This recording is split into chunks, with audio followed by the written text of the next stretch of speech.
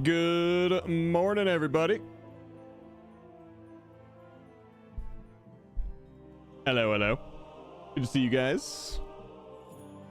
It's a big day today. Well, later today, anyway. It is the start, the real start of Season 1. War Within. Are you guys excited? Are you ready?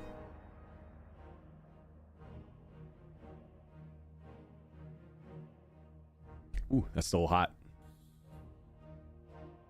Good morning, Demuddy.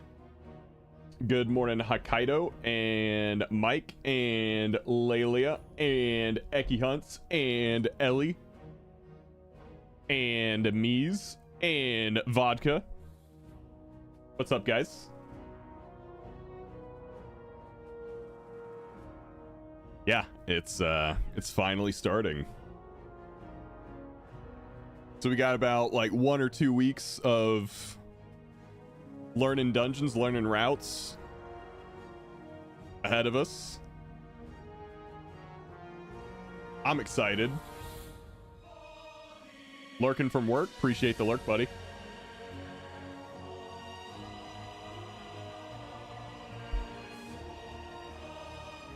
And we get to open vaults later today too.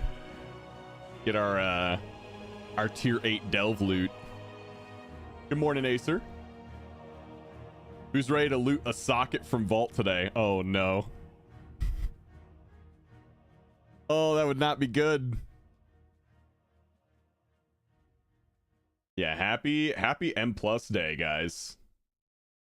Let me see here before we get started. Yo, I didn't even send my tweet. I'm slacking today.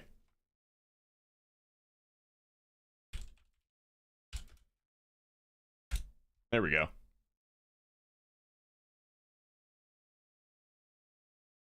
Okay, now let's get started. Happy Vault Day and M Plus Day. Woot woot. And Mythic Raid Day, if that's your thing. It could be, I don't know. Probably have some raiders in here. How good is that coffee? It's decent. It's just like some breakfast blend K-cup thing that we get at the grocery store with some Italian sweet cream to give it some good flavor.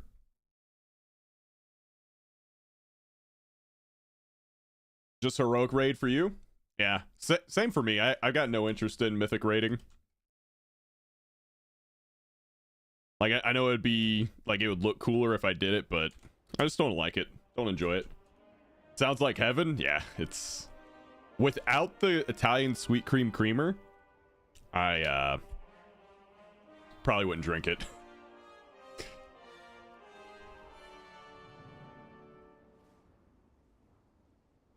What's up, Fox? Alright, so I think me and Ellie are about to get into a delve whenever she logs in. I don't think she's at her computer right now. But I still have one. Oh, she is at her computer. Perfect. Oh, it's gonna be on my paladin, not this guy. Need to hop on the pally. Since I've pretty much got everything done on the warrior.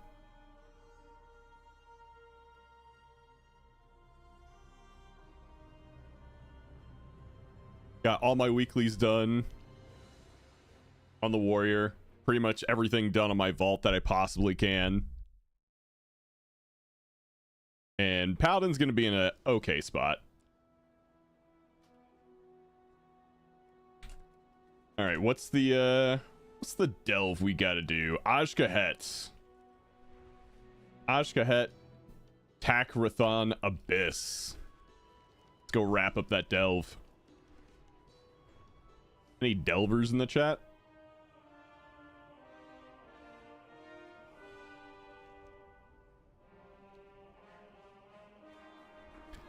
How many of you guys are excited for delves after this week?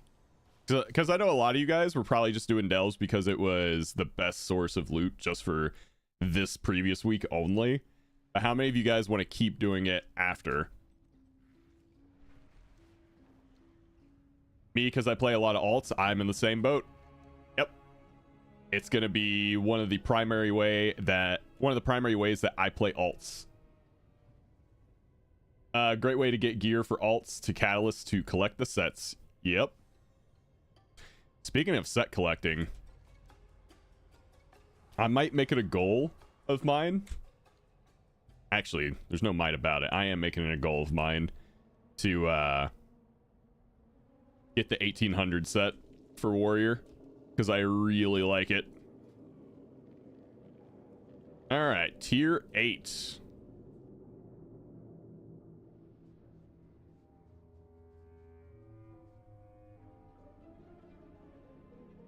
Wait. The rewards looked weird. What rewards?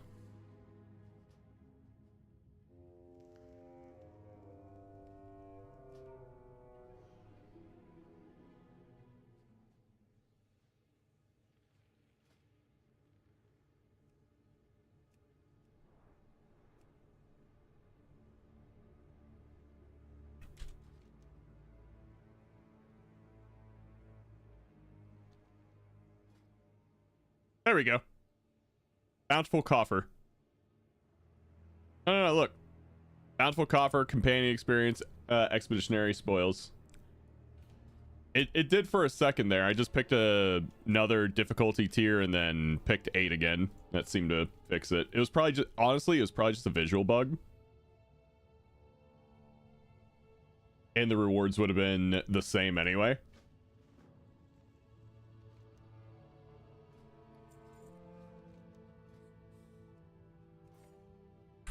I'm making him healer. Hey there. Oh, come closer so I can get a whip. I did a tier 8 delve yesterday with him as DPS, and I mean, it worked out fine, but I think having him as a healer just makes the run a bit more chill.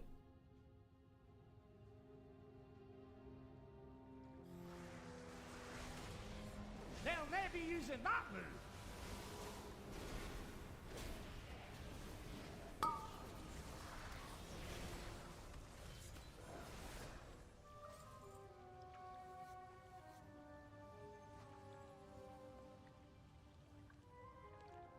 Delves is easy heroic gear, yeah. I like it because I can just, like, it seems like an easy way to get alts going without needing to deal with the logistics of forming groups, which is its main appeal for me.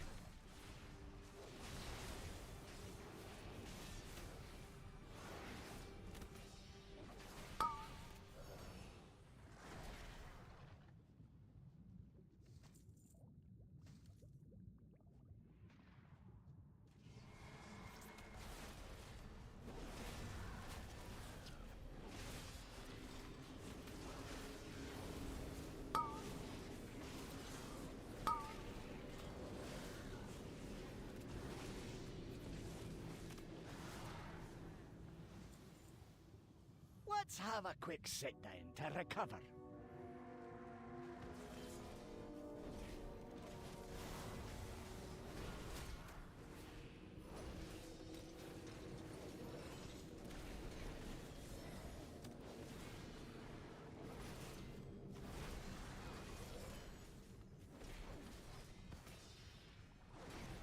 Look for the bubbles and get some air.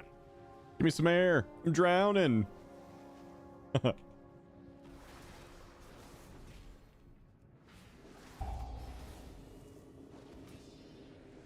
Big dodge.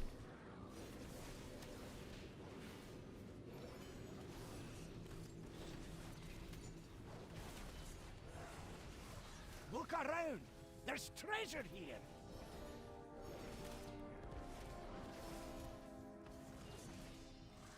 You got to dodge. Can I stun that? No. Oh, he dies anyway. I wonder if undead are immune in this delve. I mean, I would assume not, but what do you mean immune? mean for like underwater breathing?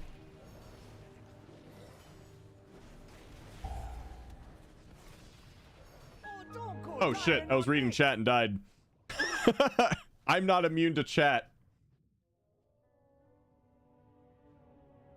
Yeah, I mean the warlock underwater breathing thing works, so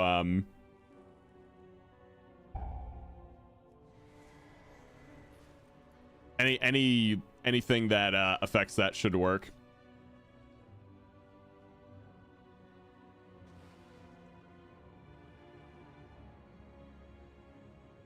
I love when I'm looking at my side monitor for chat and then all of a sudden I hear the window shut down. I'm like, oh my god, what happened? Oh, there's things over here that we need. Things! So many objectives over here.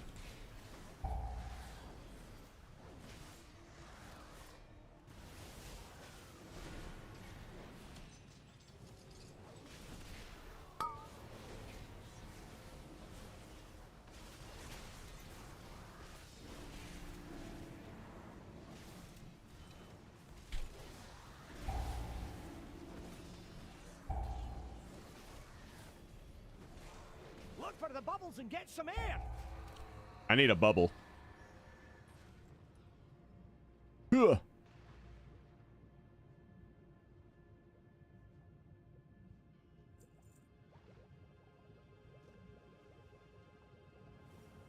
That's more like it.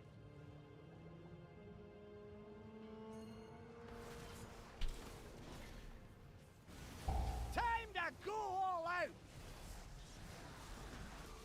I went in here with a water breathing potion on my mage, made it so easy. Nice. Yeah, I might keep a couple of them just, you know, stashed in my inventory just in case. Fantastic.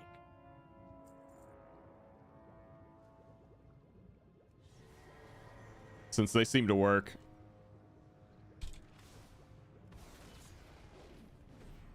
That guy always evades the start. They need to like put that mob in a different place.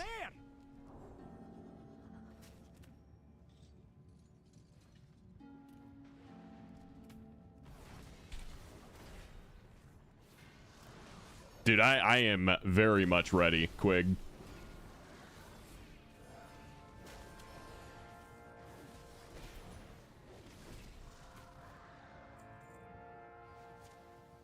This is what I've been looking forward to for like pretty much a month now.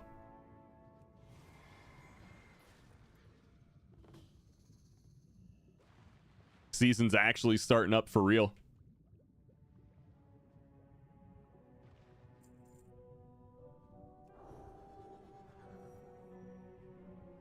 Oh, it's Vault and M+ day for you guys. Yep. After maintenance. That's more like it.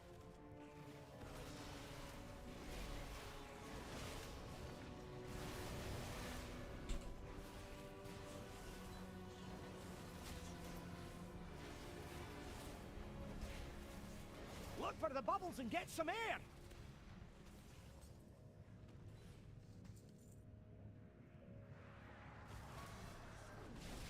They'll never be using that move.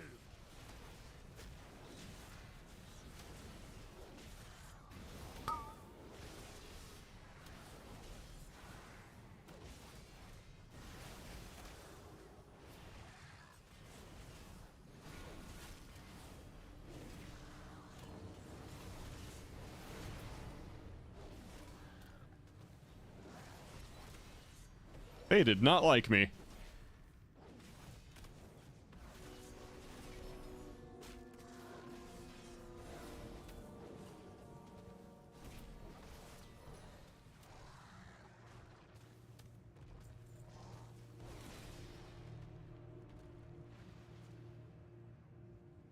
We have a special action button for air now.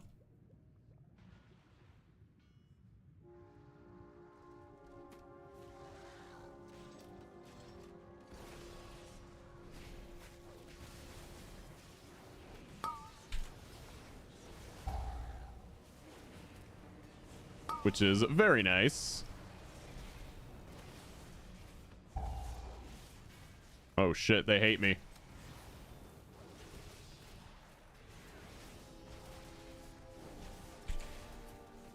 I'm happy to have a vault already.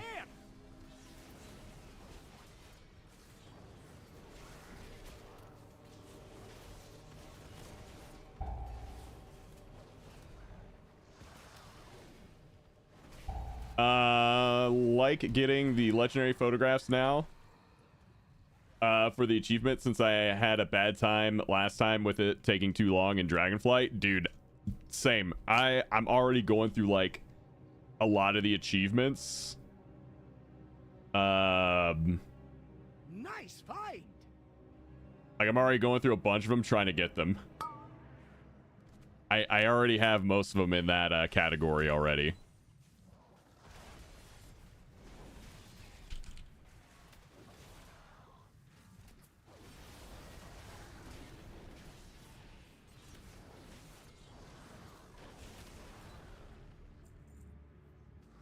I do not want to have to like make that mad dash again of achievements to get the end of expansion reward that they're probably gonna do.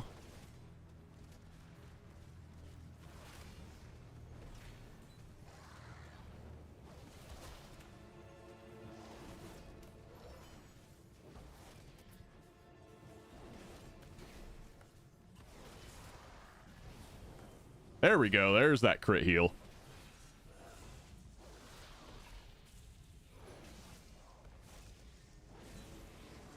To me, the worst one was the fishing one, which literally took months for the spawn, and it even got a post on Wowhead.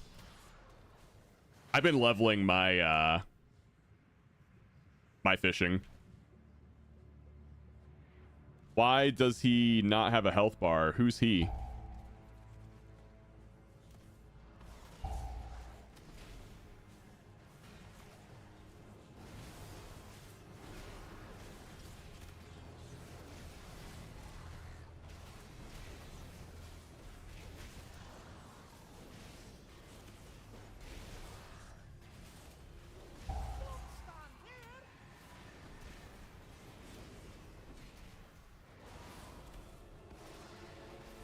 $10K, Rob. $10K for fuck. Wait, $10K what?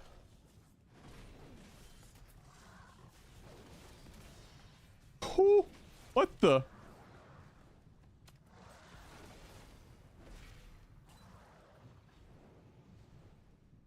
Let's have a quick sit down. Oh, the mount shards, dude.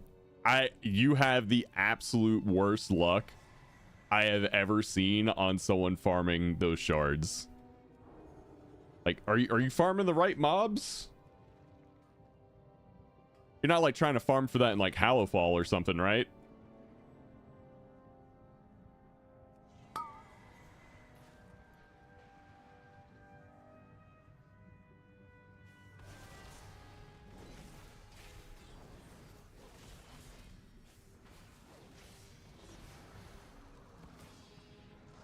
You got the links last night? Hey, congrats.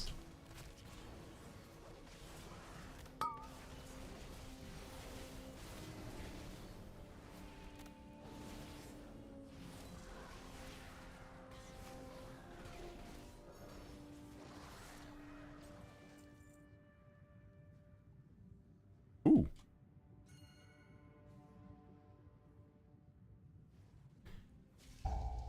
Oh. Shit. We pulled. I couldn't loot the thing. Look for the bubbles and get some air. Oh, there's one right here, too.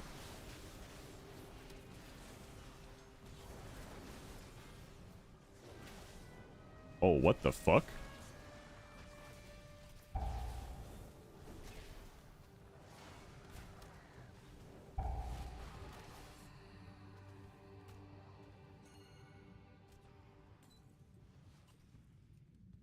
And we'll take some of that. And there's another one over here. I have to kill this guy, though. Time to go all out.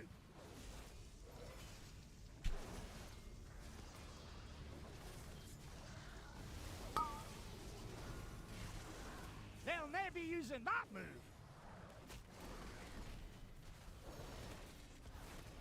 Still mad about the Spider Cave nerf. Now the Alani mount takes longer. Yep. The Trickster has no health bar for you. That's got to be like a plater issue or something, because I've got a health bar for him.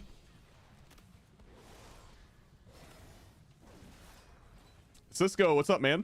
Let's have a quick sit down to recover.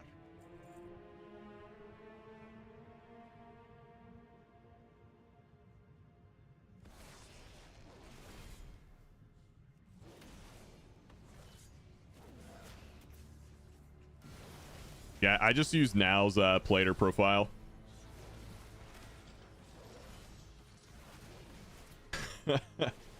Great name, by the way. Big shout out to our newest follower, Thicko Latinos.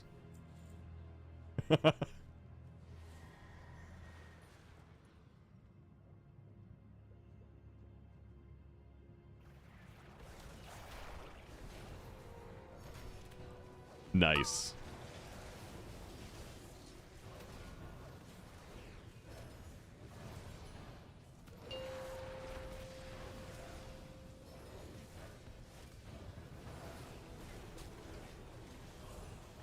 Oh. I guarantee you it was one of the cats being bad.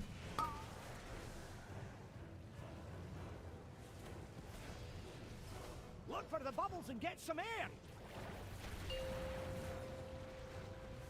You were drowning? Oh.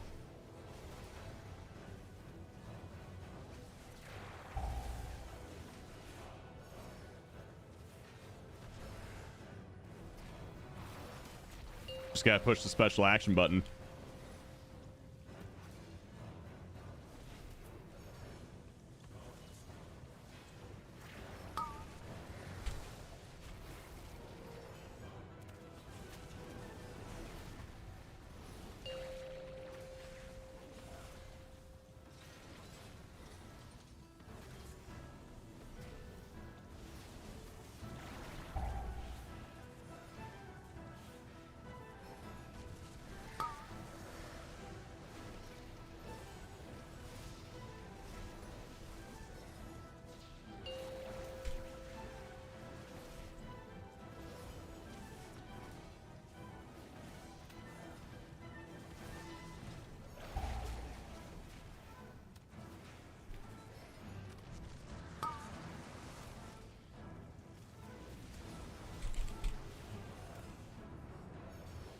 God of Mischief trying to turn the PC off. That's really on brand for him, isn't it?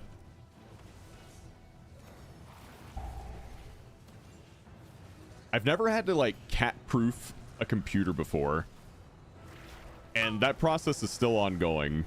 Look for the bubbles and get some air.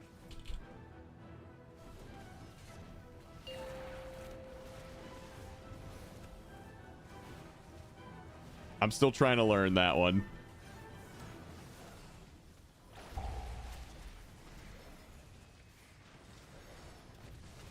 You got to dodge. Hey, we're delving or whatever.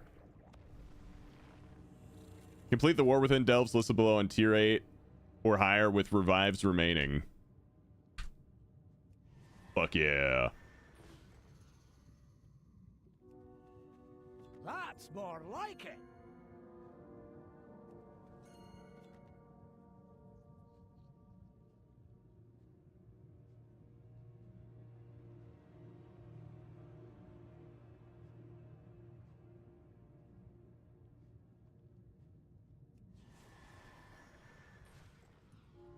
Topping off your vault or something, or just praying for that 603 you don't have? Both actually.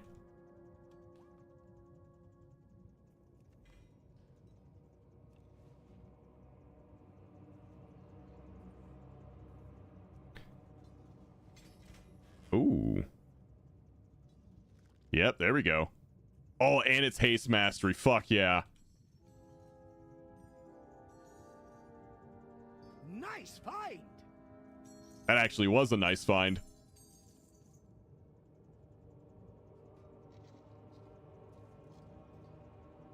I wonder if the easiest DPS class for this would be either Hunter or Warlock, since their pets can taunt.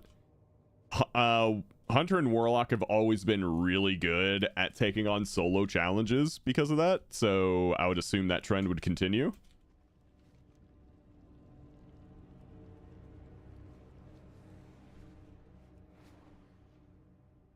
Like, I remember back in Burning Crusade farming elites on my Hunter just because they were really good for herbalism at the time.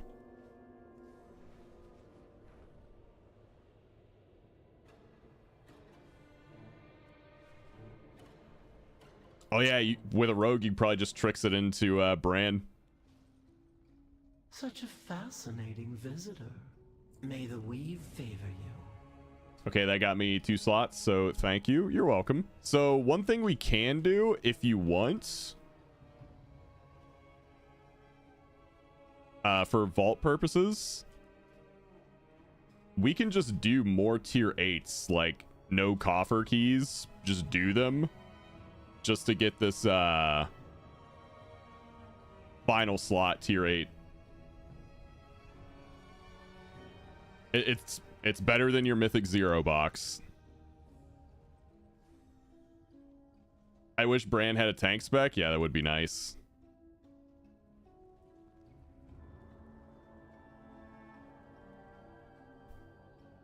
I was telling people yesterday, if they just want to delve, they can craft their best enchanted crest by doing 20 treasure maps tier 8. That's a lot of maps, but yeah, you're right.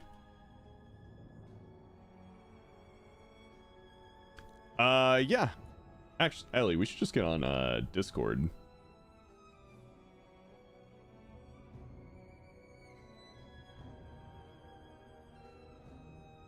Maps, what is this, PoE? I mean, the Delver's Bounty is a map, basically, with a map icon.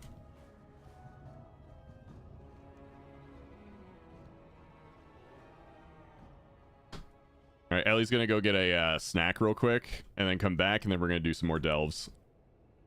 What's the what's everyone's favorite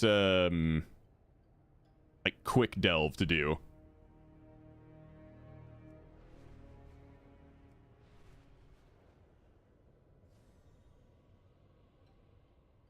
What's up? Not sure.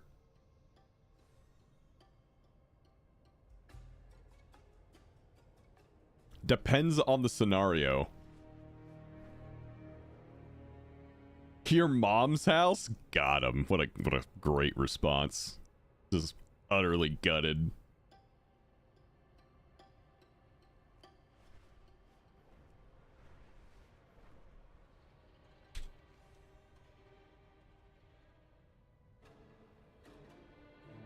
Which version you get is a huge difference. Yeah, fair enough.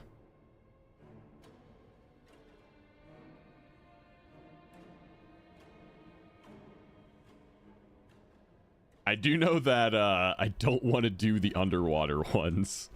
Those are my least favorite.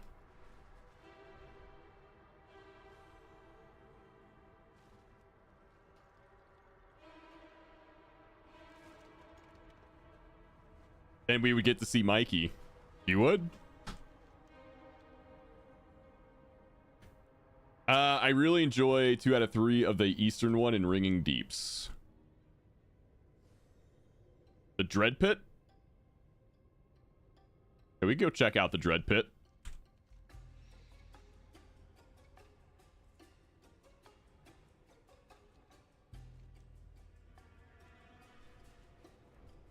Let's go see how good that one is.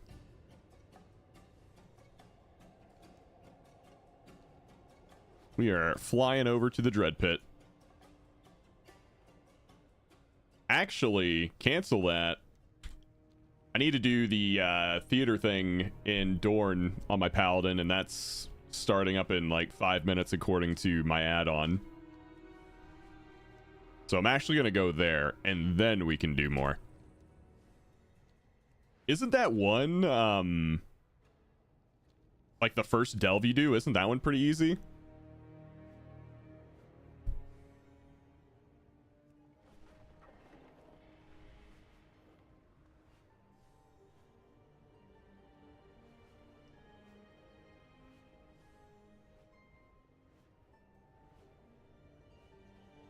I'm jet streaming.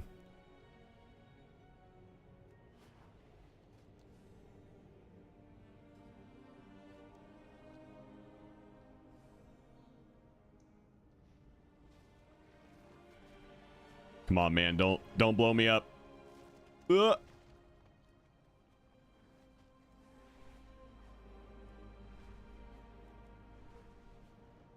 Fungal Folly also has one or two easy ones. I'm not a fan of Fungal Folly just because the green circle things keep respawning. Like, if they were just one and dones, it'd be a different story.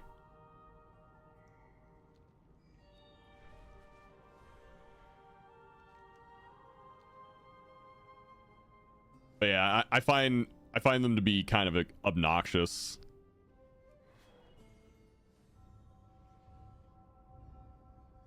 I mean, it's not hard. I just don't like the mechanic.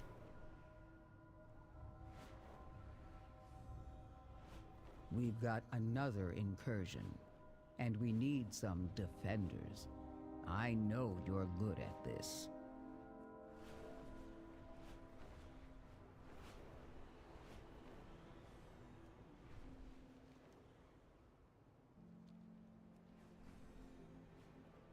Remember the fucking spores following you around if you had a dot like Fearlath on? Yep. Ellie, yeah, I'm doing the theater thing. Because it's gonna happen in like 3 minutes, supposedly. Tell me, what drives you? Oh, I gotta fix my mog after I put those new pants on. Ugh. There we go. Can't be looking like that. Ma'am, you gotta stay on the bed. You can't be on my arm.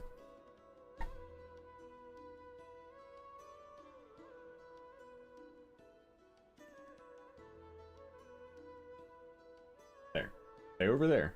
Okay.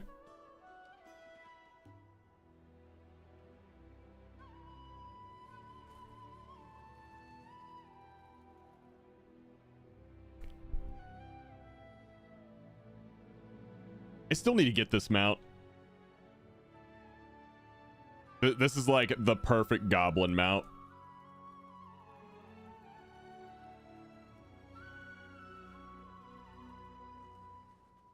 Also, chat, if you haven't done your weekly theater thing on any character you care about, maybe want a coffer key on, whatever, should probably get there pretty soon. What mount is that? I think it's the the new recruit a friend mount. Like, it came out in Dragonflight.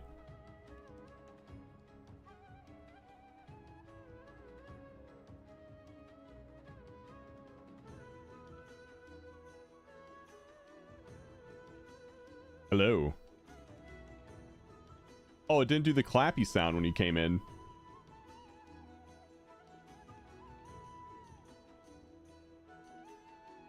Also, I think you're muted.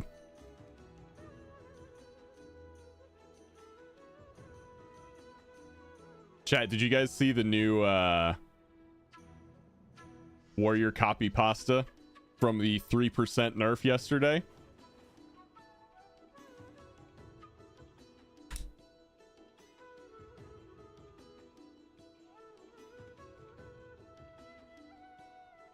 About to make a command for that and just call it 3%.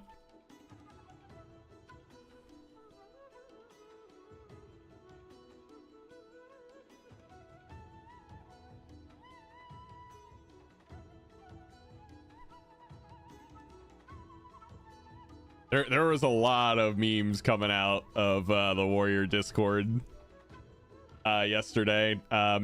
Yesterday and today, like early in the morning, late at night while I was sleeping.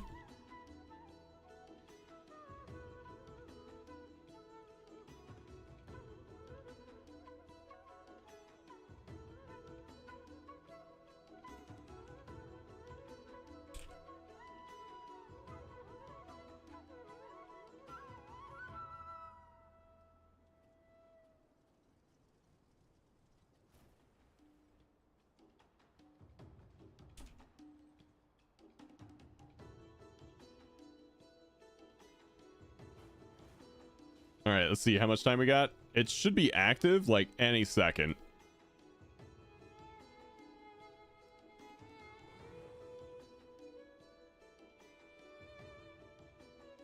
Like, it's 8 o'clock. It says it's active, but yeah, next showing 0 seconds. Maybe it starts at like 8:01.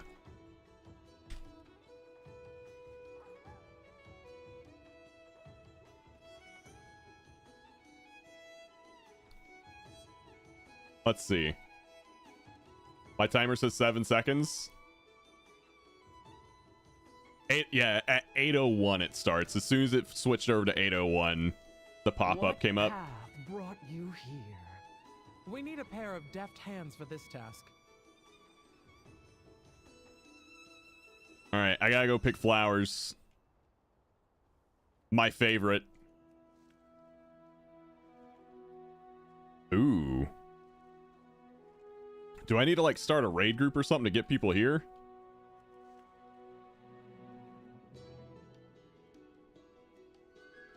Let me see something. We've been rehearsing for just this moment. Theater, war mode off. Ellie, can you give me a lead?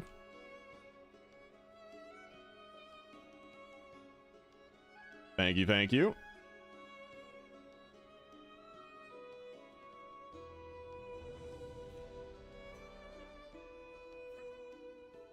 Oh, good. It just started up. I think you gotta talk to the person again to start the theater. Yeah. So make sure you talk to the person again. Clean it up.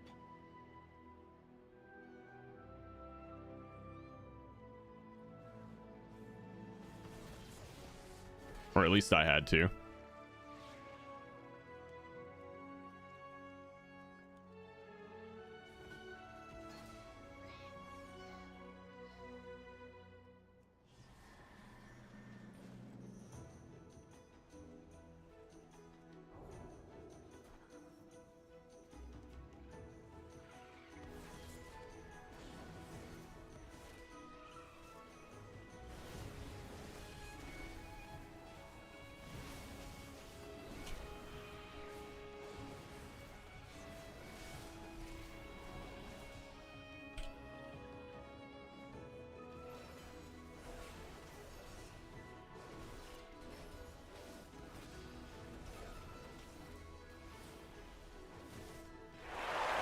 Hey, box number 1.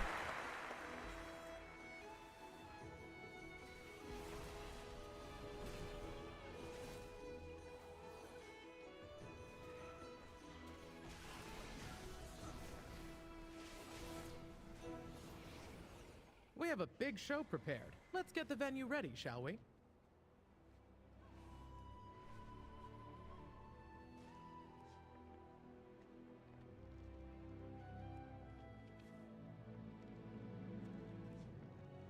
They literally got me picking up trash.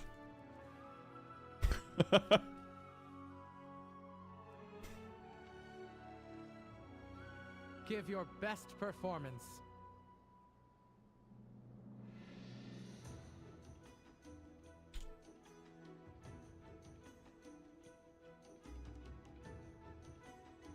Oh, they want my autograph. It isn't a show. Oh man, I love this. I love this event now.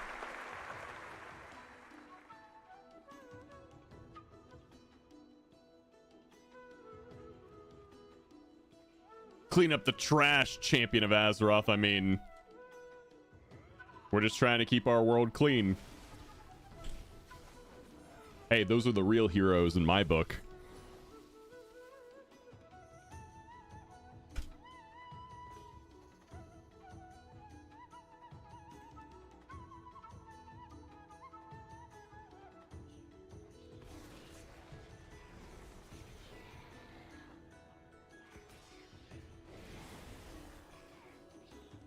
LARPing as Captain Planet. Yep.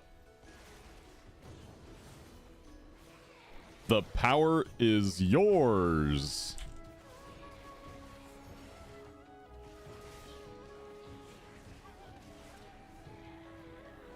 Best Captain Planet though, Don Cheadle. If you know, you know.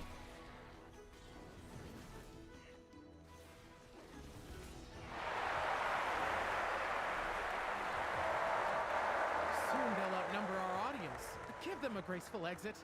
Hey Rob, want to do a few tier 8s? That is the plan. After this is that we're gonna do some more tier 8s to fill up vault. What's up, Con Clan? Gullible Rob, you just signed to give your gold away. I've been swindled.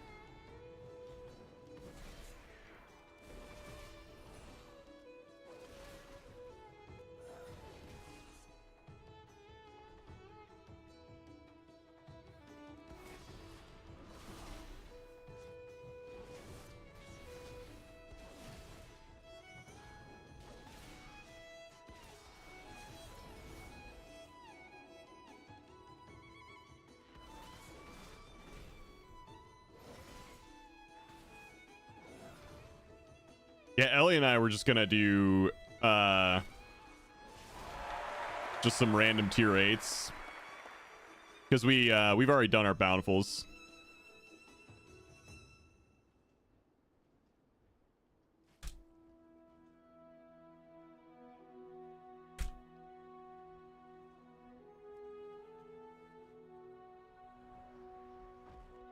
And now we begin our play to honor the Thragar.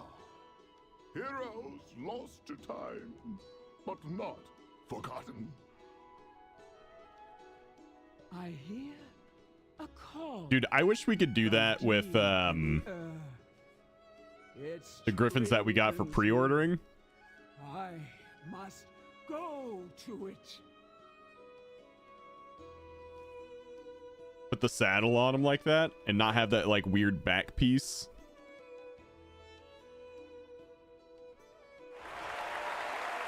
Now we venture into the ringing deep. I wonder what pumpkin spice tastes like. Do you not have that in nor hinder on. Argentina?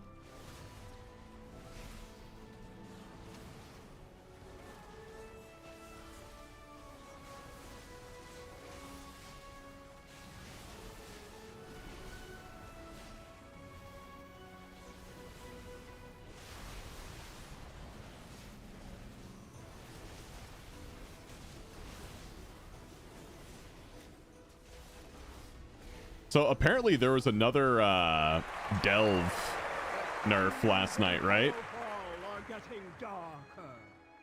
Are delves faction locked? Not that I'm aware of. Stronger. We must Yeah, I lift the think there's way. not going to be any new faction locked content in this game for the foreseeable future.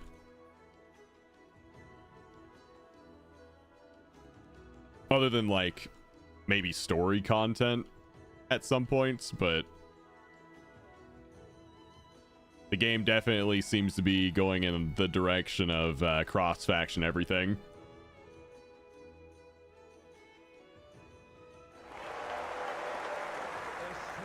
There are bugs though. I had a horde healer not able to heal Alliance. He had to relog and it fixed. There are Interesting. so many. Oh no. We are all slain. We're But dead. I will still die. Thragar. Ahem. I said we are all slain. Wow, these people don't know how to die.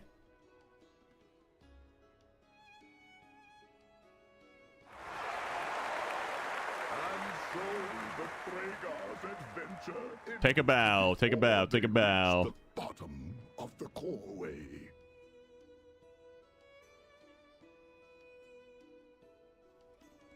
All right. With this play, we honor the memory of the Thragar.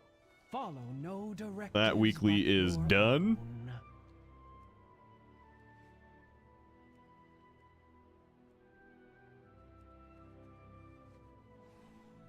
That weekly actually wasn't that rewarding, but maybe I've already gotten all the carved or coffer keys I can this week. Canicia, good morning.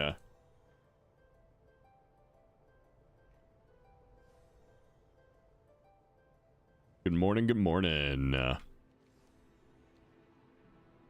did a tier 8 Fungal Folly on my 566 Shadow Priest. Got me the no deaths achievement on that character.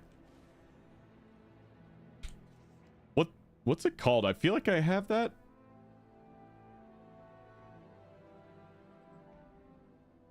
I like how basically most of the plays are enjoy the status quo, never leave. Curiosity is dangerous, 1984 style.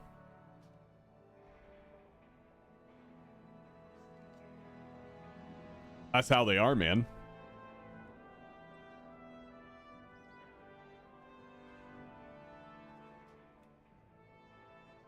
All right, Quig, since you said you needed bountiful delves and I can't see which ones are bountiful. Although that's showing up as that's weird. Krieg right next to us. That one. We're going there.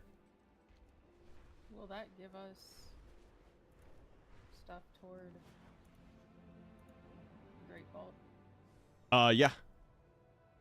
So for Great Vault progress, it doesn't matter if it's bountiful or not. It doesn't matter. The only thing that matters is just doing the tier 8. I more meant because I've already done Regal. Yeah, they're spammable, just like a Mythic Plus. If you ran the same dungeon 8 times or whatever, it would still count for your vault.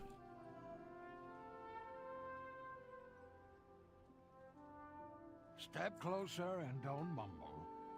Not everything in the ocean is good-looking or nice. Want another damage? I'm down for some delves.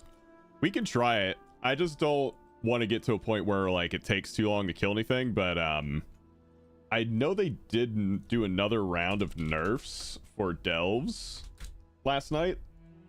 Let's take a look at that before we go in.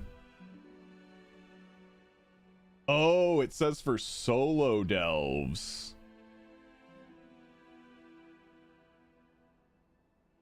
Here's what we've seen so far for solo, and we're not sure how this applies to group content. Okay.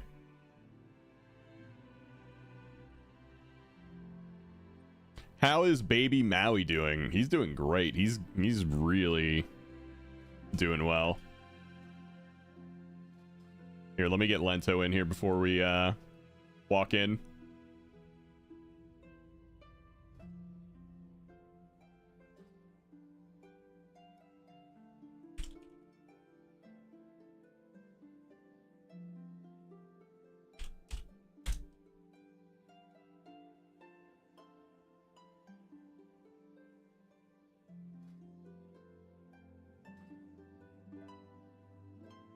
My brain's capped if you want me to zone in first. Yeah, go ahead. People have been saying it's whoever zones in first, Lento. So if you want to go in first to give us your max level brand, that'd be cool.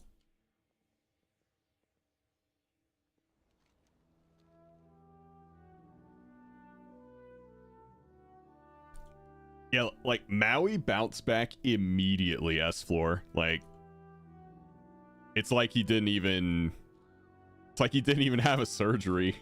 He's just bounced back immediately.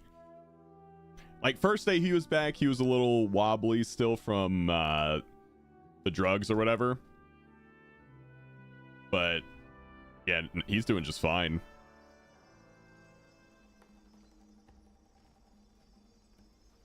Grab one of those enchanted candles to stay safe from Yeah, these shadows. because it's not bountiful. It's not bountiful delve for us, because we already did it. We're doing this purely for Vault Prog and no other reason.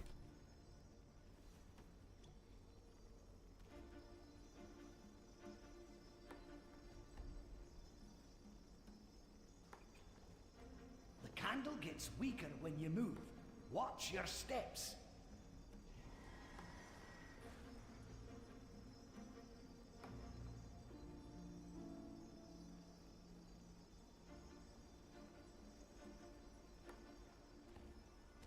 There's treasure close Oh shit. by. Whew.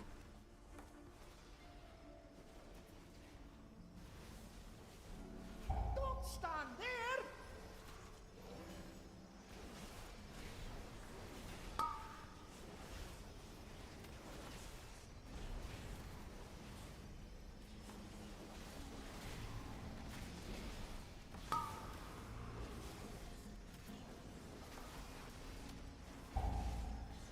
Yeah, this doesn't seem bad at all.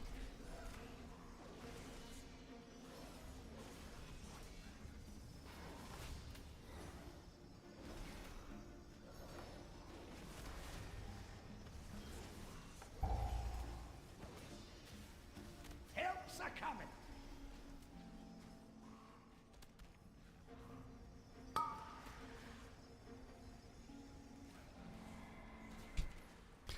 I can't go and pull more for us because of the stupid light mechanic. I didn't think we needed more. That's more like it. You'll find me wherever the action Maybe not. is. We will find out.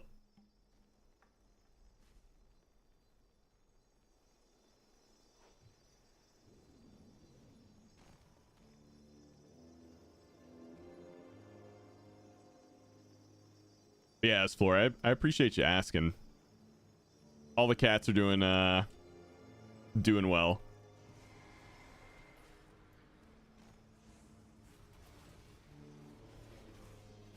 All right, let's kill this task finder.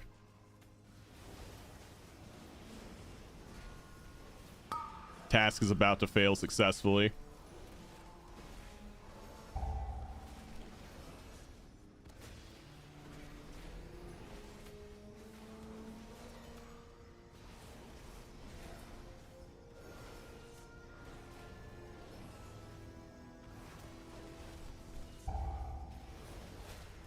Keepers preserve you. Ooh. Man down. Here's your take of the spoils. He's a strong, brave boy. Yep, he really is.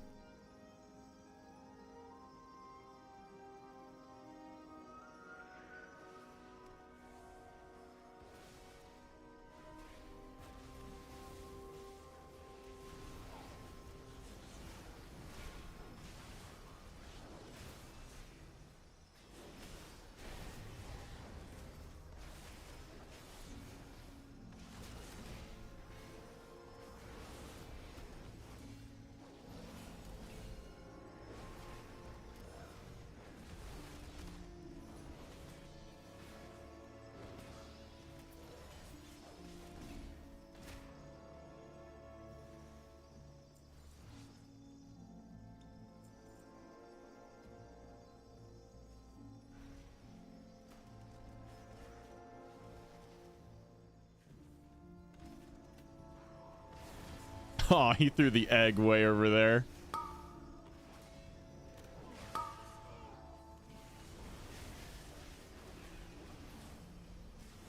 Oh well.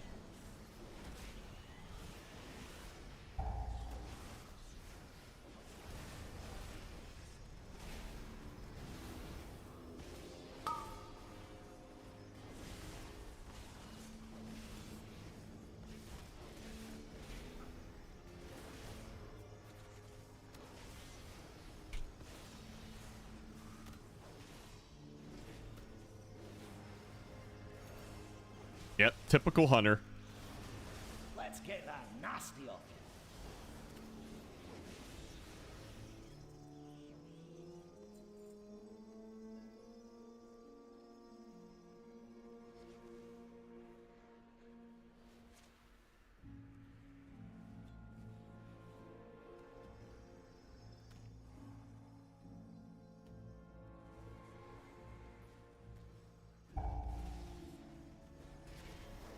Oh, we got 2 of those thingies in here.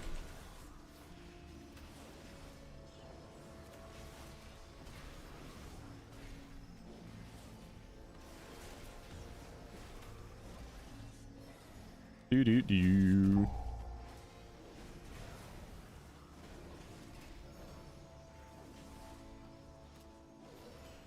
I almost didn't see that swirly. So fun fact, I'm not getting any more XP for brand. For Bran? What's your Bran's level?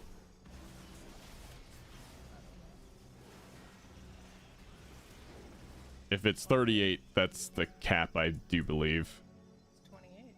Okay, you should be getting XP. It's because it's not a bountiful. Oh, that's right. Yeah. Like, I've still got one that I could do at bountiful and just not use them. Key? Oh, okay. I mean, you might as well, because you're gonna get a fresh set of bountiful delves when the servers reset, or after maintenance, I guess. Well, yes, and I had wanted to. We just didn't do that one. Oh, I didn't know that. I would have done if I knew that.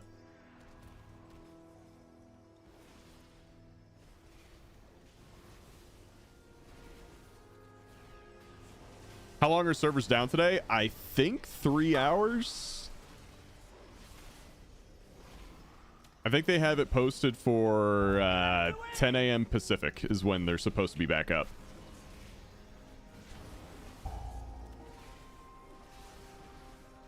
So that would be 1 Eastern.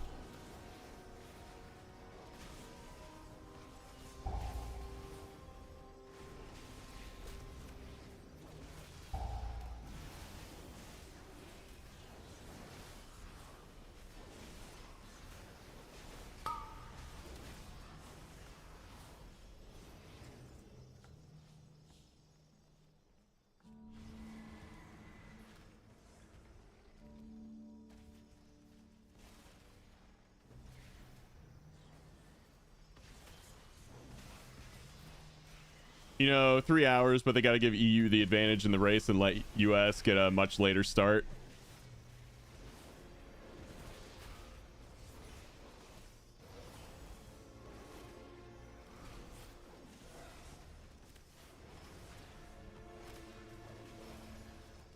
I hope we're looking at about like a week-long race. Why did they do maintenance, or why did they release stuff in EU at a different time? I don't get that. Grab one of those enchanted candles. I have no idea. Stay safe from these shadows.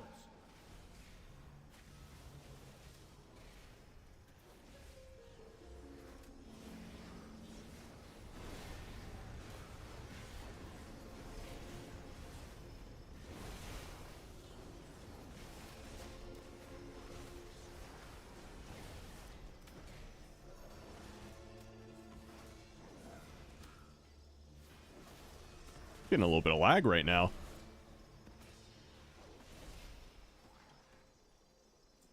The candle gets weaker when you move. Watch your steps.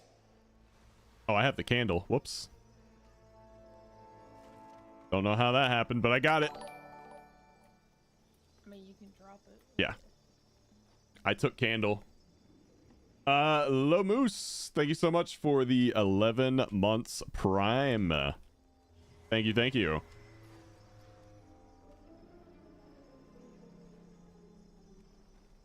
All right, we're zooming through. Zoom through again.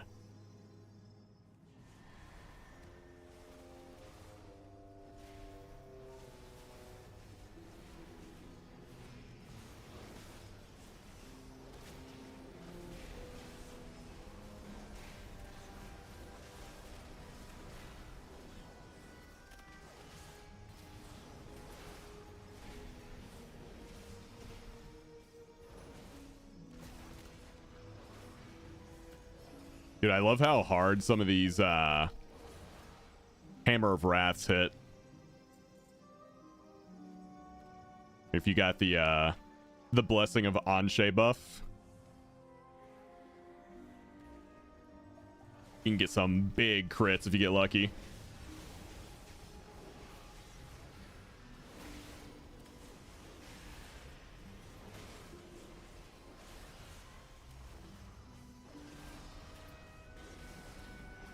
Can the cosmetics like candle hats come from any delve chest or just bountiful?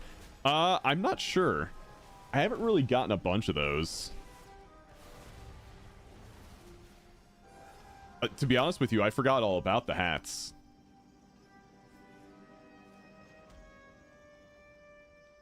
Just because they haven't been dropping.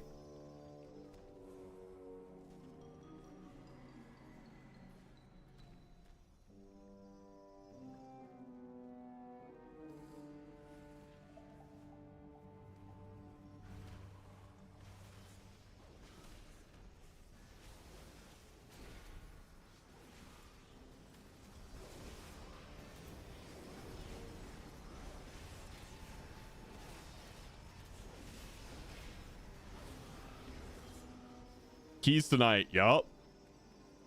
It's gonna be a big day.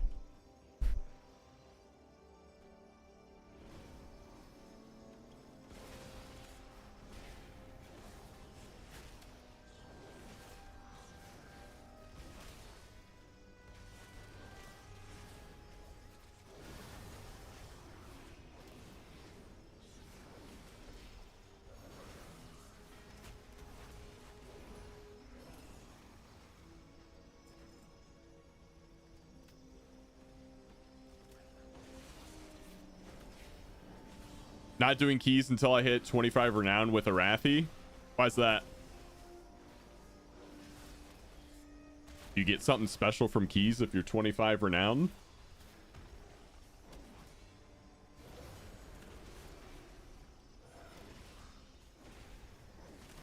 Just want to get it over with. Okay.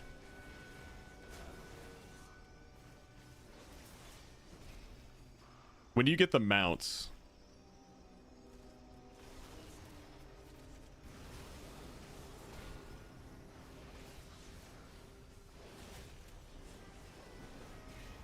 $23. Okay.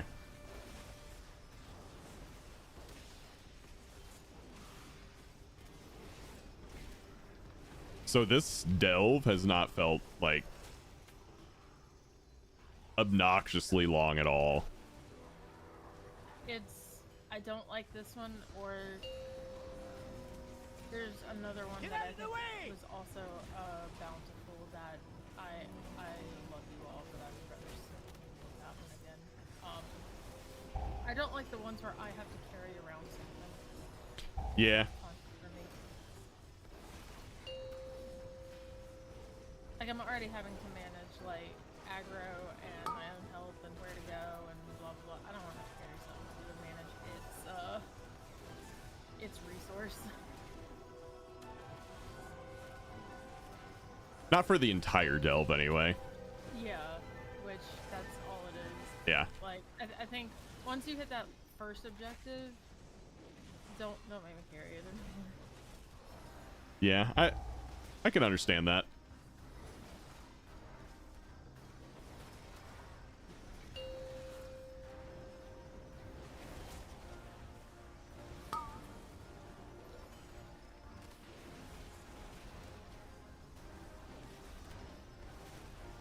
I'm just playing Holy Paladin right now.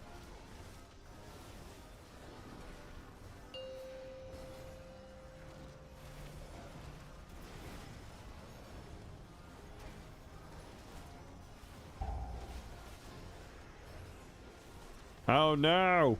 I've been grabbed.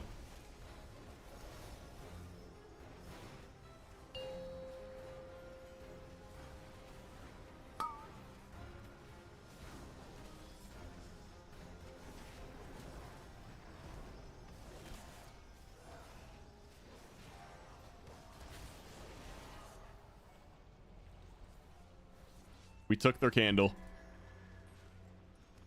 But yeah, I still need... Swiftar said, I'm already having to carry these DPS. I don't have to carry a candle too.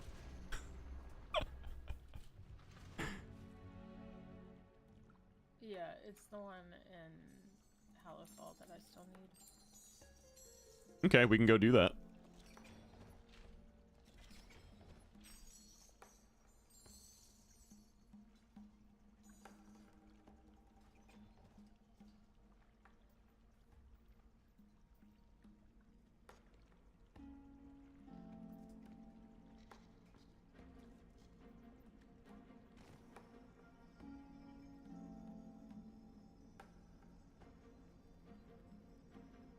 I always get turned around here. I don't know why.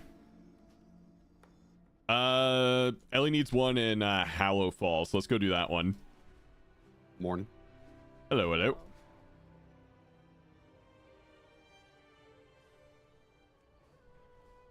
I would hop over on my Death Knight, but that would be like an actual carry. Plus, I need to fill the vault all the way up.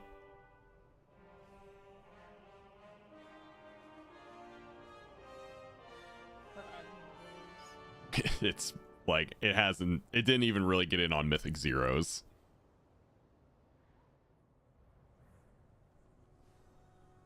Belladar in 29 minutes. We could probably do a delve and then do Belladar. Plenty of time.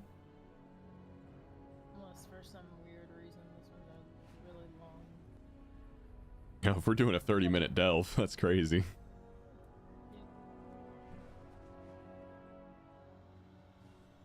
Do we know which one it is? It's called Okay. That one. Micromanagement Cavern. Yep.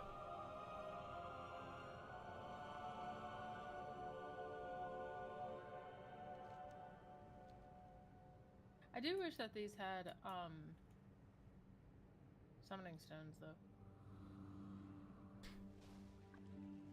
It would be nice, but I think it goes against the design intent. It's meant to be like a pinnacle of world content. World content has like an element of like travel and exploration to it. So I just don't think it fits. It would be more convenient though, for sure.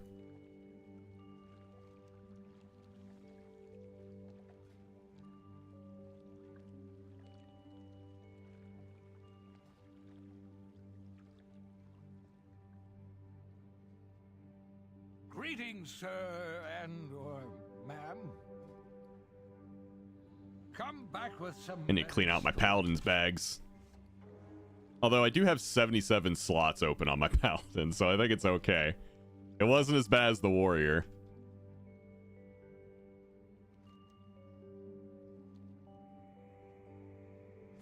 So with that rep item, I can only see Belladar spawn if I haven't killed him that day.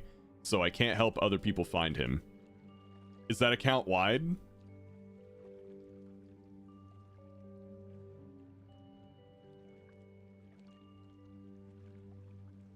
But you've probably only really worked on Paladin.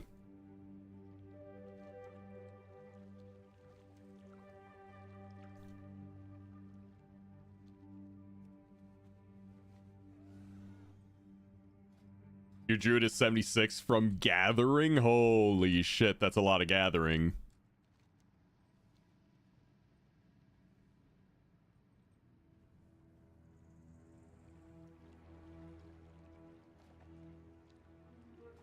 Alright, Lento, give us a good brand.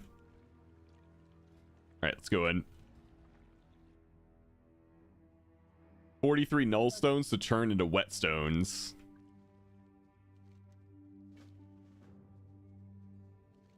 So next week, or I guess in a day, or in a couple hours, does the reward for doing like level 9 or 10 delve come out? No, tier 8 is the maximum gear level. Everything else is for cosmetics or challenge.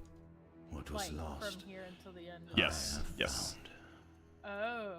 There is no reason gear-wise to go beyond 8 that I'm aware of. Was this an underwater?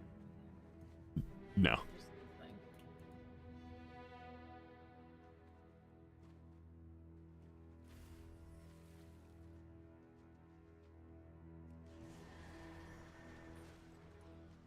There's treasure close by. Boop.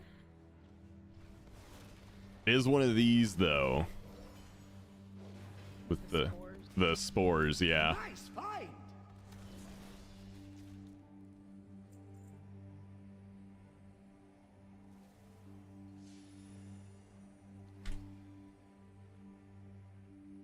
Oh, apparently there's something back here in the water that I missed.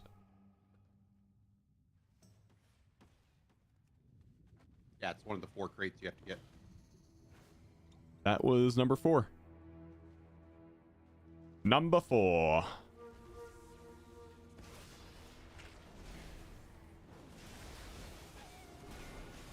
Did you finish the solo on your pally last night? The solo? I thought you said you were doing a solo delve when you were talking. Oh, yeah. There was one more that I had to do, but yeah, I did it just fine on my paladin. Let's get that nasty on.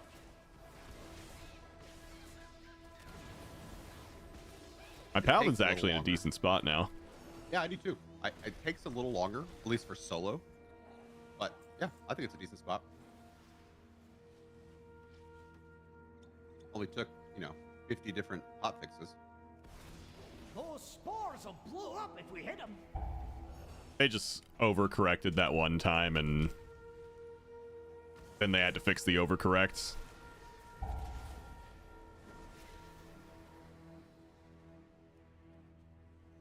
I too finished more quickly with a partner. Very nice.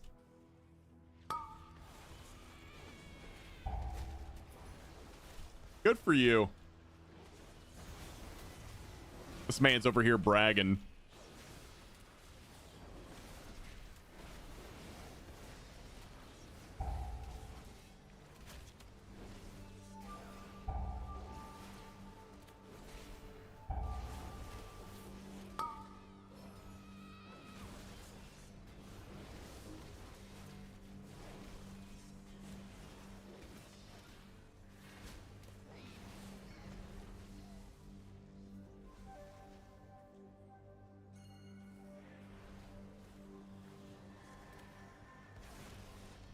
Had we like just killed those spores and already back up?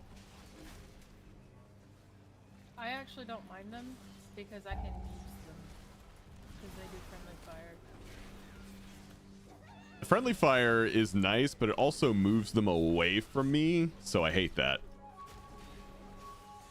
Causes the dreaded downtime.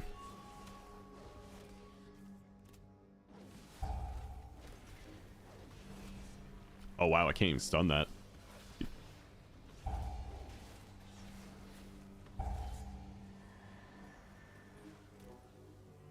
Get away. Oh, Bran's got your back. Ooh, shit.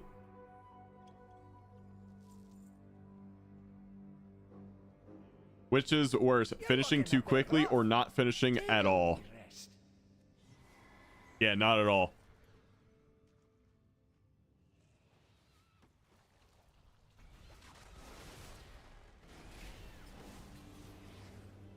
It's sad when I don't beat a game. It's not sad if I beat a game quickly. Maybe a little underwhelming, but it's not sad. There's always more games to play. Yeah.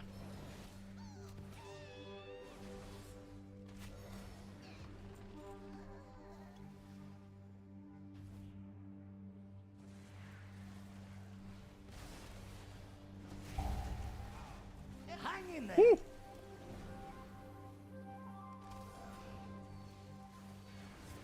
Get out of the way.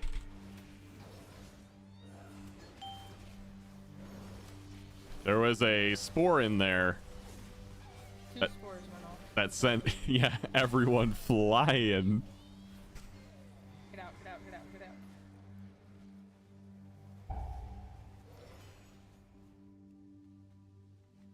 That was a lot of explosions. More explosions there than a Michael Bay movie. And that's a lot. There's an experience thing right by me.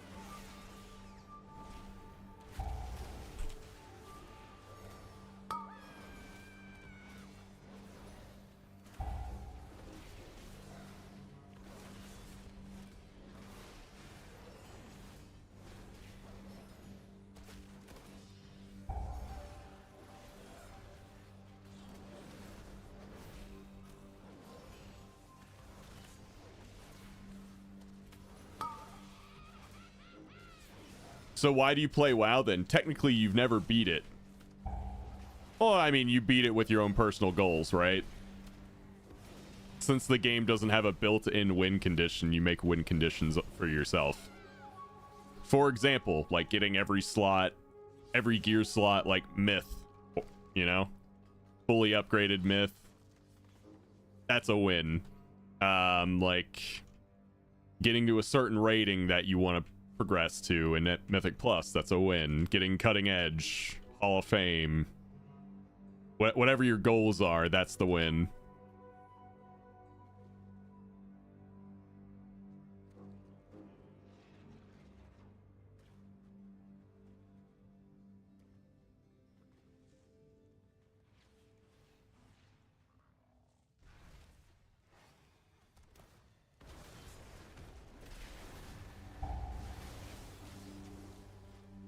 Oh god.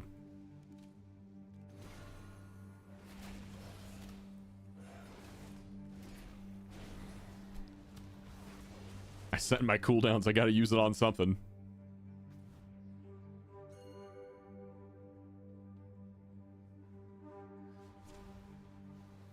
That's a good one. I need to write that down. I've met my own personal goals. I don't need to finish. There you go. Yeah, let me know how that works out.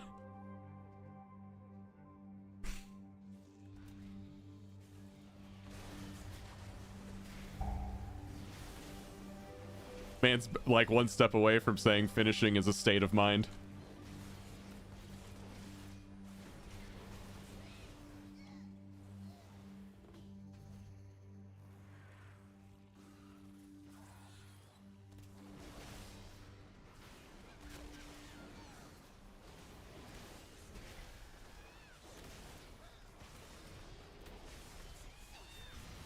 Holy shit, tier 8 delves are fucking hard. Final boss having 60 million health and Bran doing jack shit didn't help. What's your item level?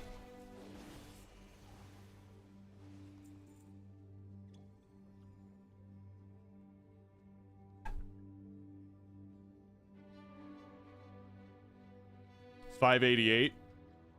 Oh, you should be able to do it.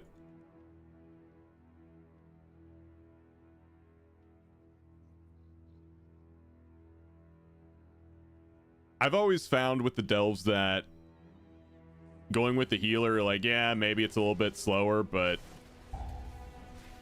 it's extremely safe.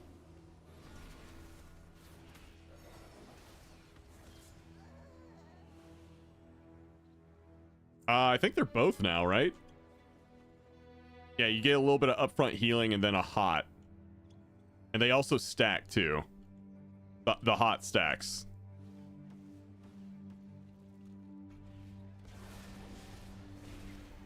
Yeah, the thing about healer Bran is he doesn't really do anything. You just have to walk over his potions. He doesn't like direct heal you, which, you know, that could be better. Somebody get that pumpkin.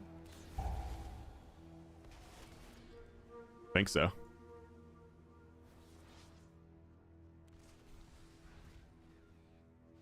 Although I guess I can't say that. There is that like gold thing he puts down and like gold beams you. That heals you.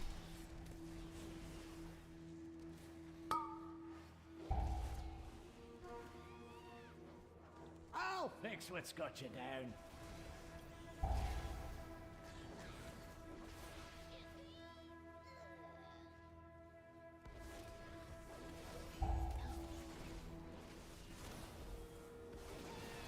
Yeah, it is a curio. Those spores will blow up if we hit them. I was gonna go look at his abilities real quick, but I'd probably get killed by a spore. There's an XP thing there if you need it. Yep. Here's your take of the spoils. Time to see if I can get some last minute delves. Vault delves and alts. Yeah, that's what I'm doing right now. Delves are more important for your vaults than dungeons are. Delves will give you, tier 8 delves will give you better vault rewards than M0s.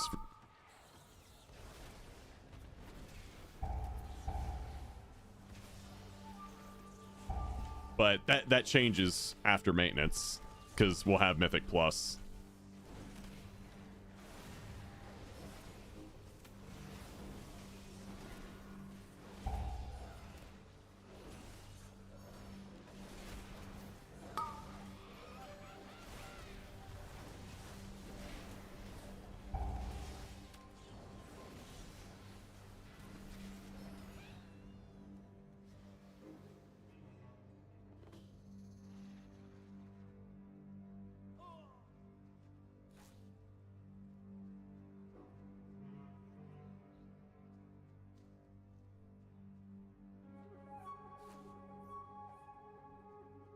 The shadows contain many terrors. My store, only a few. Turn around. Oh, hello. I love, dude. I love how you like slow turned. It was like straight out of a horror movie. You won't hit us with that one.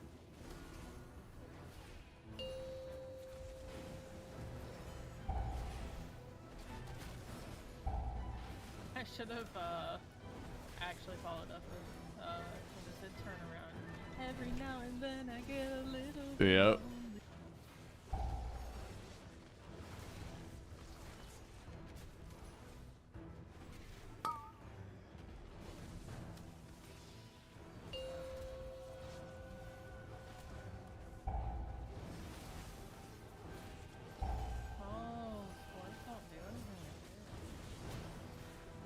Wow.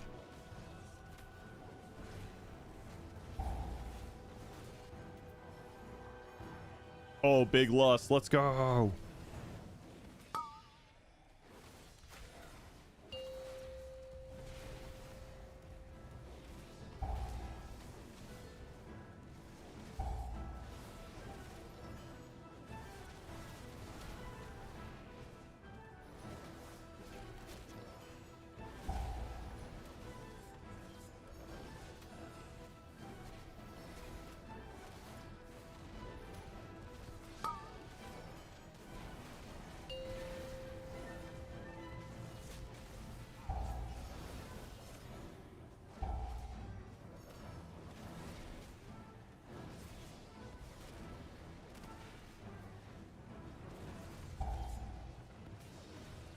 Help's a coming. Let's go.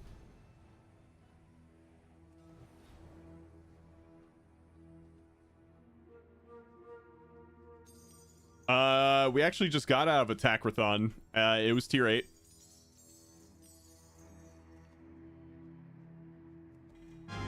Ooh.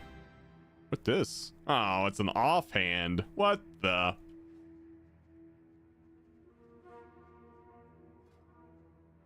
What the? I don't need that. Get that out of here.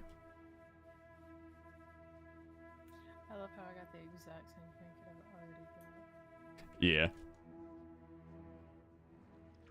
That's more like it. That's for Rob Mage.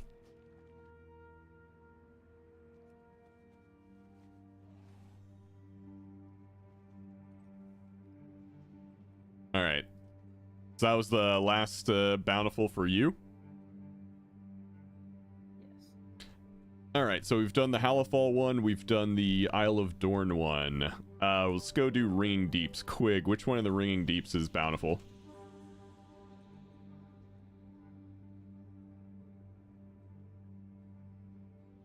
Shoot me now. Waterworks. I think one of them's where I have to carry shit again. Yeah, I mean, I can carry it if you want.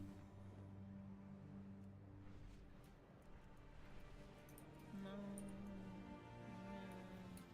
Yeah, no.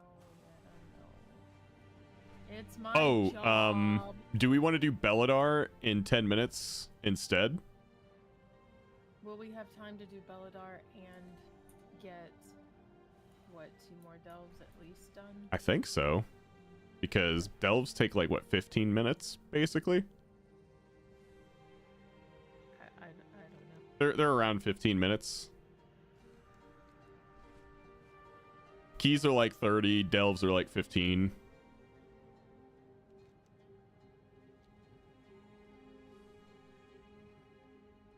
So we can actually go ahead and like overestimate this. Servers go down at 10, right? 10 Eastern? See. So that's in an hour. Yeah. So even if I overestimate and say 2 delves will take 45 minutes, right? That's still plenty of time. Because the Beldar spawn isn't going to take 15 minutes. Okay.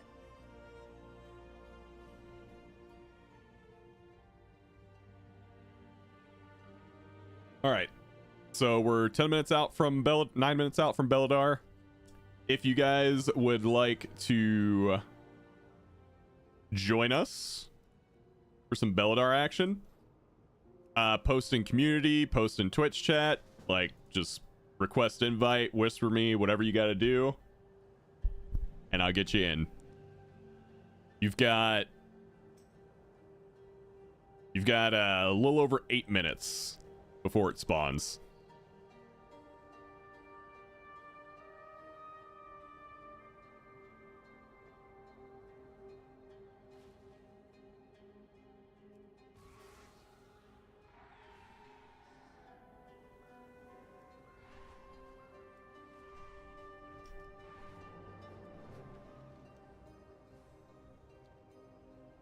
Oh lord, we got the Swift Doctor.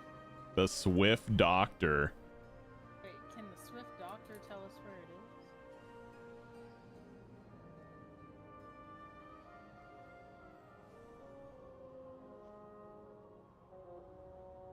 I have a quest turn in here. What do we have here? Ah. We will triumph. Dude, if they ever do Obey the player housing testament again, of Mereldar. like some of these buildings that the Arathi have are so cool. They feel very homey.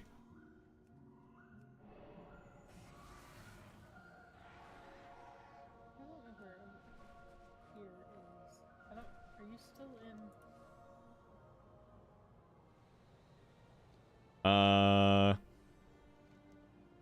Yeah, I don't know where he is. Oh, he's in the event area.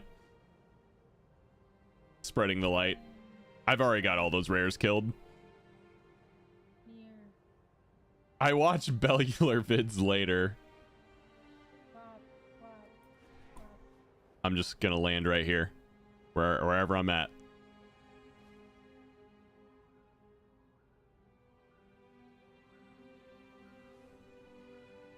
Thank you. Yeah, you get to be a bluebird. Tweet, tweet, motherfucker. Mount time. Yeah, if you guys want to join up, just say something in community, say something in Twitch chat, whisper me, whatever you got.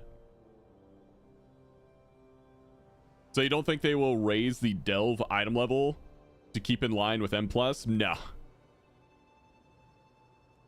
M+ is much more challenging content. It's locked in as group only content. Then delves become useless. It depends on what kind of player you are. There are players who don't like Mythic Plus. There are players who don't like Raid. They are purely just like world content Andes and professions and maybe like pet battles, collectibles, etc. That's what delves are for. It's like for that kind of player.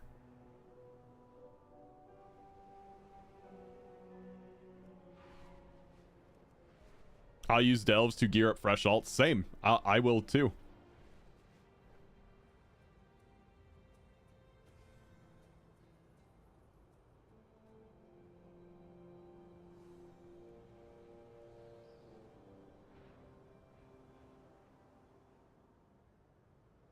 So that kind of player, like the world content Andy, the person who just logs in for a little bit every day just to like kind of dick around and wow.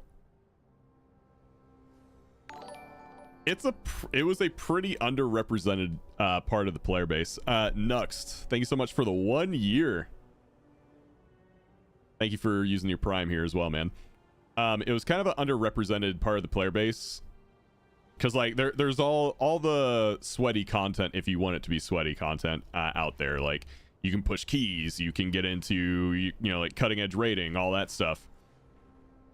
But there wasn't a whole lot of content that was designed from the ground up to be for the more casual player base, and that involved gear progression, and this kind of solves that. The mission for an MMO needs to be, there needs to be a slice of content for everyone, and now there is. Now there truly is.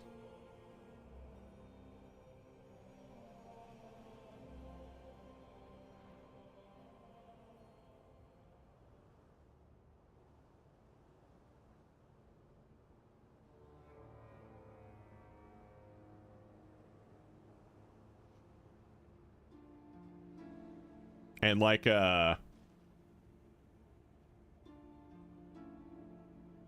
we were saying earlier, even someone like me who's has access to, you know, very easy Mythic plus runs, if I wanted to get back into raiding, I could absolutely get into a cutting edge guild.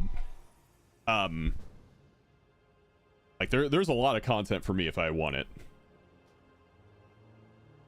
The fun of a solo challenge also. Yeah, the final boss of Delves, Zekvir. It's like a Mage Tower-esque.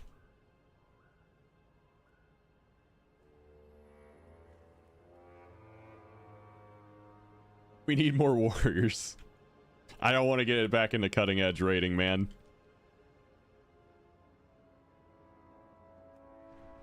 Here's my experience with cutting edge raiding and why it's not for me. You spend like a couple weeks on a boss, finally kill it, don't get anything, you never see that boss again. So if there's something you need off that guy, better cross your fingers and hope it's in your vault. And you won't even be able to progress your vaults because you don't get a lot of boss kills each week. You just spend your time progging.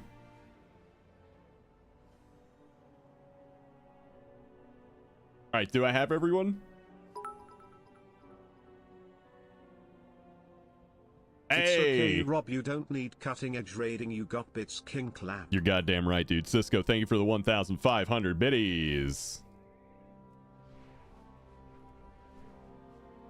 Pyrie, if you're in Twitch chat after this Belladar, we're heading back into Delves if you want to come with us. Ellie, thank you for the 100 bits. It's hype train time.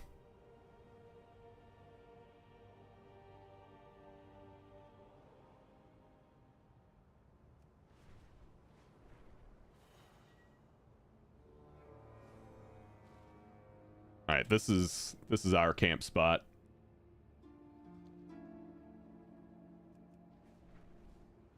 I mean, Swiftar can just tell us where it is, right? Oh, I don't know.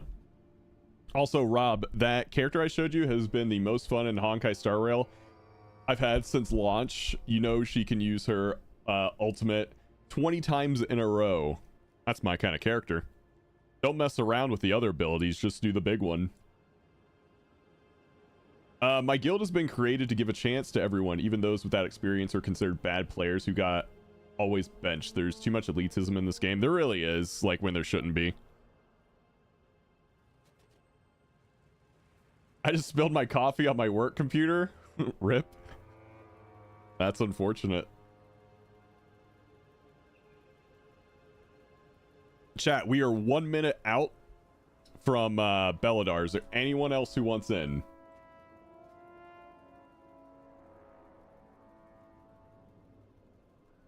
Did I get you guys? I think I did, but I'm just gonna make sure. Yeah.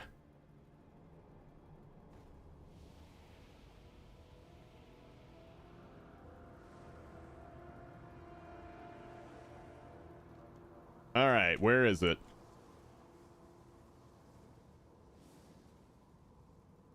Swift Doctor, where is? There you go. Huh? Pinged it. You pinned it. I don't know if that's actually... Is that it, Swiftar? Or were you, like, testing something?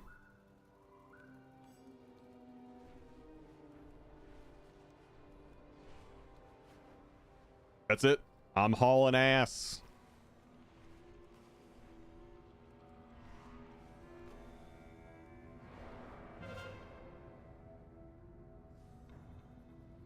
And he Wait. said it worked, so Oh, it's up. Up top. Ooh, I was about to say, don't fly into him. I cannot cheer the copy pasta. You can't? Oh, here, I'll do it for you.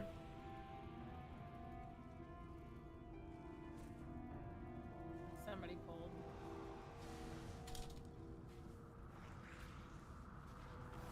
Okay, just get your tag.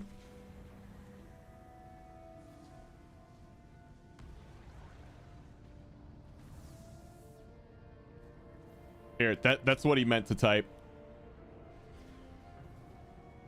That's the warrior copy pasta.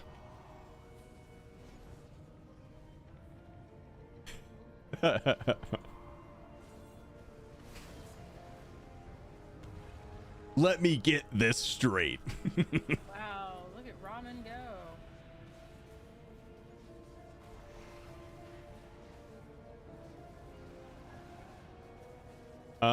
We have everybody but one person here, and now they're here. So we actually do have everyone here now. Good luck, team.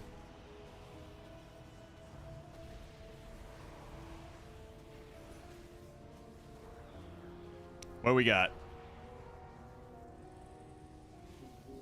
No Belladar for me. Man, where's my 4th Belladar spawn at? Come on, game. Me said he got it, but I don't see it. Rob, open trade.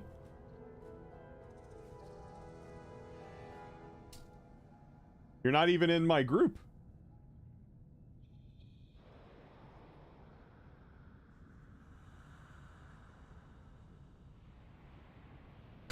What the fuck?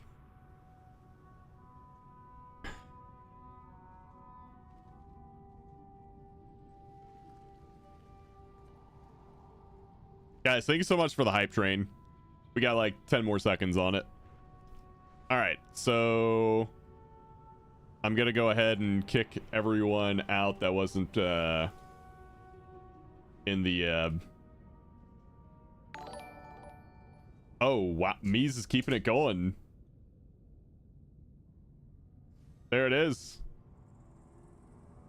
Mies, thank you for the 10 gifted subs. Wait, did it not keep it going? Oh, whatever.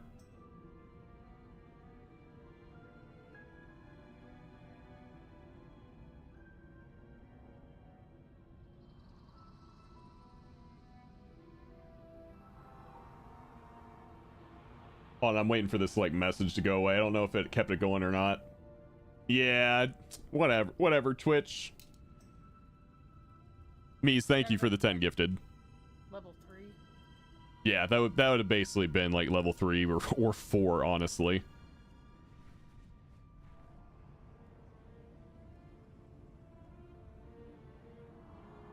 Let me convert to party. Now we're going to... Dude, it's subathon 2. Cisco, thank you for the 5 gifted, man. We're going to Ringing Deeps. I think... What do you say? Waterworks? Yeah. Going there. Also, do you need a ride or are you good? You're ahead of me, so I think you're good. Listen, okay, so the reason that I hitch a ride for Belladar is because I'm bad at figuring out whether they're up or down, right? Mm-hmm. And instead of me like running out of shit and not being able to get there in time, it's just easier if I hitch a ride. You mean catch a ride? Sure. Come on, don't act like you don't like Borderlands. Dude, she's a massive Borderlands fan. She's trying to play it cool right now. We've got another incursion, and we need some defenders. I know you're good at this. I don't know, if you ask Cisco, we probably We both recorded it. We're gonna play Borderlands 3 at some point. Don't worry. It's when Borderlands 4 comes. When Borderlands 4 comes out, we're doing Borderlands 3.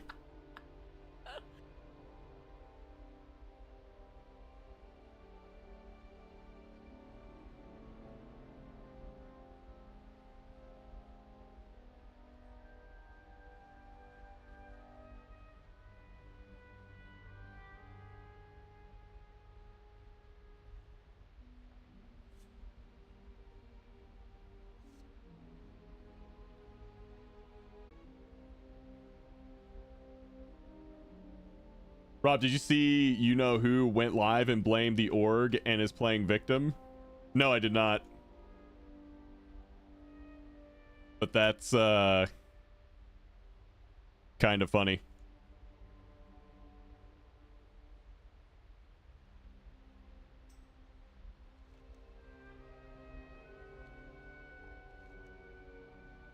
All right, Lento's almost here.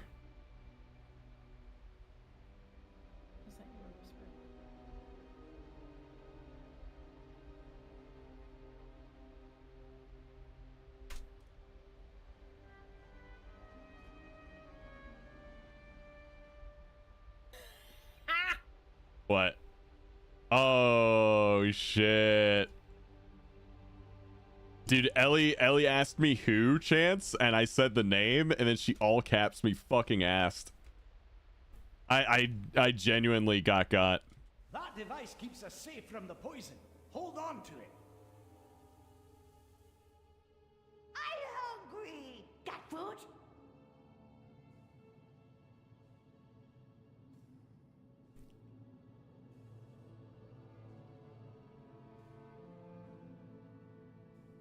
Also, I don't know if you've seen it yet, but there's your content for the day. Have fun. Go ahead and go into every warrior channel you know of and just go ahead and throw that in there.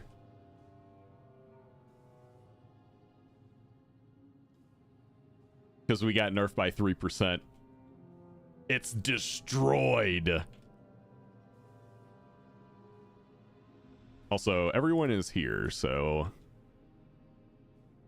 let's get going whenever you're ready. Oh, wait, you're not here. That brand thing really throws me off. I am. I was typing something. There's Doc. We'll never do damage again. Yep, that's right. Unplayable, really. Careful. It went from being #1 to being like, you know, in the upper part of DPS. You got to dodge. Oh, don't go down. Hey, be careful. Oh wow, what's going on? Did everyone just stand in frontals? No, I was behind him. It says Blazing Wick, but I was absolutely in front of him, or behind him. Do we want to just start over real quick? No, we have 3 lives. Okay. We're good.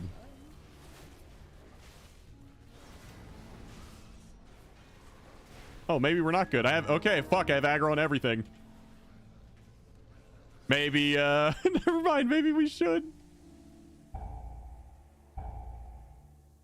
Because it's definitely it's still hitting me even though I'm not in front of it, which is weird. Reset. Just kill me. Let's keep a strategy in mind for the next. Delve progress will be reset. Yeah, everyone walked into that pack and that half the group died like right off the rip.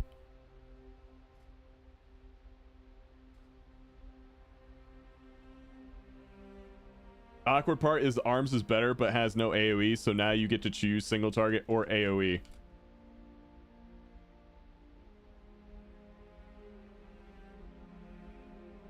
Yeah, Fury's all about like ad pad, and arms just like tunnels a boss.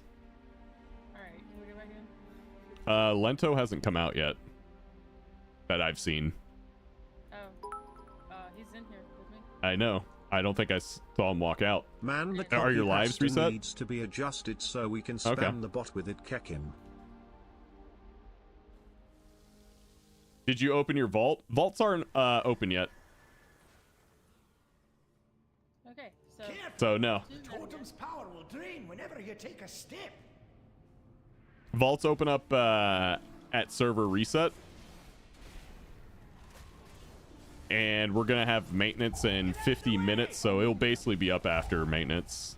Who the fuck is pulling the second task finder? Probably Bran.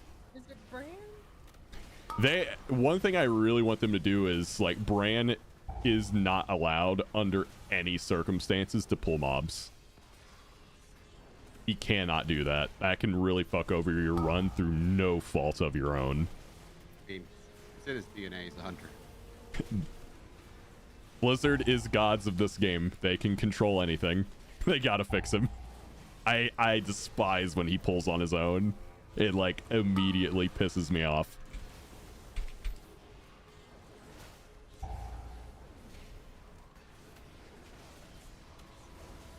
Like, he's an NPC. He just should not be pulling. Unless they want to give him a tank spec, then we'll see.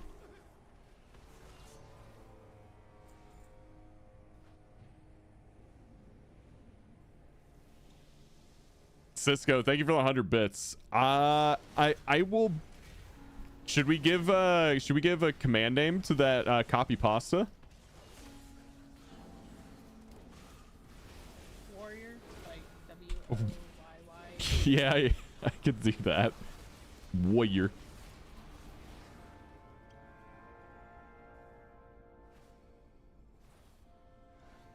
Where am I going? What am I doing? You need 4 piles of treasure. Oh no, I'm dying. I'm suffocating. Oh, it's the one where we gotta drag the guy to the thing and then let him do his thing.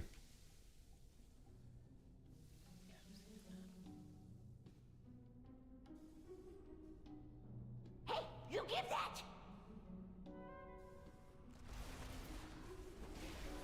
You know, take candle.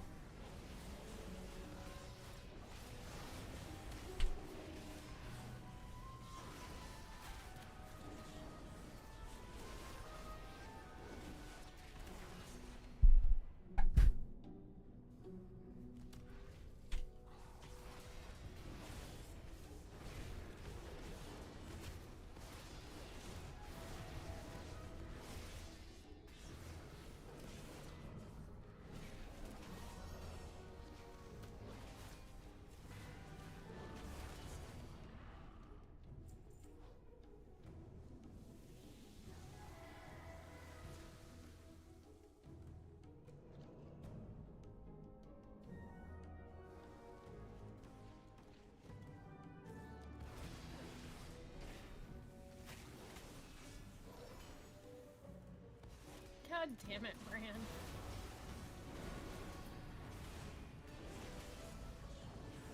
What, throwing his egg all the way out in Africa? Yeah.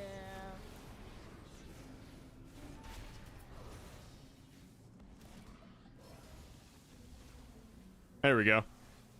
Gotta have our dino buddy. Do you like to play Arms more or Fury? Fury. Fury's a lot more fun. It's one of the, like, smoothest to play DPS classes that exists in World of Warcraft.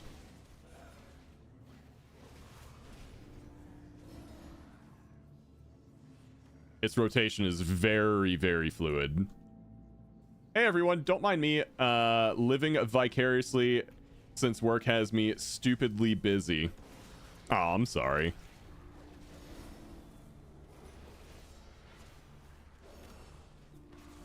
Stupid work and doing things.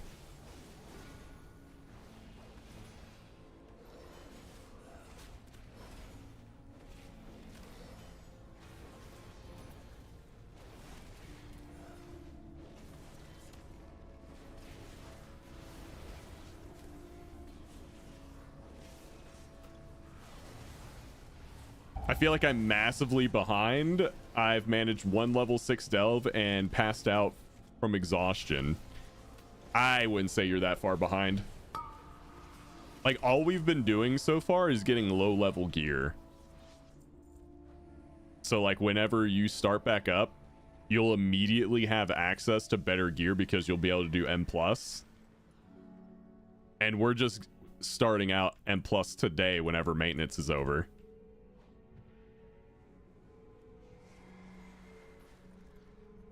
Thank you. Like, all the gear that we have right now is getting replaced by things out of M+ this week. So in a way, we've made almost no progress.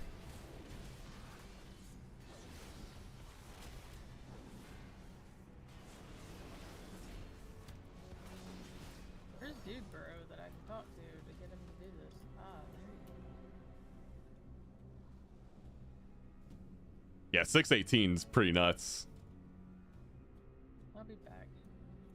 Here's on what usually. Yeah, but if you have friends that are that Ida level, they can help you catch up very fast.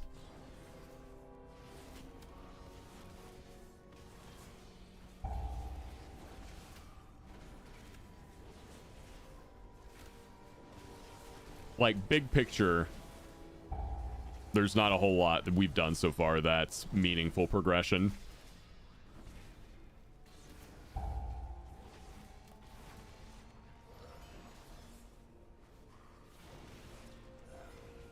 Except for the rep, yeah. That's the only thing.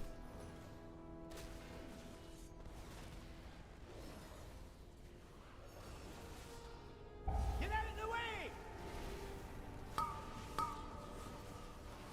And lucky for us, that's account wide.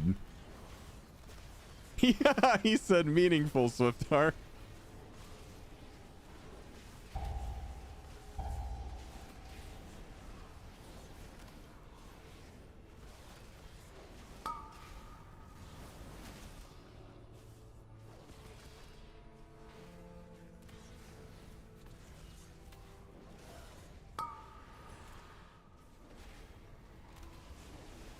Oh god, this tweet. With M+ starting tomorrow, I'd like to remind everyone that the only thing on God's green earth that matters is your week 1 score. If you don't push the highest keys possible as fast as possible, you will never get invited to a group ever again. Abandon your friends, acquire IO. What have we here?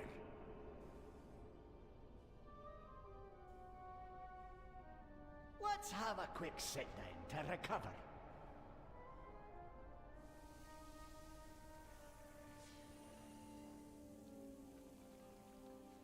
Abandon IO, acquire your friends. It works both ways.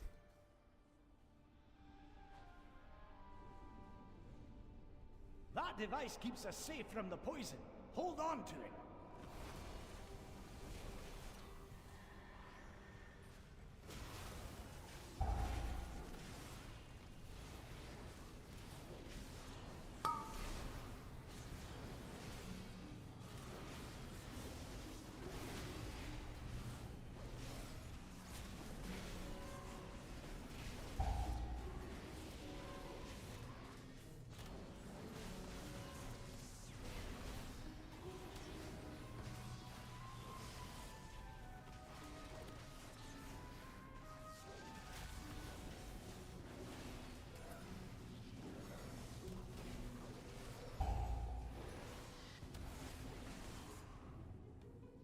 Careful! The totem's power will drain whenever you take a step.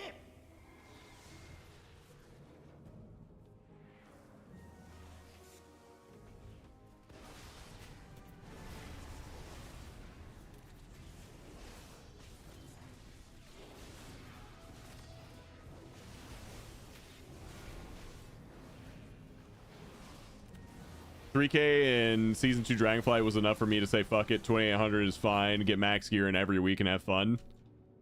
Yep. Found a bit of gold! Yeah, like, until they create reasons and rewards for me to chase that don't involve being, like, one of the literal best players in the world, I probably won't push unless like some friends want me to tag along for a key or something.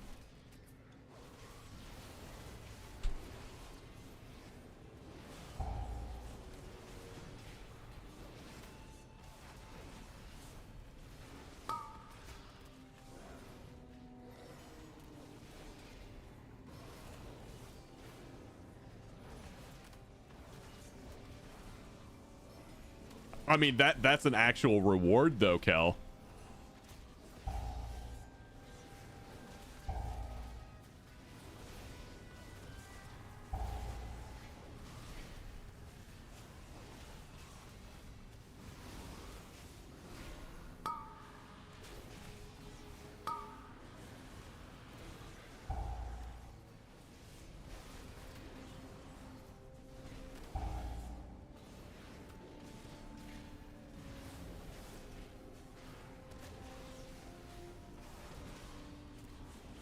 Like, imagine getting to, like, I don't know, let's just say like 32 or 3300 came with like 1,000,000 gold.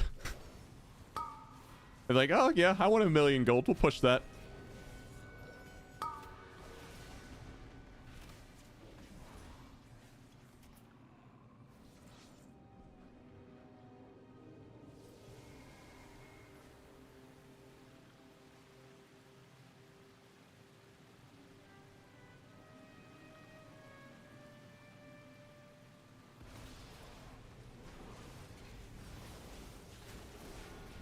I do like gold.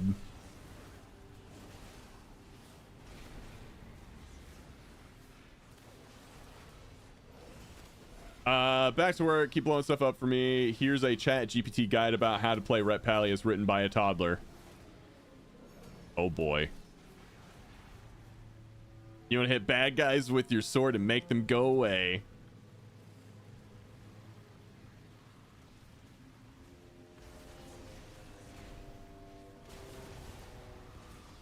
As a Ret Paladin, you want to hit bad guys with your sword and make them go away. Use your special abilities like Crusader Strike and Templar's Verdict to do big damage. Don't forget to protect yourself with your shield, Divine Shield, when things get tough. It makes you invincible for a little while. Lastly, be a good helper to your friends by healing them with your Holy Light spell when they're hurt. That's it. Now you're a strong and a helpful Ret Paladin. It's not perfect, but it's a start. Listen, Ret Paladin, so easy a toddler can do it.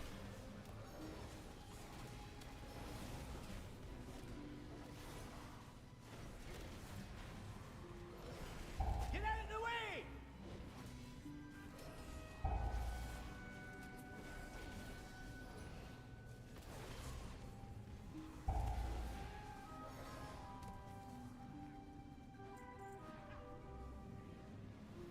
They only focus on meters? I don't.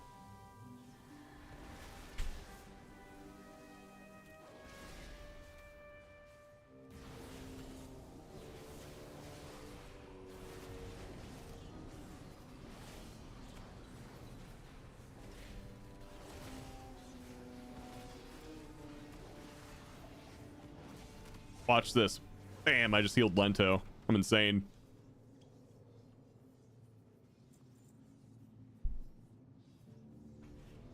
Rob is a closeted holy paladin.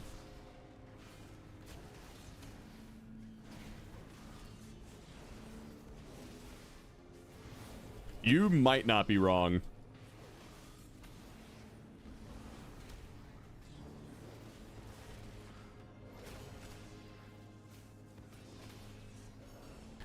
Apology accepted, Chance.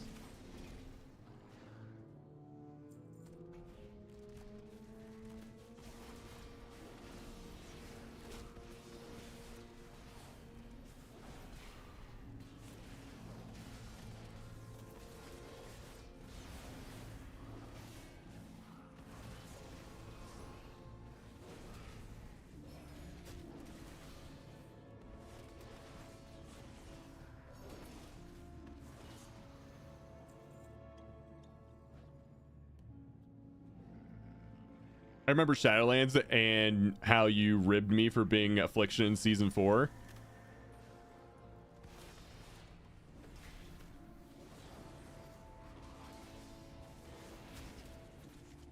I never actually make fun of anyone unless they're making fun of me first.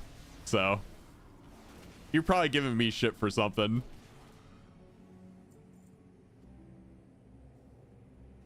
And I just dissed it right back.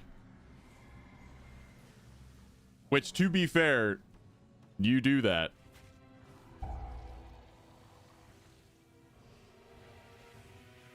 Help's a coming. Yeah, sorry. They'll maybe using that move. Uh-huh.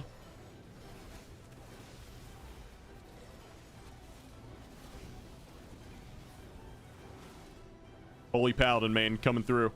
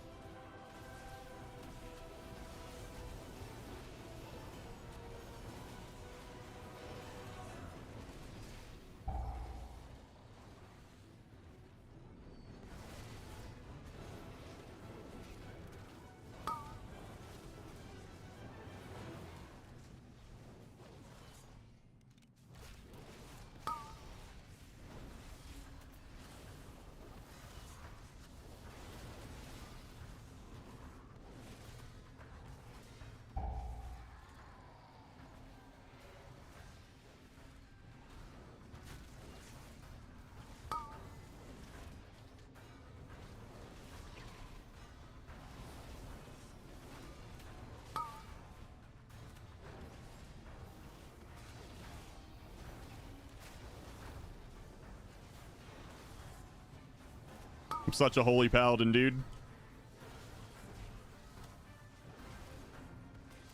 Okay, you guys are good enough. I'm gonna actually do damage again. That device keeps us safe from the poison. Hold on to it.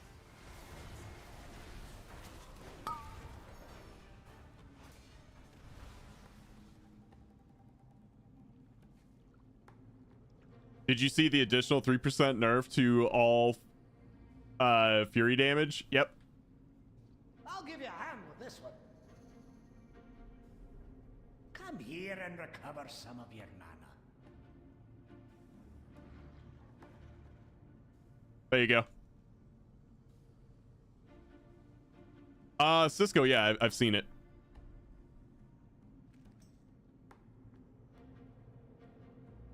You tagged me in the WoW Discord? Yeah, the meme showing you covering up the dead body. Yeah. 3%, guys. It's dead. We need to go to Ashkahet, right? Probably. Fantastic. And we have 30 minutes. So this one basically took 15. Well, actually, it took a little bit longer, but We went in. we had to, It was after. Oh, go ahead. out. Oh yeah, that's right. Wow, it probably took even less than 15 minutes then. I forgot about we had to back out.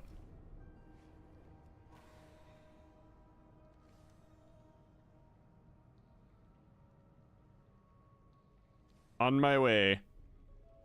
Which one is it? The Takrathon Deeps or whatever. The underwater one. Or Abyss. That's what it is.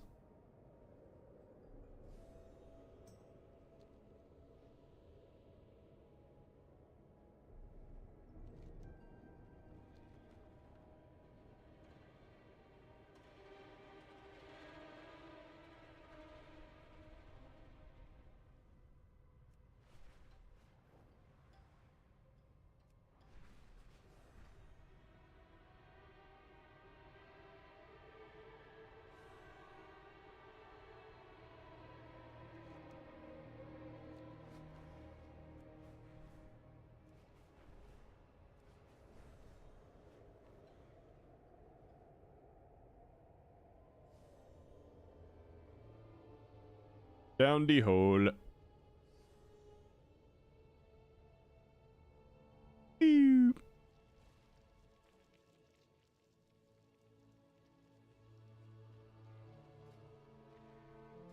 All right, now we just wait for Lento to start it because he's got the best brand. Fastest brand in the West.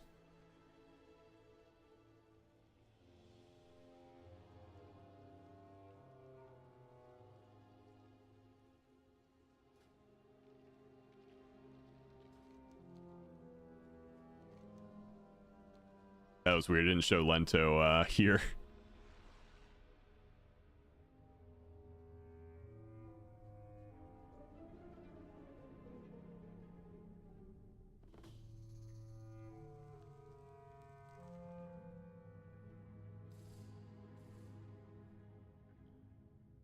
Oh my god, Chance. I just saw the 2 things you sent me.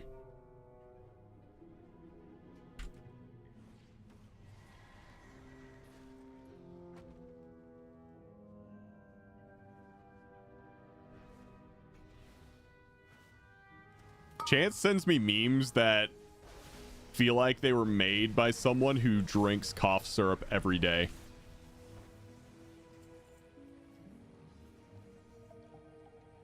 Here's your take of the spoils.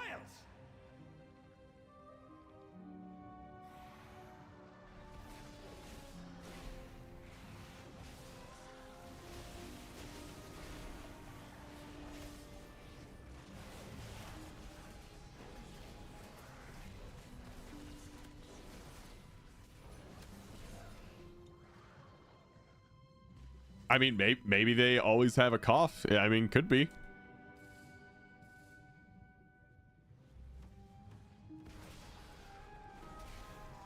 Now I feel like a jerk. I'm making fun of sick people. So Chance made them? Yeah. Where's the Great Vault? It's in the back of the bank. They combined the banks, the guild vaults, like, and the Great Vault into one building. I guess it was like that in Dragonflight too. You won't hit us with that one.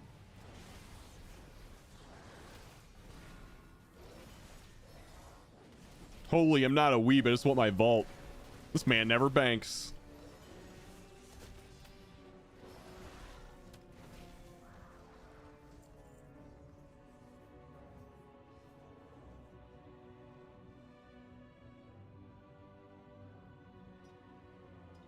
Easy. I need air.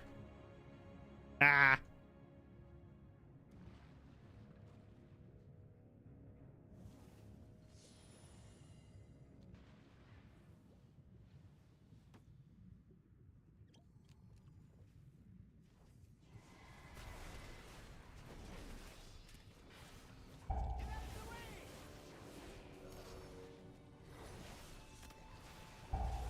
What's up, Darth? Darth, are you ready? It's time. Oh, man. That's what I get for looking at chat. Are you ready?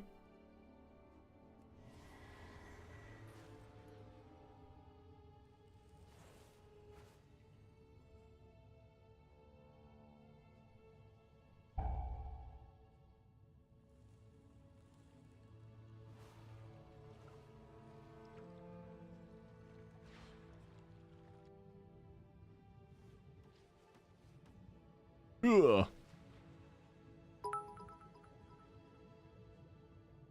He's not ready. I'm not ready, Rob.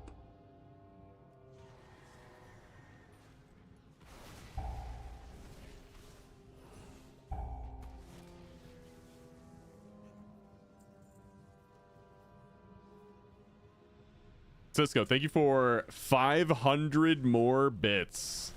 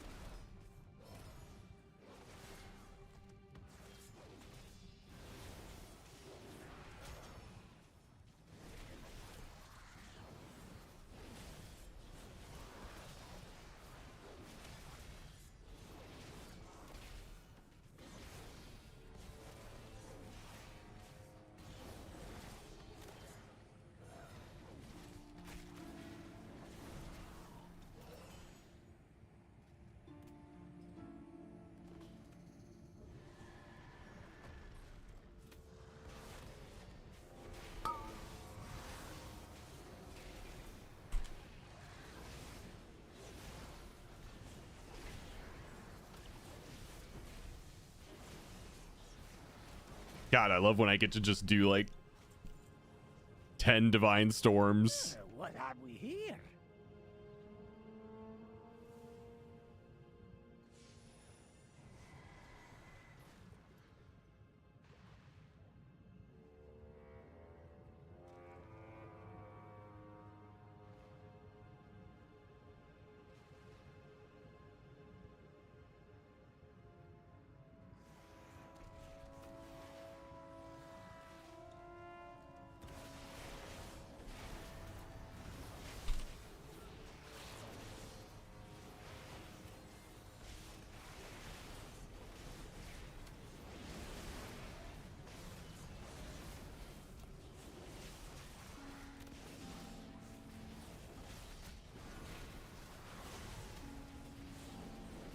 Holy shit. Just the AoE. I love it. 3 hours of maintenance on a Tuesday. Oh my god, how dare. Yeah, I demand a refund. You better give me my 3 cents.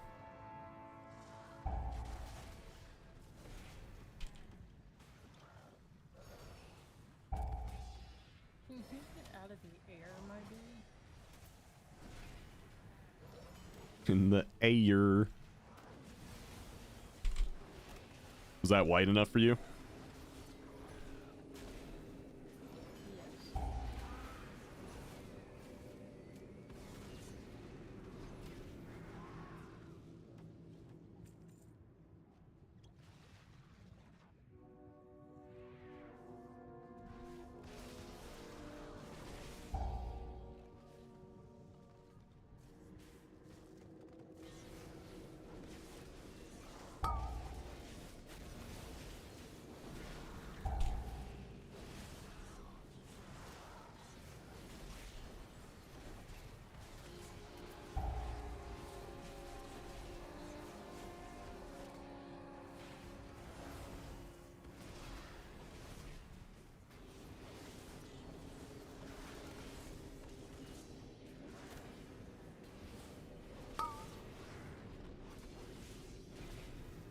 Also, now that Perm's here, did you love the post that Swiftar made about you on Twitter last night?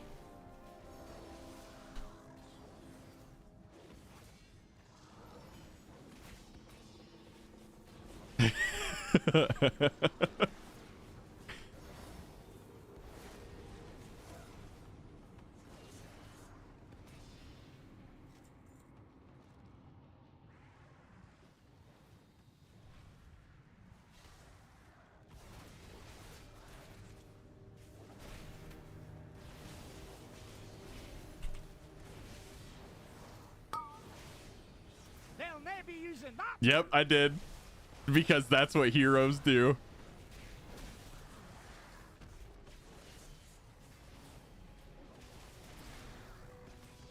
Hey Rob, dumb question. Can you use your code to get a cup on advanced website, or is it only for flavors? Anything on the store. Unless I make an announcement, otherwise it works for anything on the store. Should. There could be like special deals or something where it doesn't. Like sometimes they'll do promotions where like my code doesn't help with it, but generally speaking it should work on everything.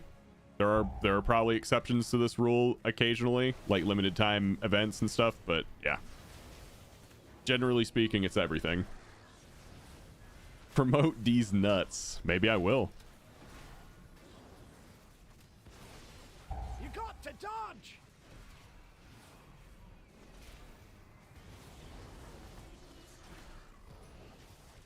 It's when he splits off into his illusion. Yeah. That's when I lose his nameplate. I could see that happening, yeah. General Lee speaking? Oh god.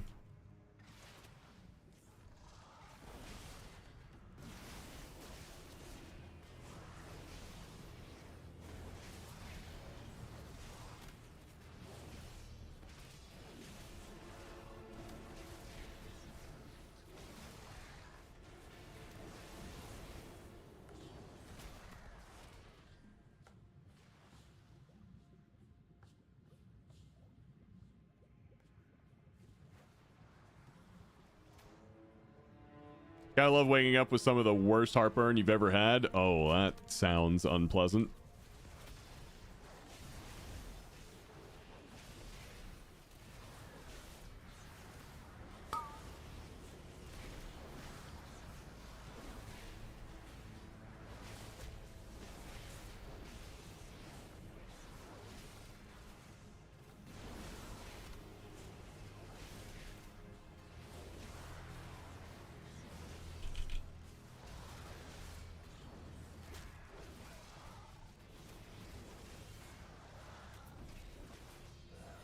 True Granted, what's up? Yeah, doing some delves.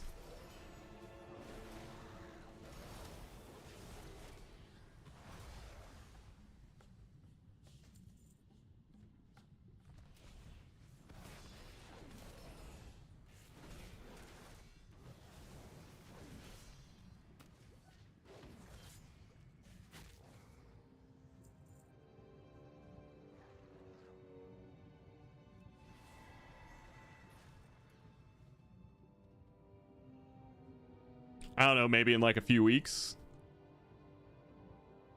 What's up, Heckus? I mean, if people want it, maybe in a few weeks.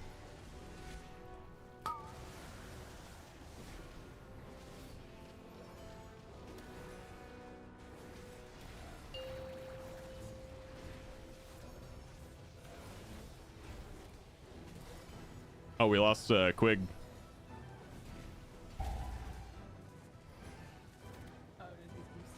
Looks like he's offline, yeah.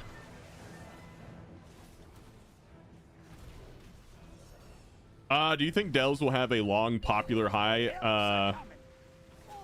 than Torghast?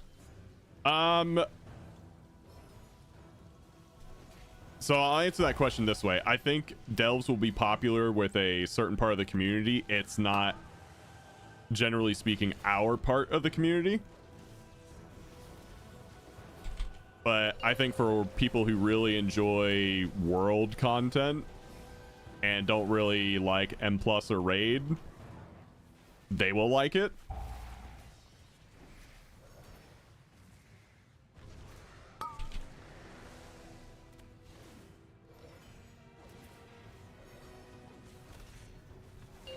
I mean, there's a lot of cosmetics to be had with Delves too. Lots of transmog, I think some pets. You got the Delver's dirigible cosmetics, like different, like there's a skin for it, there's different wings, different propellers, you know, all sorts of different attachments. Rocky is making this a little bit more difficult. He's not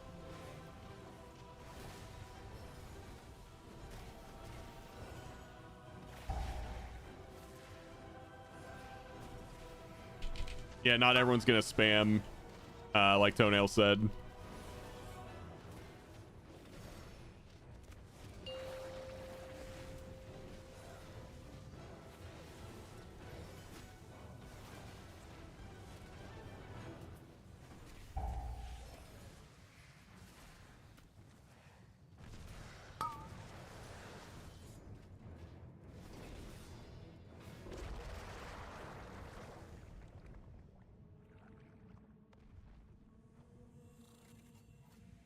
Took 11 minutes, according to Lento. Yeah.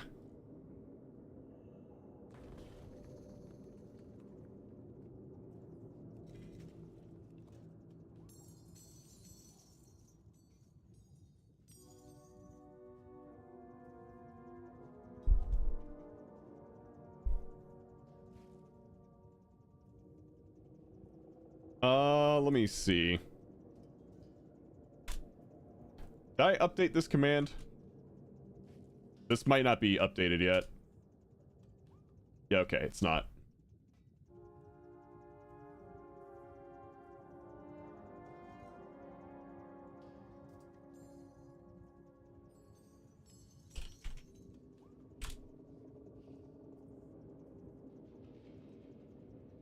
Yeah, I need to find a good table for that. Good chart that shows all the things. Hopefully 3 hours of maintenance is actually 3 hours. We will see.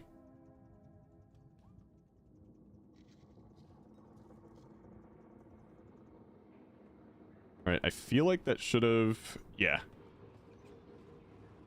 That was my 8 delves. So I got 3 616 pieces of gear I could get. Same.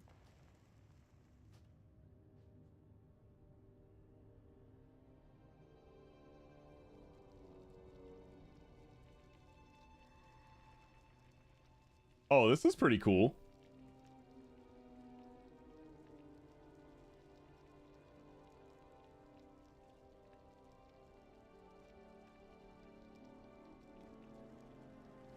I still don't even have tier 8 unlocked. Yo. Are you just busy or not very interested in delves? True granted, yeah, I believe so.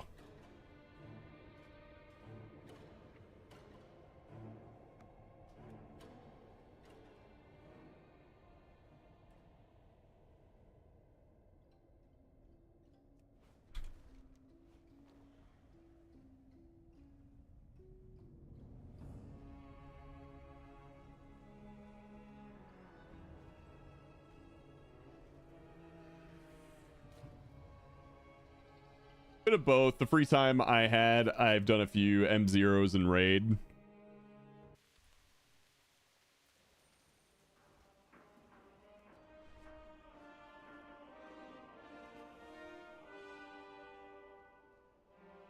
Yeah. For me, other than like not doing the keyflames and Hallowfall and the weekly crafting quests on my paladin, I did pretty much everything I could. And also did everything I could on my warrior. I can't tell if Rob looked at my tweet and is laughing at it. I haven't looked at it yet. I'll look at it now though.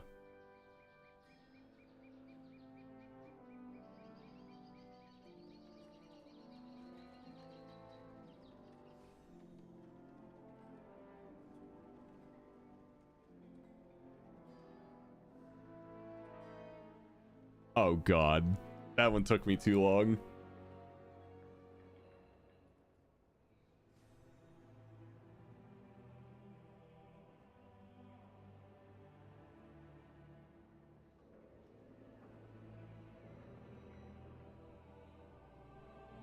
Chat, do you get it?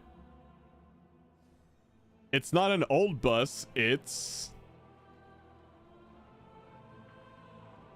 A new bus. Yep, there you go. It's a new bus.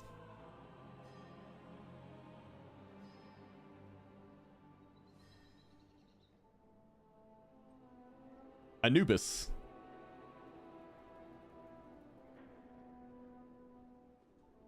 Yeah, do that for 3 hours straight. I'm sure that'll feel good.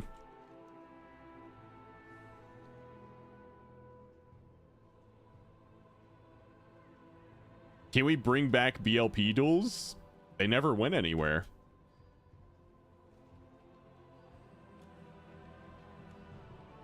I just haven't been giving you guys BLP.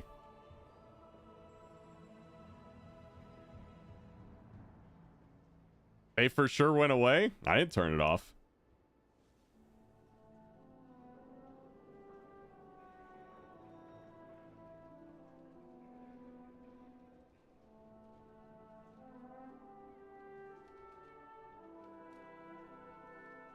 All right, what do I do for 9 minutes?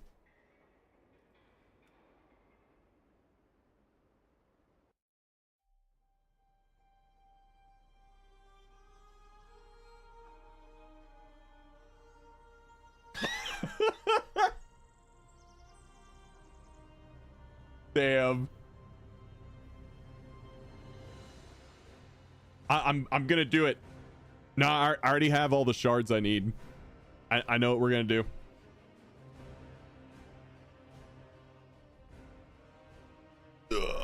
We're gonna go fishing.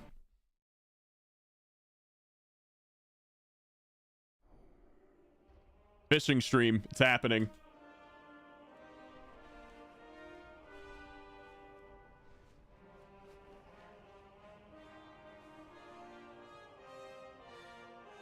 You guys thought it wouldn't happen. It's happening. Rob, can I turn this BLP into BL 3-day Lugstherg? For legal reasons, this is a joke. Oh.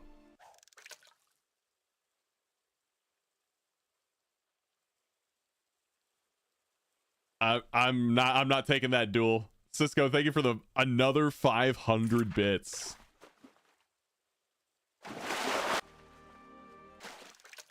I have a fishing add-on. I have better fishing. Coward.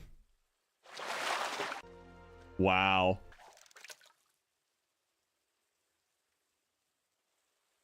Look at that. Just enjoying some quiet time and some fishing.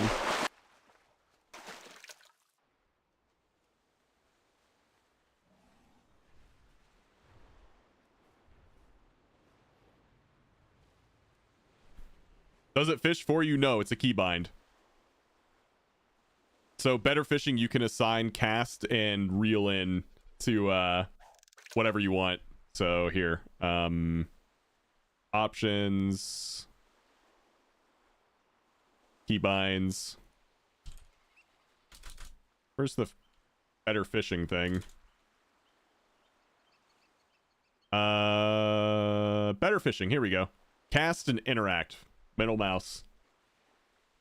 I hit my middle mouse button to cast, and then as soon as it makes the sound, I just hit my middle mouse button again.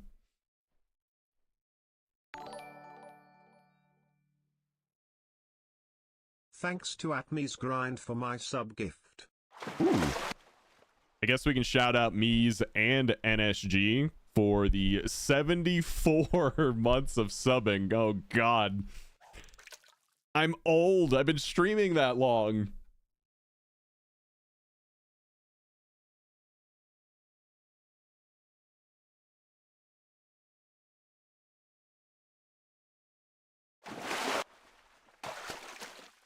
Yeah, it's just it's an add-on you can get on CurseForge called Better Fishing.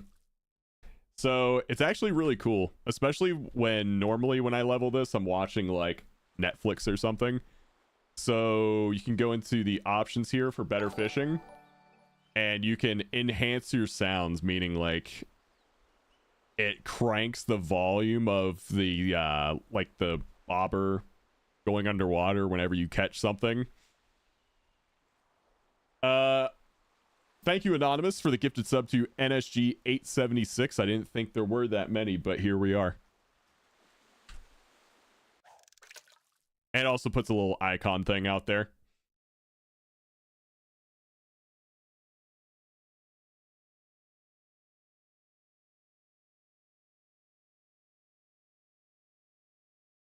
The only thing I don't like is that it cuts the music.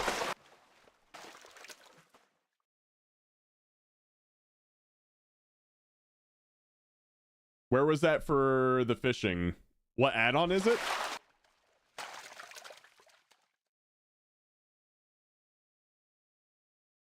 It's just called Better Fishing.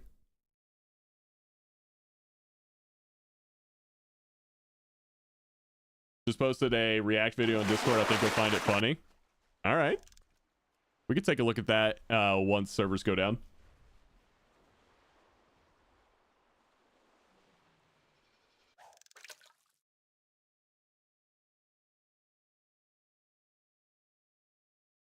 Real fishermen have the fishing raft and both water walking bug mounts. I think I know I have one. I don't know if I have the other.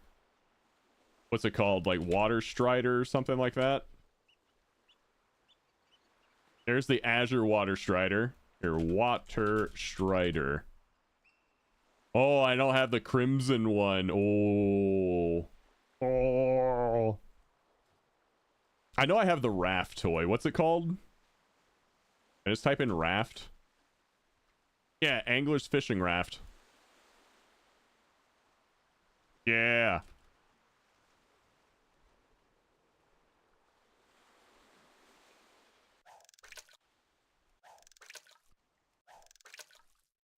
Yeah, now I'm really fishing.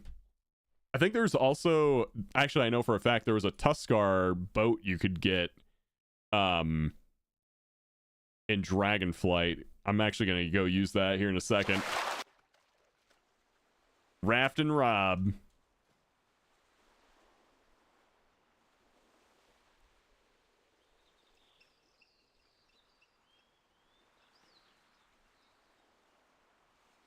Yeah, the Tuskar dinghy.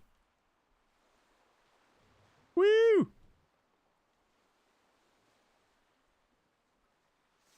Just enjoy my canoe.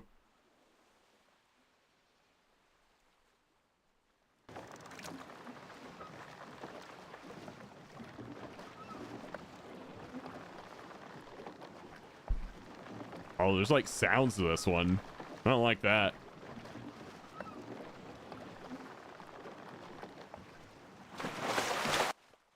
I like the dinghy over the raft. Yeah.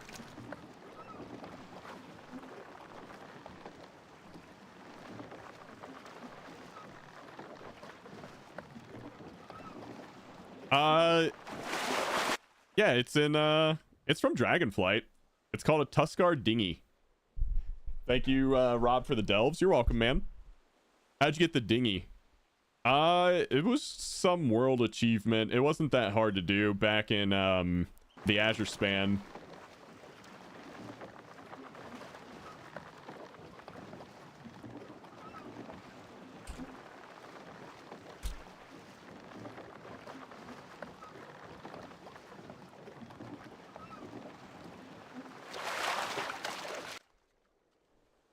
So it's the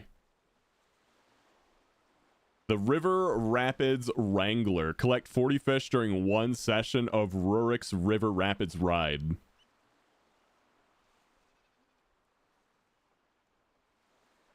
I think it was some world quest where you're like going really fast through a river and you're like just throwing out fishing nets and shit.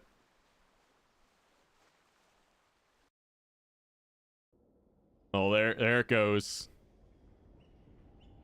There's a bunch of like different guide videos on how to do it.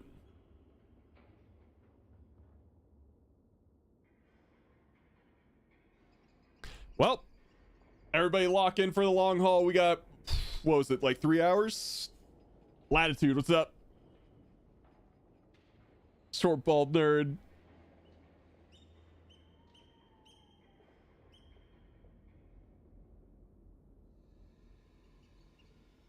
Oh, it's one Azeroth. I've heard of this guy. Also, someone posted in the animals channel. Let me see. That's a cute puppy.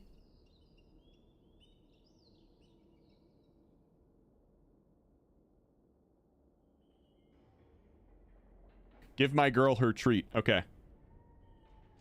Come here.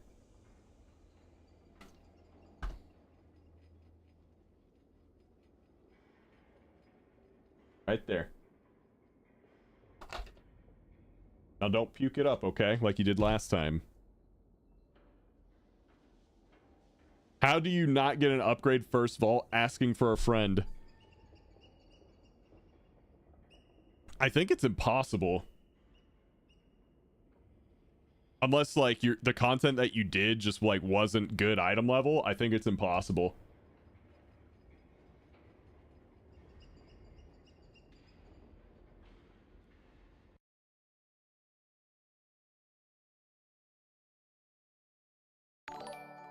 Hey, Latitude, thank you for the 2 gifted, man. Enjoy your pet.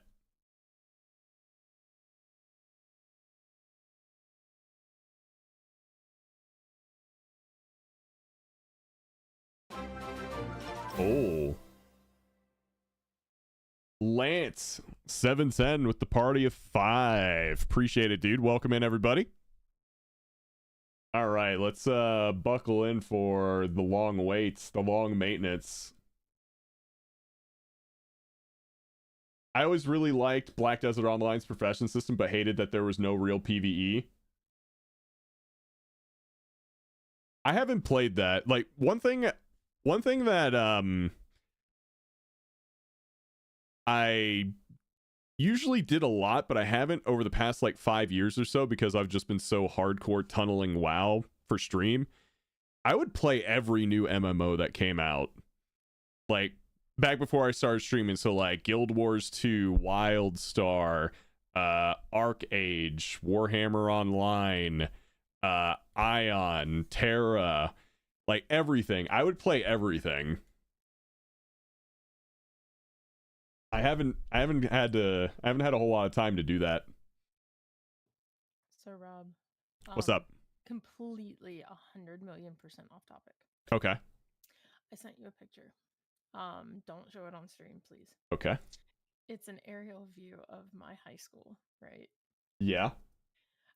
First off, that's a really weird way for me to see it. Okay. I'm used to seeing it from the ground. Anyway, you see that big building in the middle? In the middle, so like where the school is. Actually, the school is all those little buildings down. Okay. Yeah. So the big building in the middle with the white roof. Yeah. That's actually like the gymnasium, the big gymnasium. Mhm. And there's a bunch of classrooms around it, right? Yeah. Well, that's where all the science buildings are. That's the building I almost blew up. Ah, better luck next time.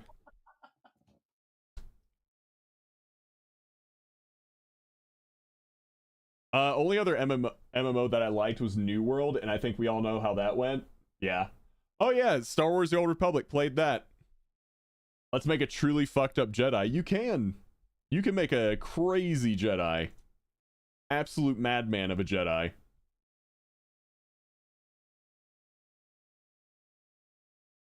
All right, what do we got on YouTube this morning? Oh, we got an automatic jack. How to deal with the new affixes. That might be a good one to start us off today. We also have a wow, that's the Bench Wow podcast. That's almost 2 hours. We're probably not watching that.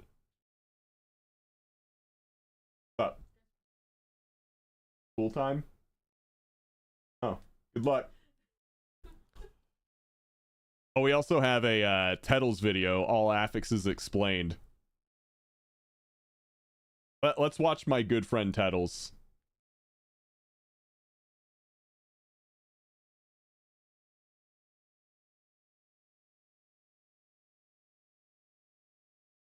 The man, the Mythic Plus man.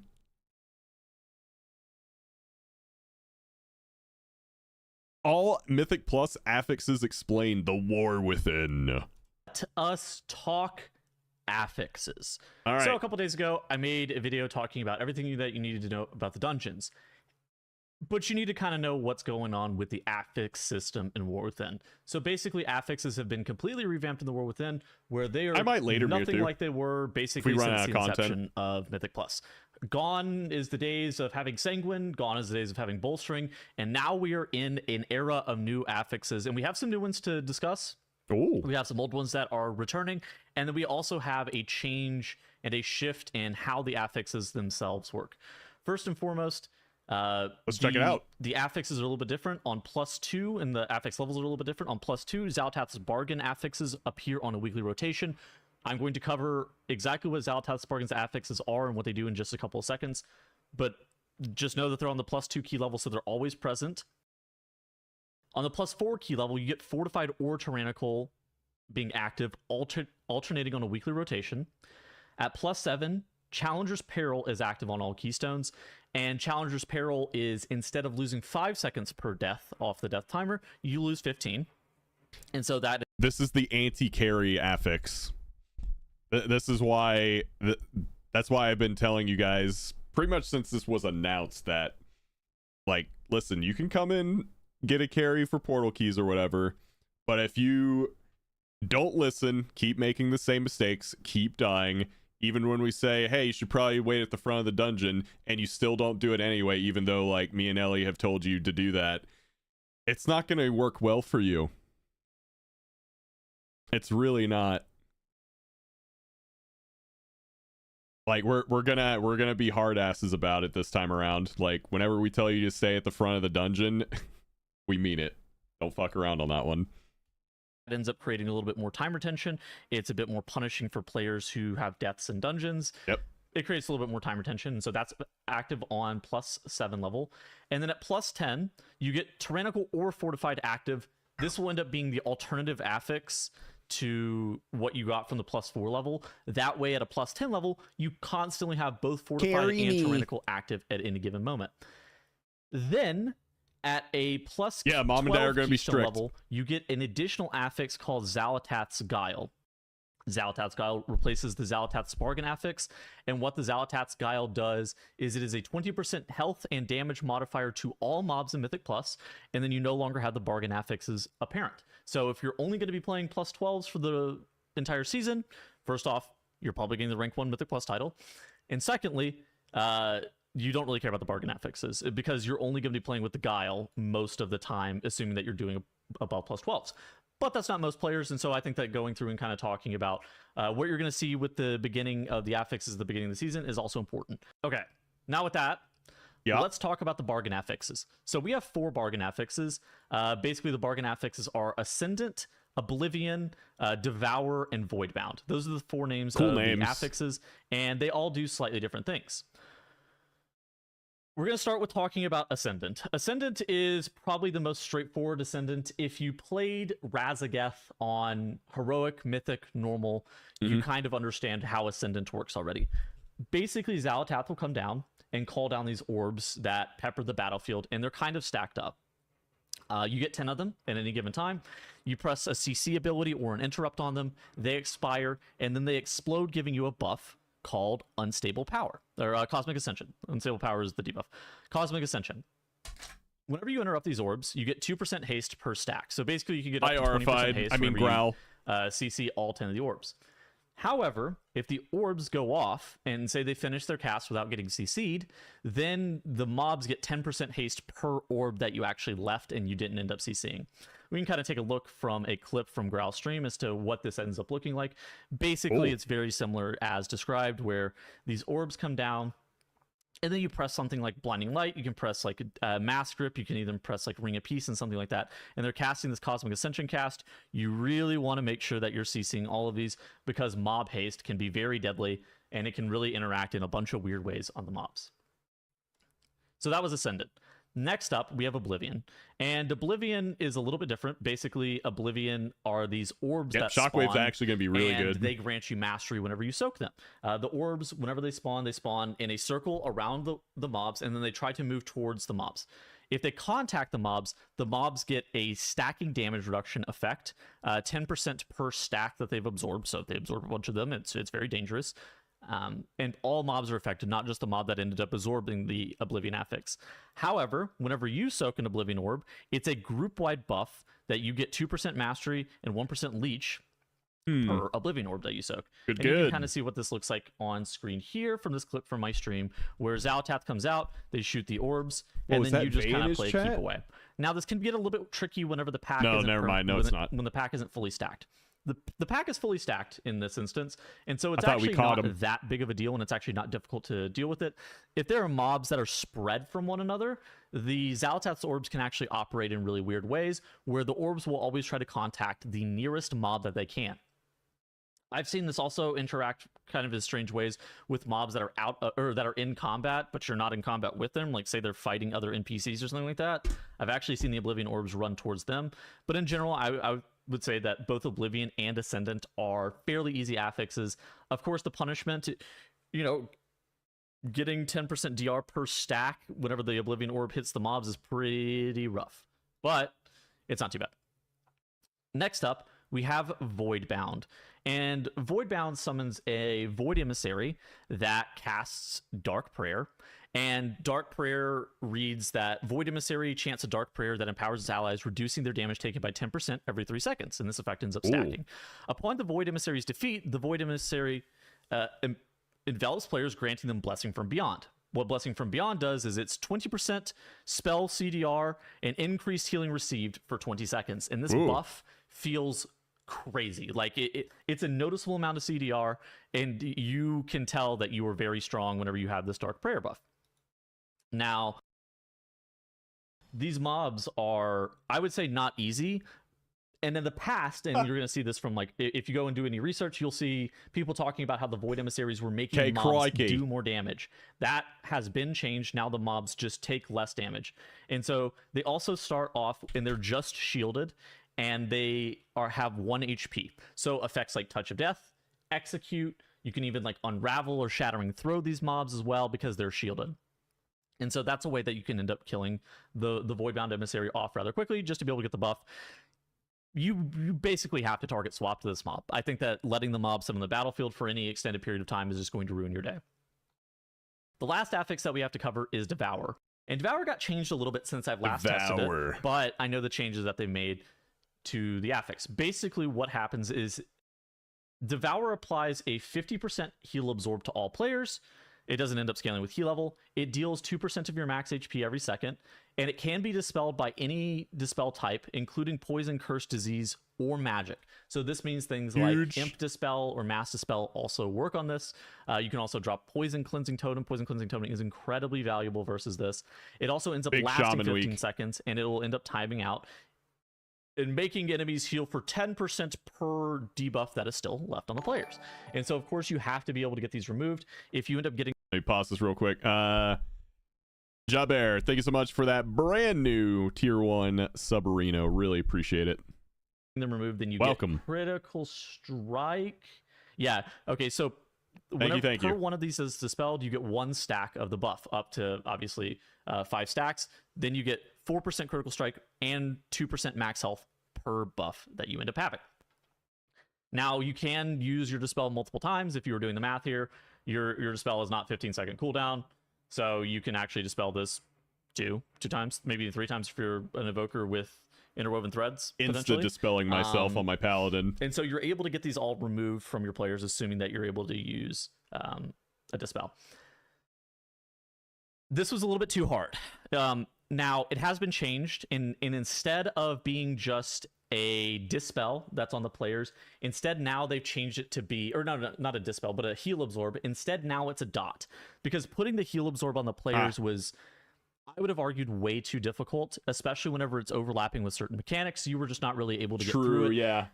Like, and in it a takes vacuum, a while for healers. You can deal with it, but like, with a bunch of other mechanics going off and AoE and crazy shit going off, like, you're just dead. In Season 1 to actually heal 50% of your HP. So you were basically 100% reliant on these Dispel types. And so what they've done instead is now it's a Heal Absorb, got another reason to play Dwarf. Dot. And what I mean whenever I say that is you can actually look at, you can actually heal the players through the dot, where they're not going to actually be sitting at that health threshold, and so they have to consume 50% of their HP over the 15 seconds, or obviously receive the Dispels in this instance, or that debuff ends up going off. And you can actually see kind of what it looks like on screen. Hey, we get to ban someone. My frames aren't set up perfectly to be able to actually show what it looks like. Oh, but that was the whenever first the one. affix Got procs him. on everybody, you see that we all receive a very large heal absorb on our players. It's, again, it was 75% whenever it first launched. It's now 50%. And everybody goes to dispel themselves. Even magic spells and other things like that work super well. I think that this affix is going to be a little bit easier than it was. And I think that, you know, your healer being able to actually heal through this, you know, you're going to be taking 2% max health per second while everybody gets the debuff off of it. I think that this is going to end up being much, much easier. But in general, though, that is the updates to affixes. That's everything that I know about the affixes in the current season. That's basically how it's going to end up being.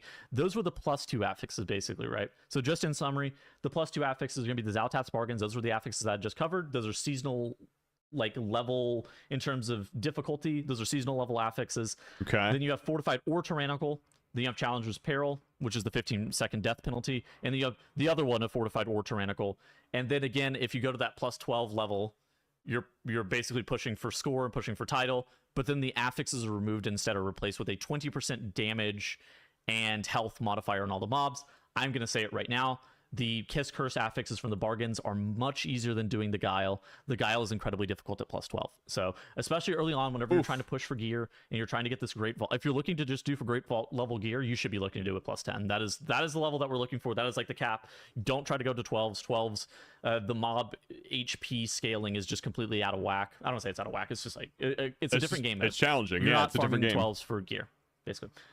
I've also had a bunch of questions on my stream asking me about Dungeon Score.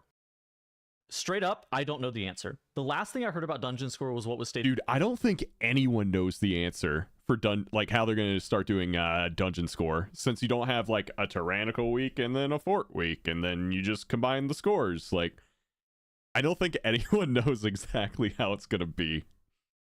Should be interesting though, because I've never seen a straight answer to this question yet. I genuinely think nobody has an answer to this, and it's funny because we're going into the content not knowing. In this blue post where they said, we're evaluating how dungeon scores are granted under this new model. We believe these changes, along with our heroic and mythic dungeon changes, will provide players with ways to engage in dungeons similar to the setting that they prefer. You get weekly this is a affixes. fresh look on Mythic Plus, and we look forward to your feedback and continuing discussion on these affixes and overall system changes. What I suspect has happened is that they've just merged tyrannical and fortified affixes into one. Yeah. That's what it seems like it happened. Just from testing on the beta, it looked like there was just going to be one continuous score that was no longer fortified nor tyrannical. I would assume that's right. Now, I'm not positive that that's actually even true. So I'm just gonna say that with a very large caveat. Yeah, that's Another the thing weird that you thing. probably We want don't to know know. before we start talking about the affixes is there's a little bit of a change in terms Tyrannified. of gearing that you get from End of Dungeon rewards. So, End of Dungeon rewards and Great Vault rewards have been shifted a little bit. Great Vault only offers Myth Track from a +10. So, whenever you go back and look at what we're doing here, basically you have to be able to do a dungeon with both Tyrannical and Fortified on it to be able to actually get Myth Track gear from your Great Vault. Hero Track still starts at a +7, but it starts at Hero 1. And so, you're going to be wanting to farm 7s for End of Dungeon rewards for gear. In theory, you could farm 9s for Hero 2. But you really want to be doing a bunch of 10s for your Great Vault filling. Anyhow, that's it. That's everything you needed about affixes in the War Within. I really hope that this video helps you guys. I'm going to be uploading daily YouTube videos talking about tips for dungeons, tips for specific bosses, any tech that I end up finding. I'm also going to talk about that week in Mythic Plus. I'm going to talk about some of the meta trends that we're seeing. So if you like that kind of content related towards Mythic Plus, make sure you leave a like and subscribe, and I will see you guys in the next video. Goodbye. Goodbye. All right. Let's see. Ooh, that could be a good video.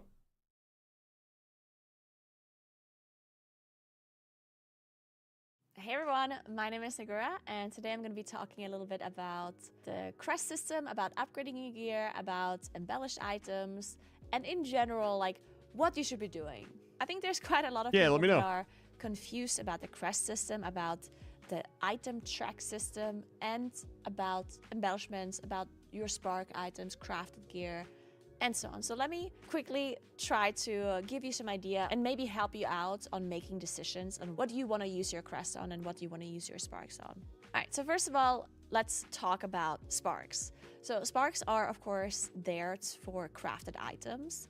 And to be able to craft high itemable items, you need to use a spark. Sparks are limited, and right now we only have 2. We will get a third one next week. So you will be able to craft 3 crafted items pretty soon. But again, they're limited. So you do want to make sure that you don't just like waste your sparks on items that you don't need or that you're going to replace very quickly. Now, one thing that is different in the War Within that we did not have in the previous expansion is that embellished items can actually be on non-spark items as well. So you do not need to use a spark for an embellishment.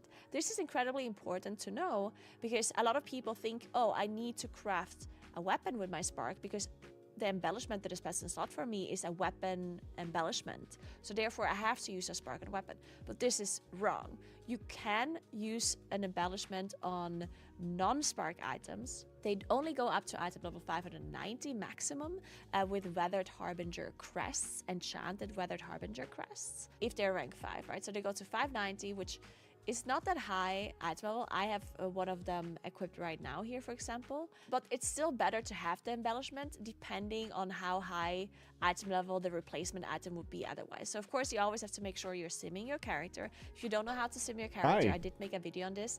The video is a bit old, but it still works, so definitely go and check it out. I might be making an updated video on how to use raid bots though, so keep an eye out for that one. But anyway, so make sure you sim your character to know which slot you want to use your embellishments on, especially if you want to use your embellishments on non-sparked items, so on 590 items, then you might want to choose lower budget slots if you would otherwise have higher item level items in those slots. For example, I have a 606 wrist equipped right now. If I would downgrade this wrist to a 590 item to get a certain embellishment, then I have to sim my character to make sure if it's actually worth it, because embellishments are not always that big of a damage gain. Is this preseason? This video was posted 21 hours ago, so I doubt. I'm pretty sure this video is for people going into this week. So it might not be worth it to downgrade your item level for it if you don't have a spark available. Oh, now, what should you be using your sparks on? At the very start, so now that Season 1 came out and now that the raid is available, it might actually make sense to use your spark on a weapon. So even though the crafted items with gilded harbinger crest, so an enchanted gilded harbinger crest that we will be able to get once the raid fully releases, once Mythic Plus comes out, will get your spark item to the maximum item level. But the maximum item level of a crafted item with a gilded crest or enchanted crest is still lower than the maximum item level of the myth track items. So that means you can, in theory, get a higher item level weapon from your vault on myth track or from the mythic raids versus the crafted item. But how likely is it that you as a player can obtain maximum myth track weapon at the very start of M+ getting released and Mythic coming out? I need it. Yep. I would say pretty low. Even for players that are mythic raiders, the chance of you getting such a high item weapon is pretty low. So getting a really big damage boost initially from having a crafted gilded spark weapon does make a lot of sense. And also having a two-hand weapon would make a lot of sense for you, because then you get, like, you basically just have that extra bonus of having a strong two-hand weapon versus having like one hand with a spark and an offhand that is lower item level, right? So using 2 sparks on a two-hand weapon and putting your, as a caster, your Dark Moon Ascension embellishment on it would make a lot of sense. Of course, again, depends on what class you play, what spec you play, what kind of weapons you want. But just keep that. Do you think 10s will be doable this week? Yeah, I do. I think they're gonna be done. Not everyone, obviously, but you will see people completing. Honestly, you'll probably see people completing 12s. That in mind. Then, if you don't want to use your sparks on your weapon because there's like a different item that you want, maybe there's a trinket or anything else that you want to craft, then try to get high budget slots if you're going to use your spark and your gilded crests, right? Because at that point, you're going to have a really high item level item equipped. So instead of going for braces, which is a low budget slot, you want to go for something like a chest or legs that have a lot of stats on them. For your vault, to yeah, make coach. The most out of it being a high item level item. So if you use your crests, your spark item, put it on a high budget slot at the start of the season. If you don't use your spark and you want your embellishment, put it on a low budget slot like bracers and belt to make sure that you're not losing out on too much stats for having to downgrade your item. Later on in the season, it would make sense to have the spark on a low budget item as well if you would be able to get higher item level, like maximum myth track on all of your slots otherwise. All right, so that's it about the spark. I do want to talk about the crest system now. So many crests right now. The only crests that are still limited, that we only have a seasonal cap of 90 off or 180 next week, is the Gilded Harbinger crests and the Ruined Harbinger crests. So the 2 highest crests. Now, a lot of people have loads and loads of Carved Harbinger crests because the seasonal cap is 360, and loads of Weathered Harbinger crests. Now, a lot of people are worried to use those Harbinger crests because they have a seasonal cap. But the thing is, we have so many of them that you should not necessarily be too worried about using those crests, especially if you're a player that is going to be able to do M+ when M+ gets released. So the way I would think of this, because this is of course an individual decision, each depending on what content you can do as a player. That. If you can't do M+ at all because that content is too difficult for you, then you're going to have a hard time being able to get higher item level pieces, right? Therefore, maybe Carved Harbinger crests are going to be more valuable for you. If you're a Mythic Raider and you have absolutely no problem going into M+ and immediately doing +10 keys, well, then Carved Harbinger crests are going to have very limited value for you, if not be kind of useless for you, because as soon as you do Mythic +10 dungeons, you don't need the Carved Harbinger crest for upgrades anymore. So the way I would look at this, if I were you, I would look at how much of the crests I have, and then I would think about what do you need the gear for. This is an important question, right? Because technically speaking, you can always save your crests, because if I get an item in that slot that is higher, then at that point I don't have to use a crest anymore, right? So for example, right now I have a 593 shoulders equipped. If I upgrade these shoulders right now, and then tomorrow I get a shoulder piece that is item level 606, then I quote-unquote wasted my crests, because after I got the 606 piece, I don't need the crest anymore. But you can always think this way, right? At that point, if you always think this way, you would never spend your crests, because you can always say, oh, well, but I might get a better piece from the vault next week, right? Yeah. Or I might get a better item from the raid. So is there a point in always saving your crests? No, right? Because you do want to make sure you get the upgrades. So the way I would be looking at it is, what do you want to gear a character for? Are you raiding in a guild? When is your raid day? Are you raiding on Monday, for example? Okay, if you're raiding on Monday, then maybe don't use your crests on Sunday or on Saturday, because until Monday, you still have the opportunity to get higher item level items in those slots that you have lower item levels in, from delves, from Mythic Zeros, from whatever else. And once you really need the gear, so once you're entering the raid, that's when your character should have the maximum player power, right? Because of course you want to make sure you're performing the raid and you want to kill bosses in the raid, if that is your goal. Then I would use my crest and use my upgrades before the raid starts on Monday, right? To make sure that your character is as geared as possible for that moment. And if the content that you do previous to the raid is not that difficult or not that important to you, like for example, if you do Mythic Zeros, you don't need your character to be maximum geared. If you do delves, you might not need your character to be maximum geared as well. So if you don't need to use your crests, then save them for a moment where you actually want your character to be max player power, right? One thing to note as well is the vault. Does it make sense to save sparks, and does it make sense to save your crests for the vault? Because of course the vault is the highest item level. You guys been asking that question. Get at the moment. So does it make sense to save? I would say yes, depending on what your goal is. Again, if you're trying to kill Heroic Ansarak during Heroic Week, which is a very difficult fight, then sending your spark that week and not waiting for the vault and sending your crest does make sense. But if you don't attempt doing Heroic Ansarak with your guild, and you mainly just want to focus on Mythic Plus, like if Mythic Plus is your endgame content and you want to make sure that you're maximum geared for Mythic Plus, well then waiting and not sending your spark during Heroic Week, waiting for the vault, choosing your item, and then deciding what you use your spark on, what you use your crests on, does make sense. So always think about, okay, what do I want my character to be maximum geared for? Then maybe wait for that moment or before that moment happens, and then send your sparks and your crests to make sure that you're not wasting any of them. The only time where you wouldn't be wasting any of the crests is if you easily can access gear that is higher. Like if crests turn out to be useless for you very soon, then you might as well just use them all, right? For example, the Carved Harbinger crests would be quote-unquote useless for you if you're gonna be doing Mythic +10 keys as soon as the season properly starts, right? If you're just gonna be spamming +10 keys, you're gonna get such high item level that the Carved Harbinger crests are not really gonna be something that you need anymore, and therefore you can just use those crests to get item level upgrades immediately in the moment. All right, so that what is BIS for Prot? I'm assuming you're talking about Prot Warrior. Wildhead has a BIS list for every spec.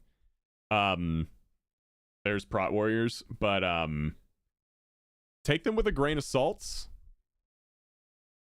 I have noticed that they're a good starting point, but they're never perfect. So this will give you like a decent idea, but it's not gospel. Hey Rob, rando question. How important is group composition for pushing 3K?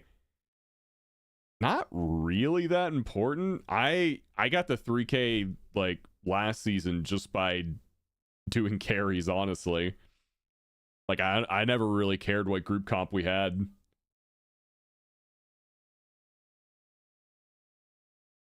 I really hope they change the Warbank soon. At the moment, you can't use mats in Warbank when making orders, and that feels pretty counterintuitive to the whole idea of the Warbank. Yep, I agree. Want to hear something sad? I switched from Frosty K, which I've been practicing all month, to Unholy. I went from 500k DPS to 800k. Oof. I'd probably still play Frost anyway. Who am I rooting for? Race the World first?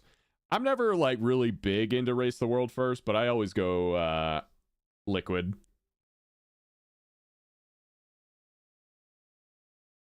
I always want Max and the boys to win.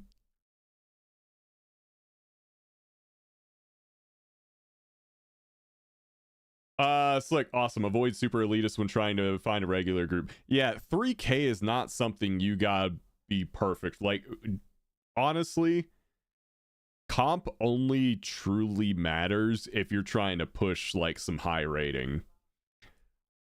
If your goal is just 3K, anything works.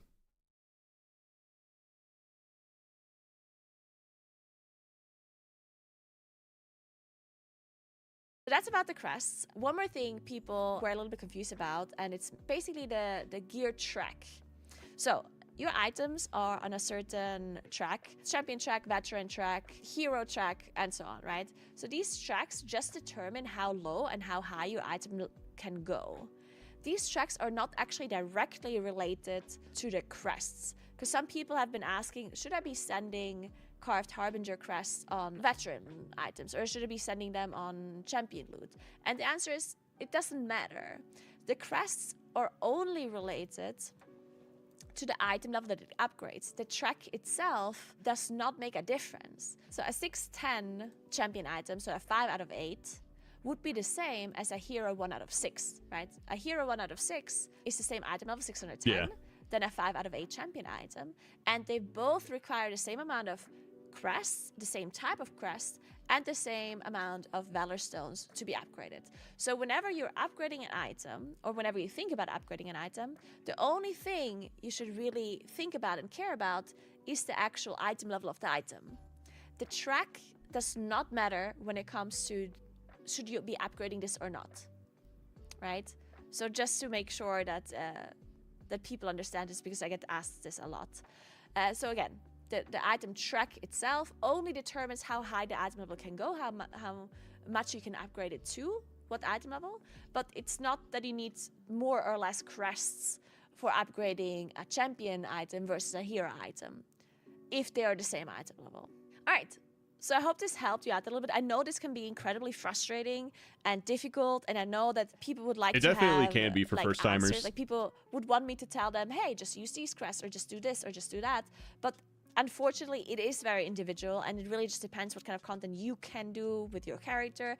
It depends which kind of crests you can farm easily. And people hate that answer, but it's true. Like, it depends.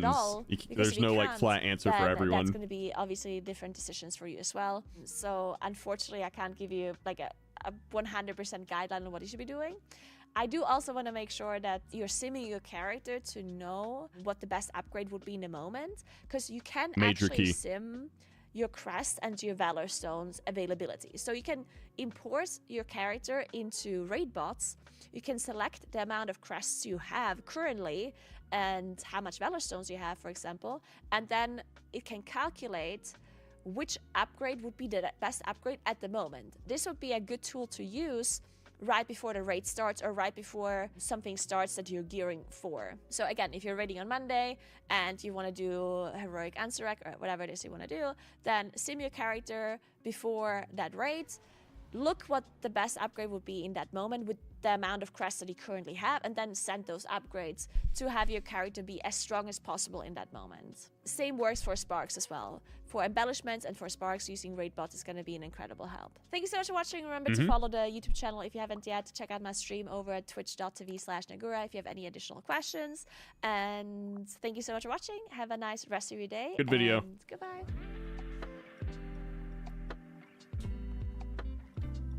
All right. What is next?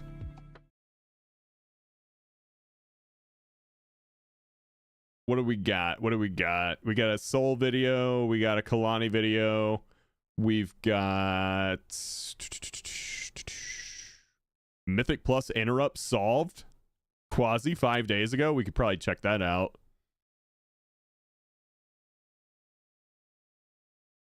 There's a weak aura, Tabber. I don't think it's complete. It's not as good as the one in Dragonflight, but it's pretty good.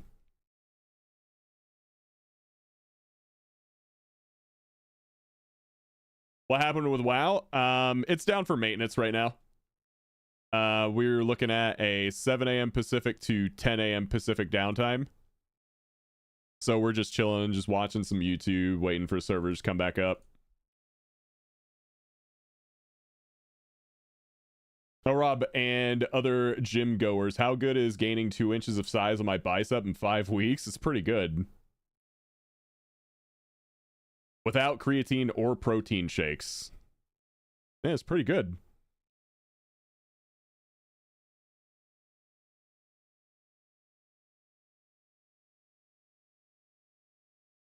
I want to see this. Today we're talking about a... This is something that I personally really hate whenever I'm pugging an M+. It's just like interrupts just not happening, and then everyone overlapping interrupts, and then spells getting through. Like, very frustrating.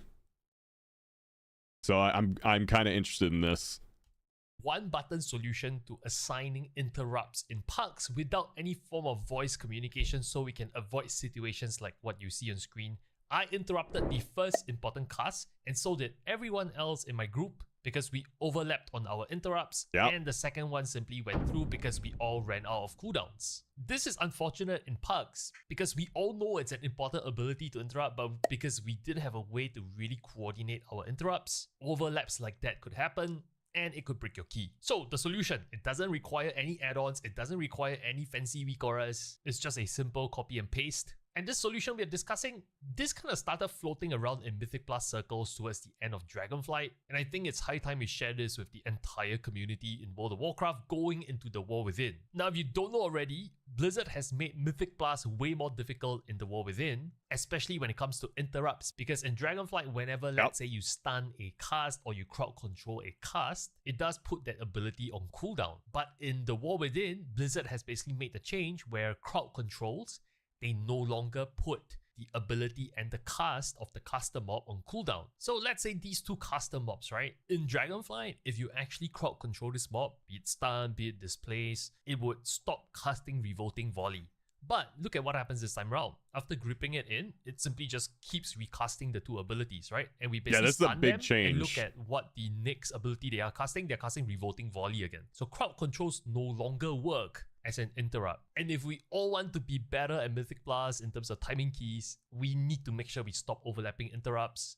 We need a way to coordinate in pug groups, in Mythic Plus groups without any voice communications and not overlap our interrupts. Because let's face it, a lot of us would rather game in silence on our own without getting into voice and just being uncomfortable around people. So the solution, there's really two parts to this solution, and it's two simple macros. Everything is copy and pasted in the description of this video. So you can go there, you can copy, you can import it into your game. But let me explain. I'll give you guys the link. So in game, type /macro to bring up the macro window over here. You can go either into your character specific macro or general macro, it doesn't matter. I prefer character specific, so you go into your new macro, type whatever you want. I'm going to say interrupt assign. So over here, I want you to copy and paste what you see on screen, also provided in the description of this video. You want to copy and paste part 1 and just click save, and I will explain to you what it does, what it means in a bit, but just follow me with the logic for now. We'll come back to the macro, I'll explain everything. The next thing I'll do is to drag it onto your action bar, and over here I've created a new action bar for us to use. I've also bound F6 to this action bar over here. So the first thing you want to do is you want to drag this icon, this macro you created, over here onto the action bar. So let's talk about what this macro does, and I'll leave this macro to the side here. So assuming we're going down these stairs, right, and we're about to pull all these group of casters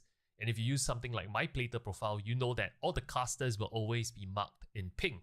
This is where the macro comes in handy. Ideally, I want you to bind this macro to something that is convenient to keybind to, something you can press in combat. For example, using your side buttons of your mouse, or something like shift, mouse wheel button down. Basically something easy to press in combat. You can use function keys too. It's up to you. For the purposes of the demo, I would use F6 though. So this is how you use it. You pick a caster that you want to tell your entire group, this is my assignment. I will be interrupting this Thunderer specifically here. And when you press F6, this macro, if there is no current marker on the target, the macro will go ahead and assign a marker when I press F6, a marker to your current target, telling everyone else in the group, hey, I got this mob covered. Do not touch this mob, I will interrupt it. Also at the same time, you can see this new diagonal lines appear. What does that mean? On my plater profile, diagonal stripes basically means you have got this target focused. Now, why is it important to focus a target?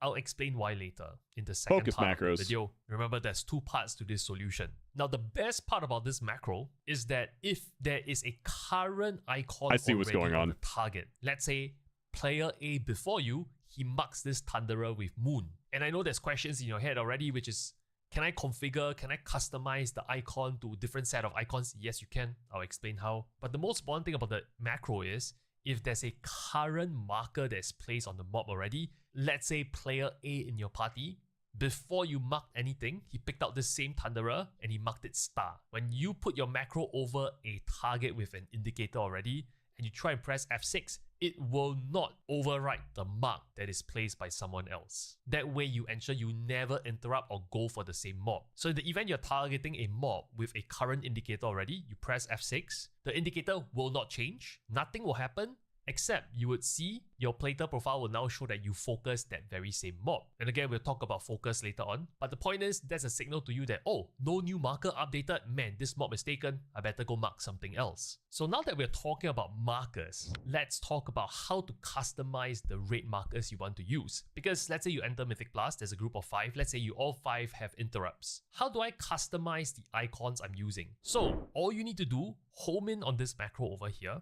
it says the digit 5 over here, right? You need to change this to anything from 1 to number 8, and they all correspond to the different markers that you see on screen here on the video. Pick a marker that is unique to you in the party. For example, the tank can be 1, healer 2, DPS 1, 2, 3 can be 3, 4, 5 respectively.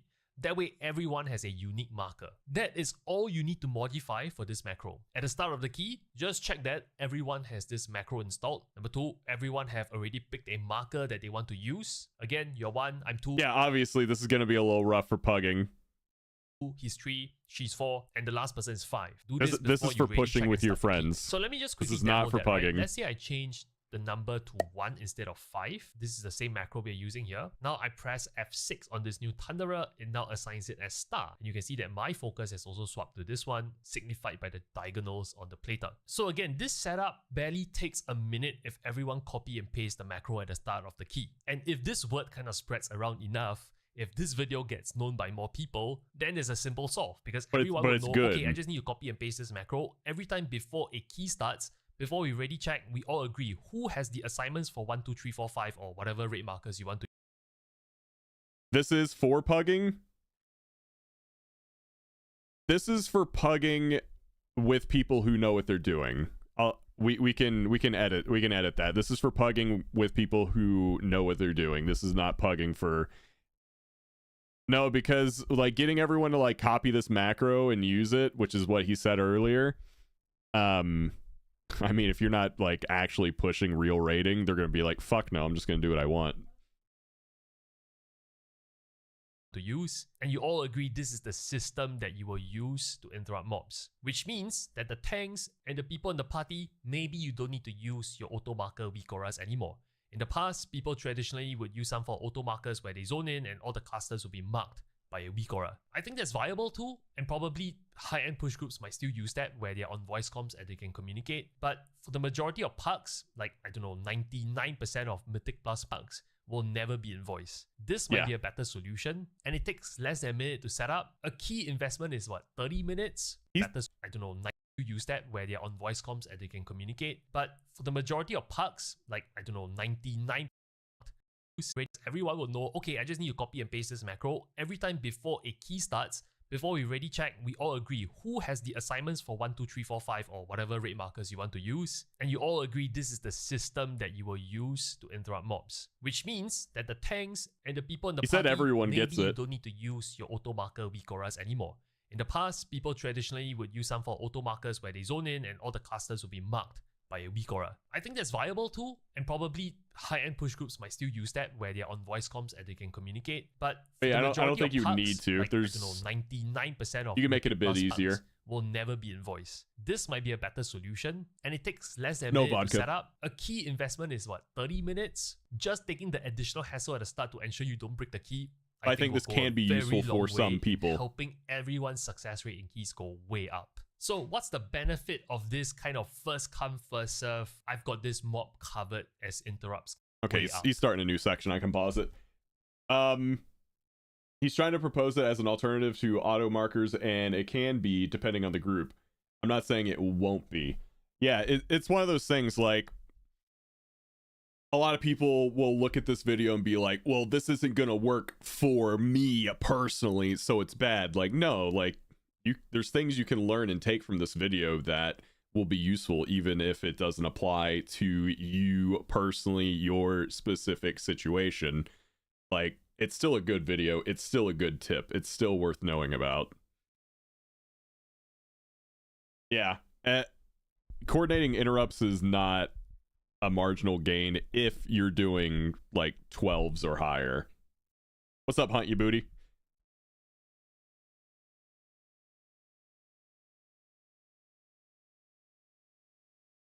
So what's the... Especially because what he said earlier, you won't be able to just like blanket CC interrupts like you used to in Dragonflight. Like, no, they have to be actually interrupted.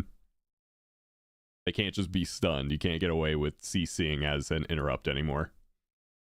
Benefit of this kind of first come, first serve, I've got this mob covered as interrupts kind of setup. Assuming everyone has similar plater profiles, for example, if you use mine, you instantly know where all the casters are. And by manually claiming all the mobs, you don't run into the situation where at the start of the video, there's an important cast going off, He's got a good plater profile. Everything is on cooldown, and then when the next interrupt is supposed to happen on a very dangerous cast, nobody has any interrupt cooldowns. I'm sure you have all seen it. That has bricked many keys before. Also, another benefit is, let's say you see out of these 5 casters, only 3 of them are marked. Then you should have the awareness that the other 2 unmarked is not claimed by anyone. So when they cast something and it's dangerous, I should do whatever it takes to try and delay the cast. Maybe I stun, maybe I crowd control, and yes, it's not a permanent solution like I talked about at the start of the video, but it buys you time. It buys you time for your interrupts to come back on cooldown to potentially kick the unmarked ones. Alternatively, it's also a signal to you that something bad is going to happen. You can preemptively pop defensive cooldowns and stuff like that. So at a glance, you instantly can tell who has what mobs. Then there's a second part to this macro I haven't talked about. The second part of this solution is a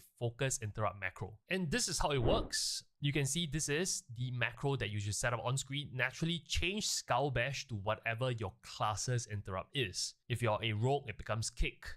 If you're a priest, it becomes silence, but you want to rename this and it's really important. Now, the idea is, after you created this macro, you save. Again, the macro can be copied and pasted from the description of this video. You drag this to your hotbar. This is now your focus interrupt macro. And let me explain what it does. Let's assume you have not focused any mobs. This macro you just created and you bound to your keybind. And let's say I bind it to, call it F7. F7, this keybind would now always just interrupt my current target, just like your regular interrupt skill. However, if you have something that is focused, and for me, I have a focused target keybind, I can now be targeting something like, let's say Moon, and I'm attacking Moon, but when Star casts, I can just press F7 and it will interrupt Star without me swapping away from Moon directly as my target. And if you're wondering how did I switch my focus so quickly, you can go to WoW's keybind settings here, options, key binding, scroll down to targeting, and you see this thing called focus target, which means when you press this keybind, your current target will be set to your focus. But the point is, part 1 of the macro, if you understand how macros work, again, I have a macro masterclass on this channel too, link in the description. If you understand how macros work, essentially what it's doing is it puts a focus target on your current target already. So you don't need to manually set a keybind like me to set focus, by just using F6, the one that we created in part 1 of this video, it naturally already focuses your target. So the beauty of this is, and let me demonstrate it to you. Let's say I'm running down this staircase here. I'm now pulling the mobs, right? Now, let's say somehow I engage Star, and Star is now like running towards me, and Star is about to cast something important, right? I am currently attacking the Void Rider, but I want to interrupt Star for some reason, right? I can press F7 and I'll dash out to interrupt Star. Suddenly build some distance. You can see if I press F7, I would dash to Star and interrupt Star. And so by using this two-part combo, you will it's gotta be real hard in an instructional video to hit F7. And amidst all these number of plates that you have going on in a big Mythic Plus pool, you will never miss your interrupts because you can just simply send a single keybind and it would always interrupt the marker that you set, regardless of who you're currently targeting. Your next question might be, great, I understand the solution now, then how the hell do I know what to interrupt? Because let's say a mob can cast multiple casts. It can cast spell A, spell B, spell C, which is the most important to interrupt. Because I am now in charge of soloing this mob, right? Which is the important one to kick. It's really simple. If you use my plater profile, any cast that is important and a dangerous cast is marked in thick orange cast bars. And if they are not thick and orange, they're just a normal yellow cast bar, it means that that's good to kick but not important. Or if you want to use your own profile and track yourself, I also have a cheat sheet that's already created. I'll also link it in the description. It tells you what the most important abilities are that you must interrupt for every single The War Within season. I'll keep this updated. Or if you're lazy, just check out the video in the middle of the screen. That's my plater profile for The War Within. Anything that is teal has a frontal charge. Anything that is pink is basically a custom mob. You can go ahead and just download the profile. Installation video is in the description. Anyway, I hope this video was helpful. If it was, don't thank me. Thank all our Patreon subscribers and all our YouTube members that you see. Damn, look at that. These are the MVPs that continue to keep this channel going. They allow me to do what I love to do, which is to create kick-ass videos for this channel. If you'd like to support us, link to our Patreon is in the description. Our supporters do get special perks, including early access to all the profiles and all the user interfaces that we will release to the entire World of Warcraft community. Rest assured, this will always be free regardless. Thanks for watching. Hit the subscribe button if you'd like to see more content from me. I will see you in the next video. That was a good video.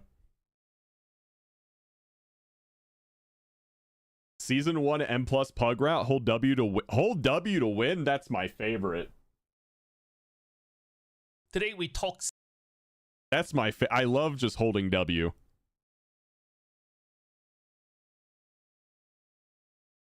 Let's see.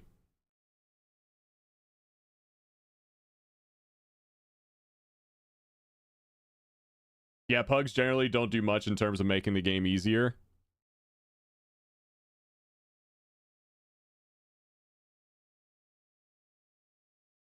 Is it a long... It's a 3-hour maintenance day. It's 7 to 10 Pacific, so that would be 1 Eastern. Yeah, we got a bit of waiting to do.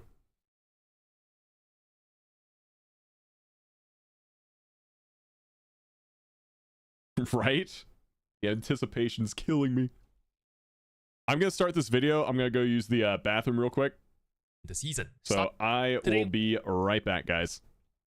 We talk Season 1 MDT routes for pugs. All these routes, there's no invis skip, there's no fancy tag, there's no crowd control skips. Simply hold W and win. That's all you need to get your KSM, your portals, and we'll leave the more fancy skips and tech for more of the advanced videos of this channel later in the season. Starting with Arakara. So you look at the first pool and it might seem like, oh shit, this is damn scary. But just know that all these mobs, the staff crawlers as you run down the stairs, because this is where you spawn, they don't do much. You run down the stairs and you run across the bridge, pulling everything to the boss. Now it sounds scary, but you can also break it up. You can opt to stop somewhere here, and then you pull the remaining 1, 2, 3, 4, 5 groups together.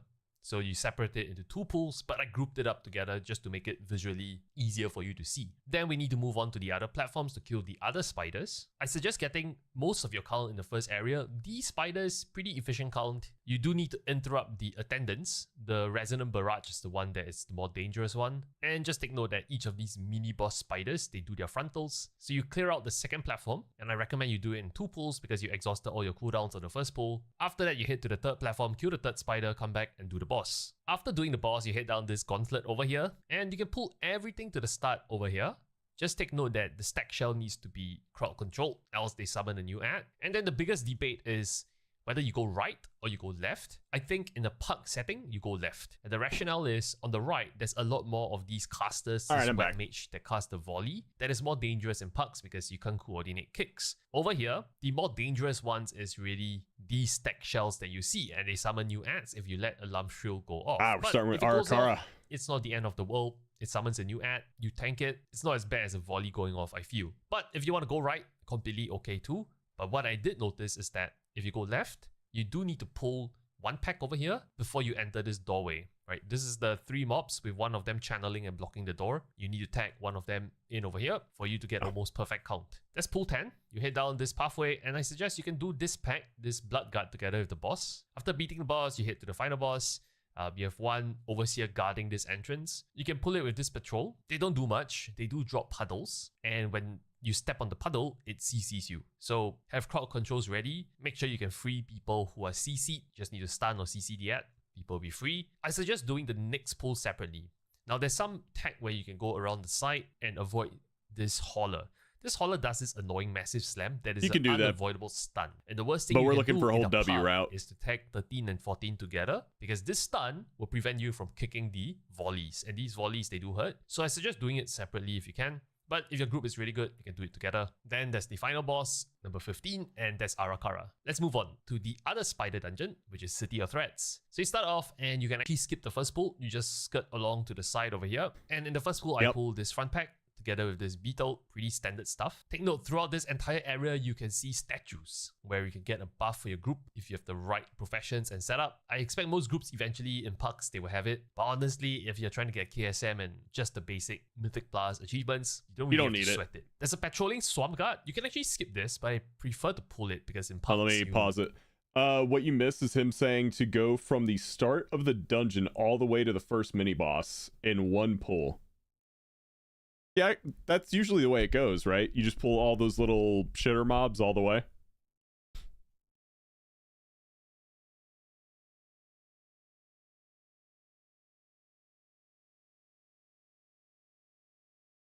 The first pull in that dungeon is going to be fun because it's a lot of cleave. I'm looking forward to that.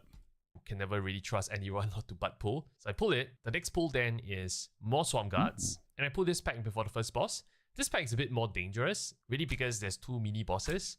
Ansurek is the more important one that you need to watch. You need to kick the Twist Tots. That's the dangerous ability. If you have a kick rotation running on Ansurek, you should be fine. And then you have the first boss. I won't go through the mechanics. That's covered in my masterclasses already. And then you have these ads, the spy game, right? So one of the first few things you should know is that when you run across the bridge, you can technically tag this front mini boss together with the first eye of the queen. This is always static, and I'll probably make a more tech video, tips video down the line talking about it. But the best way to do the entire spy game, if you haven't figured out from beta already, is to basically kill these 2 ads, take a left turn over here, and the idea is that you want to do a clockwise loop around the area. Again, will be covered in some tech video down the line. But for a start, I won't cover it in the route video. You find all the spies, you follow the shadowy apparitions, and then you do the next boss, and then you head up this ramp over here. Now, I prefer doing this double pull, so the pack guarding the ramp and the pack guarding the stairs, and after that, you do a pull to the other side of the stairs, followed by group number 10, which is basically this Venom Shell and these packs.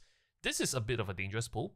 Number 10, especially this Venom Shell. The poison stuff it does is big damage, so just be careful. Healers need to be ready for that. Then you enter this area, and I think the traditional tech is to go left. What do I mean? So you enter here, and you can go right or go left. You go left, and you can pull these Unnaturalists and all these mobs to be done with the droplets in the boss's room.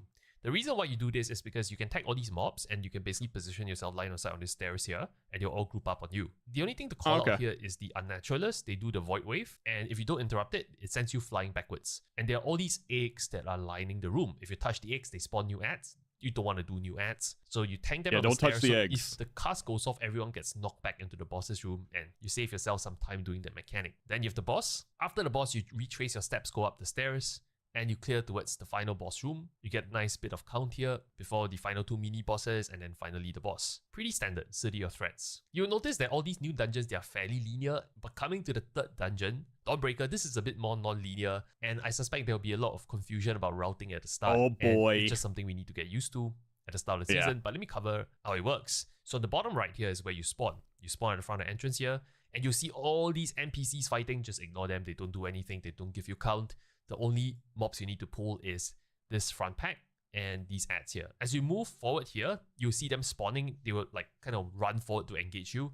So just do a double pull here, kill them, and then you want to go up this ramp here. You go straight, and then you turn right into this ramp on the boat. Now I tagged everything in the boat together because it's fairly straightforward. You'll see what I mean. Yeah. Your first pull is basically these mobs here, these 3 mobs. They will engage you first, right, when you step up the ramp and onto the airship. And then these 3 ads, they will spawn to the left of you once you start engaging these mobs, and you just want to tag Bolstering it Jesus, and yeah. do a double pull. Once you kill these ads, then some RP will happen. They'll tell you, you can fly now. You fly to this boat. Actually, no, I think this boat spawns first. You fly up, you go to this boat, you kill these things, you plant the bomb, you fly to this boat, you kill these things, plant let the me bomb. go ahead and pause it. We're looking at about 3 hours of downtime. Servers should be up around 10 a.m. Pacific. That's 1 p.m. Eastern time.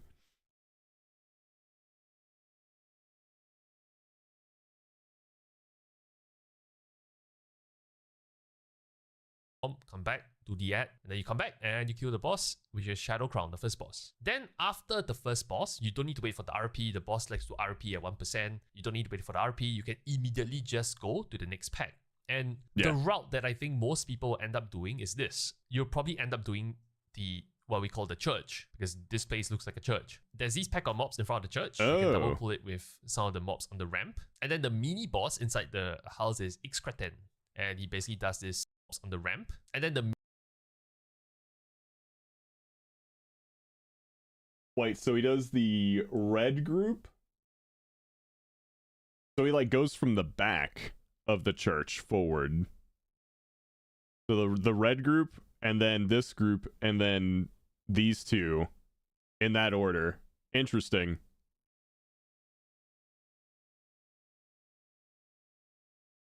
Have you not done M0? Yeah, we did M0. We did a bunch of them. We never went to the back of the church and went in. We went to the front and just like killed because we didn't have count. It was M0. Who cares?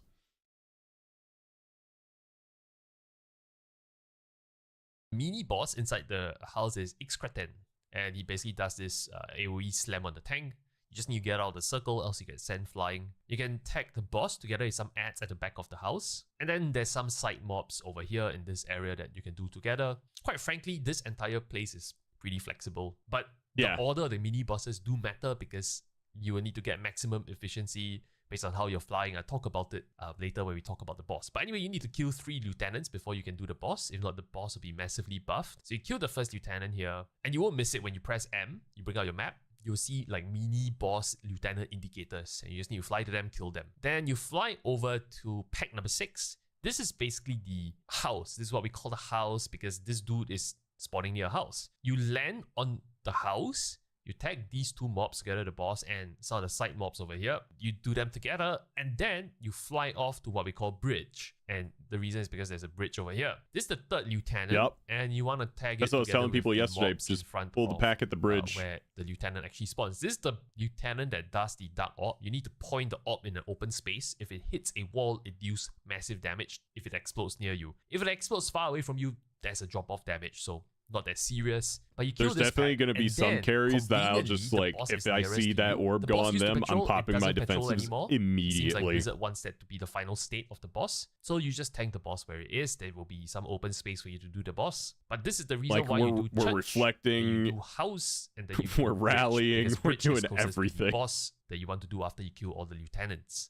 Now, because I'm not trusting. Boss, you need to mount up and you fly all the way back to the airship. Now, this airship is exactly the same airship as what you see here. It's just represented differently on the map. Anyway, you kill the mini boss here, which is the architect. This guy gives you count. and then you kill the final boss, and that's pretty much the Dawnbreaker. Let's talk Stone Vaults. Again, this is fairly linear. I would say the super only linear choice place that you have is, do you want to go left or go right after you kill the first boss? But let me kind of talk about the first pull. So you spawn at the top of the dungeon, and most people in beta, they would do this massive pull, this triple pull, all the way to the front of the entrance. You don't want to tag all these together as well. It's kind of dangerous with all the fears unless you know what you're doing. Triple pull, the most important thing to get here is, you see this Void Soul, he does Howling Fear, sends you feared AoE. Very bad if you don't kick it. That's the most dangerous one. Kick the fear, pull these 2 packs. You can even tag in the golem if you're feeling adventurous, but you can also do the golem separately as a third pull. But take note that there's also Void Souls here that does the fear. You want to kick that. You pull all these, you do the first boss, and you have a choice. Do you want to go left or go right? I suspect what most groups will do is that they'll bloodlust this initial big pull, or they'll bloodlust the first boss, depending on what they need help on. But if you bloodlust at the start, it won't be up for the second boss. And I think between the bosses, everyone in the WoW community unanimously agree that the speakers here are the more dangerous boss. So you probably want to go down this route where you fight Skarmorak first, because you want Bloodlust for the speakers, which is the more dangerous boss. So you kill the first boss, you head down the wing of Skarmorak. The most dangerous thing is the despoilers. They do some AoE here that is unavoidable, and your healer needs to be on top of it. I think if you ever pull 2 despoilers, it's kind of dangerous. So as you clear down the hallway, group 4, group 5, and then there's this pack where I tag double despoilers. This guy patrols. So what I suggest is you burn this despoiler down, you tag in the other despoiler. Or you can also do it with this pack alone, and then you do the despoiler when it's on the left pack over here. But I think on beta, doing a double pull here is pretty okay. Just remember, the rule here is you don't ever want double despoilers. So make sure you focus down this before you tag in the new despoiler. And of course, there's some interrupts that you need to get, but it should be pretty easy if you use my Plater profile. And then you do the boss, Skarmorak. After you do Skarmorak, there's a minecart here. You can see this minecart spawning over here. Click on the cart and it will send you back. Actually, no, I think it's this one. It sends you back to the middle of the room, and you would spawn in the middle of the room. Then you head down the next wing. And in this massive hallway, there's a lot of mobs that you can pull, and you can split them up. The only thing I'll talk about is the tank debuff. So you see these mobs here, the Fort Chants, they basically puts a debuff on the tank that causes them to take stacking increasing amounts of damage. You need to be very careful with this debuff as a tank. If the pull lasts forever, you might fall flat. So kite, drop your stacks if needed. You come into this opening where you have a lot of mobs. FYI, you can get a blacksmith buff here for the dungeon. I don't think it's necessary on a W route where you just hold W and win. So you come into this clearing, this is just for I suggest you tag up corner to mobs 10s alongside probably. these 3 forged loaders. This guy patrols. The reason why you want to tag the patrol here is because after you kill the boss, the fastest way back to the final boss is actually through a minecart over here. And if you don't kill this dude, sometimes before you use the minecart, the dude will aggro, and you just waste time killing one ad, which is, you know, a waste of time in Mythic Plus. So you pull group 11, and then you do group 12, and then that frees you up to do the most dangerous boss, I think, in the whole dungeon, which is speakers. I've covered that in the masterclass, lots of movement and positioning. But after you kill the boss, you come back, and then you use the minecart here, and you basically go back to the middle of the room, and that's where you are free to engage the final 2 pulls. I do it in 2 pulls, but you don't have to. You can split pull 14 into, say, this front 3 and then this backpack. The most dangerous things, I think, is these Stone Shapers. They drop the Earth Burst totem, and this totem would basically cast something that does big damage. That totem slaps, you gotta kill it. What you do is you kill some of these mobs before you chain in the Stone Shapers over here. Other than that, just watch the charges from the gut. They do a frontal charge. Then group 15, you can do it together. Or if you are not sure, you can actually separate them. That's fine too. And then after that, you have the final boss for his speaker, Eirik. And that's Stone Vault, and that covers all the 4 new dungeons. And then now we go to the 4 returning dungeons, starting with Necrotic Wake. Big disclaimer, as we are doing this video, Noggy is probably very busy with Race to Wolfers. He's the person who created MDT, maintained it over many years. Shout out to him. But just know that this mob here, this monstrosity, is basically swapped at the last minute by Blizzard with this pack over here, the Necromancer. So this route that I'm showing here is not the most accurate for live, but we need to wait for the add-on to update before I can update the strings. But we can just kind of talk through what's happening here at the start. So you spawn here at the start. This is a very standard Shadowlands park route. You spawn, you tag this is going to be very familiar. The Harvester and the Soldiers and the Vanguard, as well as these bikebacks to the side. Triple pull, blow all your cooldowns. And then there's a spear here. Pick up all the weapons in this dungeon, by the way. Pick up all the weapons. Then you have these mobs here that you can tag in with the patrolling soldiers. Kill them. And then you want to loop around the stage, onto the stage. Pull these packs over here alongside the blightbacks. Kill them, then it frees you up to do the first boss, Blightbone. After you do Blightbone, you don't have to kill any more ants here. You can just go along the side here, creep up the stairs here. Again, no skips required, it's just standard. Just don't pull stuff, hug the corners, very easy. Come up the stairs, do a double pull. You need to kick basically the sorcerer in. The sorcerer will start casting Necrotic Bolt, just a single kick, and the sorcerer will basically start running into melee range. Then you want to focus target on Necromancer. Once you kill the Necromancer, all these mobs, they instantly die. You'll find an orb here. I suggest in Pucks, you pick up the orb. Do not use the orb for pool number 6. The most important thing on pool number 6, you want to assign 1 kick to the Marauder. Does Rasping Scream, AoE Fear, very bad on the tank. Make sure you kick it. This guy also does a very bad frontal cleave. Hurts a lot. Don't stand with the tank. Do pool number 6 and pool number 7. People in high keys always skip. But again, this is a Puck route, so I suggest you pick the orb here. Use the orb on pool number 7. It pulses AoE, silence, and damage, so it makes this pack really easy to do with all these casters. One thing to call out is Nazuda does this Dark Shroud buff, and it immunes Nazuda to physical damage. You can actually offensively purge this buff off. Head up the stairs here, there's 2 Marauders guarding the stairs. You want to assign 1 interrupt each to the Marauder, else your group gets feared. When they put up this Bone Shatter Shield is when you pop cooldowns and you burst the shield down and you do big damage to the ad. I explained why in the masterclass. And then you come to the next pool. Like I said, pool number 9 is swapped with pool number 11. This is not updated on the add-on yet, but this pack here is over here. And this pool here is over here. So the reason why Blizzard did this is because everyone skipped this monstrosity in Shadowlands and they don't like you to do that. They want you to do the mechanic. So you need to pull this ad now. Anyway, you would get this Necromancer over here. No skipping, chat. These 2 dudes. Don't Same be bad. strategy, focus down only the Necromancer. Single target. Now you can CC the mages here with Shackles, with Paralyze, but just burn down the Necromancer and it's an easy time. After that, you head over to the right over here. Oh, I forgot to mention, near Nazuda, there's another orb. You can pick it up. If I were to use the orb, I would just send it on pool number 10, which is basically these patrolling dudes with the Marauder that does the AoE Fear. And all these little ads, they don't do that much. Once you kill pool number 10, you can actually go up this pillar over here. This pillar here allows you to skip G24. So that's what everyone did in Shadowlands. Yep, just you go leap up the pillar, you do this pull, which is the monstrosity. The fallen now, FYI. pillar. And then you go to the bosses area, Amath. One very important thing to take note of, you want to be something like 71% before you fly up.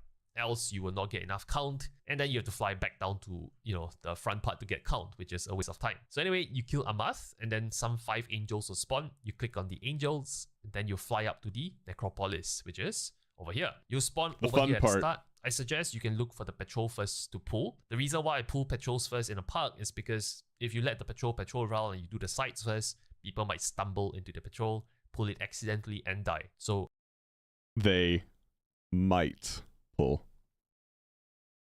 I recommend do patrol. Then you can chain these 2 into these other patrols. These are the parts they will that pull. Kind of just walk around. You can just tag them in. They're very easy mobs. Throughout this area, Good there pro are tip these right here. cleaver mobs. They do this throw cleaver. Know that this can be friendly fired onto enemy mobs.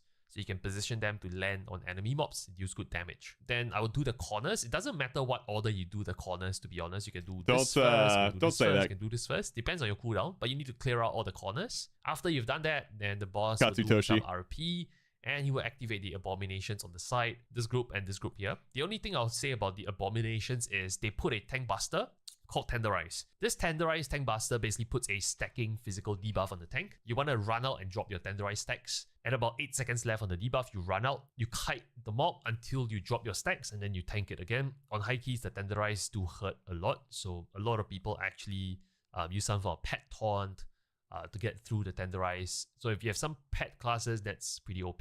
Anyway, you clear out everything, and then it will spawn these 2 mini bosses in the middle. Only reminder is that when you land and they land, they will start doing throw cleavers, and you can actually position the throw cleavers so that they hit one another. That's good damage. Yeah, bait it into the other one. If it ever fixates you, make sure you run away. It's that red arrow on the ground. Then it spawns the boss, kill the boss. Then the portal in the middle activates. Click on the portal, you'll fly up to the platform where you can fight the final boss over here, which is the Rhyme Binder. And that's Necrotic Wake, pretty standard. The other Shadowlands dungeon, Mist of Turner Scythe. So I think most people would have the ability at the start of the dungeon here to open the door over here. You need to be a Tauren, or you need to have Herbalism. Herbalism is like a pretty standard profession. It's very easy to level. But if you don't stress. You can actually just pull the mobs to the side here and then route around to pull these spike What's up, claws, Sabrina? you won't waste a lot of time if you don't have the ability to open the door here. Again, it's a W route. You just adjust the route by just pulling these mobs, and maybe you don't do a big pull here, you just do these mobs. So chat, what exactly can mess with the door in Miss? It's Night Elf, Tauren, Herbalism, Druid. Am I forgetting anything?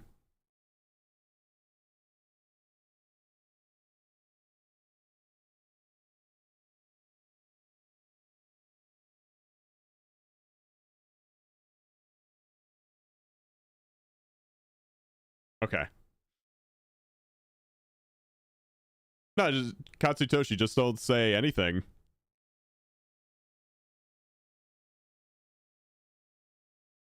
Oh, High Mountain can do it?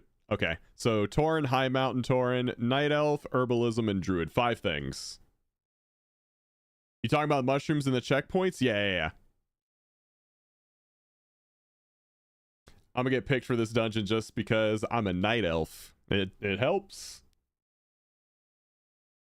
I mean, if I went something other than human, I'd probably be more useful. But man, I don't want to change my cosmetics. I don't want to change the way I look for that. And these spike claws and call it a day, right? Then you do this as a second pull. But if you have the skip, you can pull all these spike claws onto this pack and then just blow all your cooldowns. You should be fine. In Shadowlands, everyone skip this pack here because there's this bow breaker nobody wants to do. But to skip this, you need either some form of Demon Hunter in Prison, or you need some form of Ring and Paralyze combo, or you need some form of fancy Mage or Hunter kind of tech. But if you don't have access to those, you don't know what I'm talking about, again, this is a Park W route. Just do it. It's fine. On the average portal keys, your weekly keys, KSM keys, no problems at all. Just kill it. And then you have the next pull here. The carry route. Just know that there's 2 casters. The Harvesters, they do need a kick. And the Soul Cleaver our routes will be very similar to these routes. Split actually hurts a lot, because it increases the damage on the tank. If you have the profession buff or the racial buff, you can open up this area where the mushrooms are. You can basically eat the mushrooms for a buff before you engage the next pull. Pull number 4, double bow breakers. Try to focus one down before you work on the other. And then you have the first boss. After the first boss, this is where we enter the maze for Mist of Turnerscythe. Now the maze is random. You will take random paths. You need to solve puzzles through each door. So the count here really doesn't matter, because you will end up with a different count depending on which path you get. The only thing I'll say is to make the life easier on you for the maze, you can use an auto solver. It basically literally just does the mechanic for you. You can check the video in the middle of the screen for that. I'll link it in the description too. Anyway, you do the maze, and then after that, you finish killing Miss Collar at the final area. You drop down into the water, and you basically have this pack in front that everyone skipped in Shadowlands. Yes, but if Ellie. you don't know how, again, it's just 3 packs. It's super simple. Just do it. You have this Stack Horn. It requires a 2-kick rotation. Assign 1 kick for Stimulate, resistance, and the other for regeneration. Once a shield, once a heal. After you kill these 3, you will head down the path here. Note that these Reavers, they patrol. I suggest tagging them in a park, because if they stumble onto people, they might one-shot them. So tag them in as a tank. Do this pull. Head further down the path. 9, 10, 11. Pretty standard stuff. Just know that these 2 pulls can be combined. There's no interrupts. Yeah, if you're a Giga Chad, you pull these together. Here. The only thing that you need to take note of is that there's no casters, and that's why you can kind of double pull easily. Do them together, and then you do the final boss. And depending on whether you need additional count, to the other side of the final boss Tredova, you can pick up easy count over here too. So that's something that you can basically pick up on. If you get a bad count through the maze, you can also just pull some of these mobs over here. You go through here. Mist of Turnerscythe. Get your leftovers. Dungeon, Grim Battle. All right.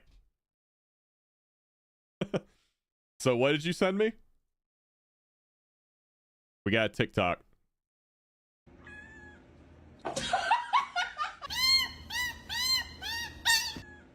Poor guy.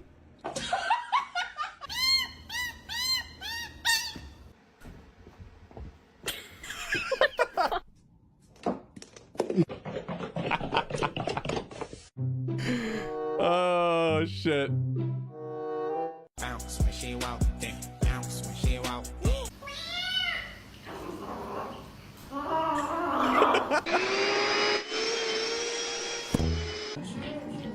That Frank's gonna kill it. Oh, that cat died. Cute. Yes, you are. I'm not good stuff. No, I'm not good stuff.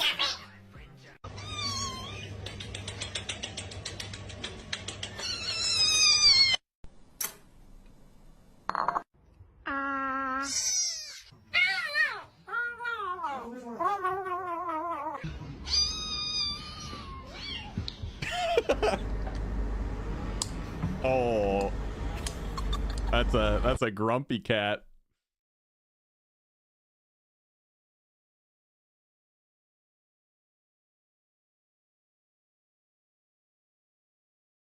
All right, we keep going with the video. Grim Battle is by far the most linear dungeon I've ever seen in my life. So there's not a lot of route variation, so I would kind of keep it simple. I'll talk about the dangerous areas. This is another whole W. You spawn here, you walk up the passageway. I like to do the front three with the big dragon and these three. Ooh. Just take note, the dragon does a knockback.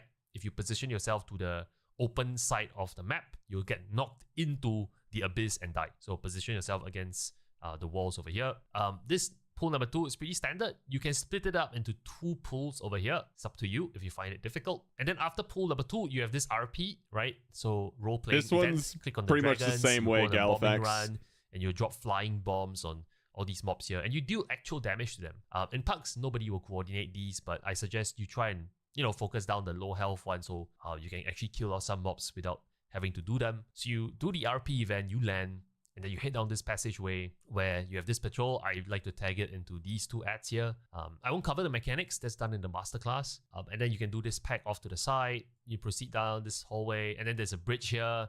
You go through the bridge. You do this 2 That's a good question. I don't know yet, Sabrina. Again, very linear, right? I'm just kind of going through it really quickly because there's really nothing to talk about. The route is standard and you know the mechanics from the masterclass videos already. The only thing I'll say is that after you kill the first boss, you come to the second area, the boss here patrols. So if you take forever to kill Not this one, I'll tell you that. the boss might sneak up on you. So be very alert as a tank. I think usually by the time you kill the second or third pack, the boss would have patrolled to you. But by then, you should have opened up enough space for you to do the mechanics. I talked about how to save space in the masterclass. Just to take note of the boss positioning at all times. After that, you kill pool 13. You can do the bosses, then do pool 13, depending on how fast you kill the ads and where the boss is after the patrol. But you kill the boss, you do pool number 13, you head up the stairs here, and this comes into the next area where you get a lot of all these dangerous mobs.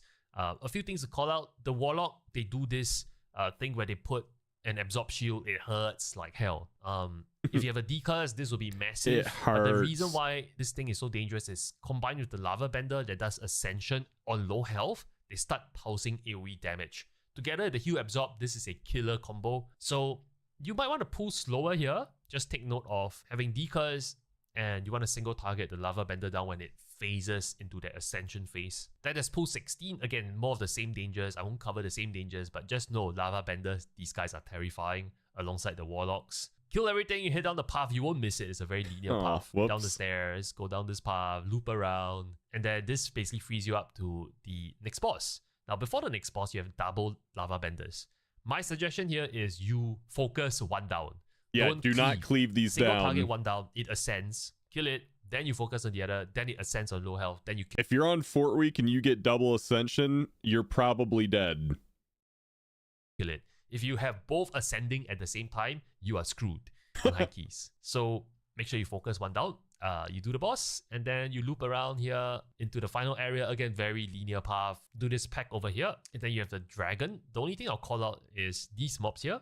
These small tiny ants, when they die, they put a debuff on you that causes you to take more shadow damage, and everything you see in pool 23, 24, 25, I mean, you're probably gonna 26, die. they all do shadow damage. So just take note, when you have incoming damage and you have the debuff, you'll take additional damage. So just be careful. This is why you don't chain everything together. One thing to call out, Corruptors, they do a very dangerous corrupt channel on Dude, that people. mob It looks hurts sick. like hell. Make sure you pop a defensive. You clear everything, and then that frees you up to do the final boss over here. And that's Grim Battle. Then you have Siege of Borealis, and I think this is probably the more complicated routing in the new dungeons. So I left it for the last. The biggest contention here is whether you want to do the skip on the first pool.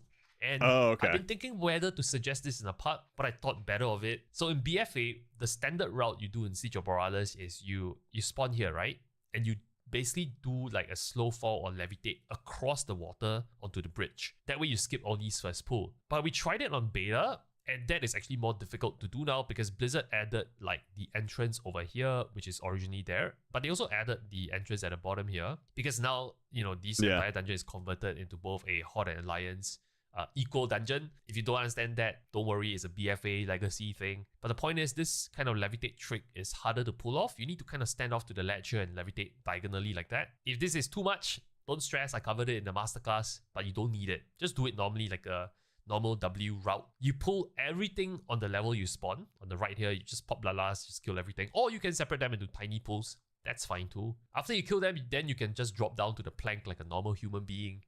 And you just pull all these mobs on the plank. And then you pull all these mobs, you go up the stairs, you loop around. There's this corner pack that you just need to be very careful as you're pulling this pool number 3. Don't aggro them. The other thing I'll call out is once you come into this clearing, the mobs here are pretty dense, so don't butt pull these mobs. But what you can do is you can hug left here, you tag these 3 in.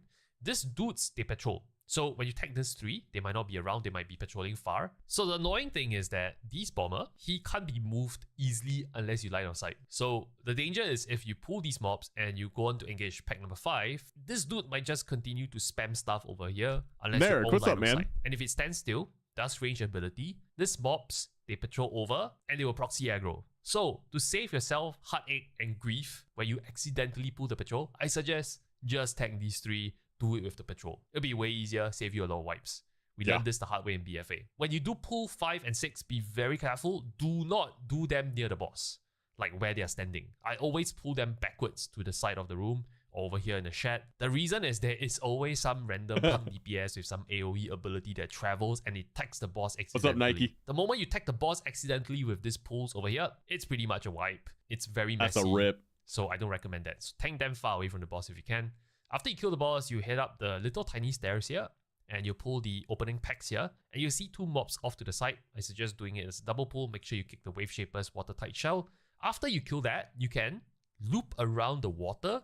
You'll see like some stones that you can jump on and you can skip these mobs over here. The commander, the raider, they have a lot more health, so you can skip them, don't do them, they're not efficient. So you do pull number 8. Very excited for today, official start. Yeah. Mobs that you can basically do. So you kill Hopefully them, the servers and then come you up need to do this RP sooner rather than later. Behind this kind of like line of sight spot, let them channel their fire, and then when they RP and reload, just run out and tag them. In BFA, you could basically have the tank be fast and just quickly leap into them and tag them, and they will instantly stop their shots. But we tried that on beta, doesn't work anymore. So long story short, what I'm trying to say is don't cheese it, just line of sight, wait for their shots to finish, then you come out and tag them. Once you tag them, they stop doing their AoE RP shot thing, and you can basically proceed. Pull number 11, this is super simple. All these mobs, these curse blades, they don't do much. Just pull them all, tag them in with all these mobs. These 2 are on the boat, so you might not be able to tag them easily. So you can actually do these packs here together. Then as you're moving through the boat, you tag these. And then there's pool number 12 that basically to get perfect count, I tag 1 curse blade in. But if you're not sure, just tag these mobs with all the curse blades here. You can go a bit over count. The curse blades here, they don't honestly do much. So easy mobs, and then you do pool number 13 before the boss. You tag all these mobs and the mobs to the side, do the boss, and then you basically proceed down for another RP event. So some ads will start shooting you over here. You need a line of sight behind the kind of line of sight spot.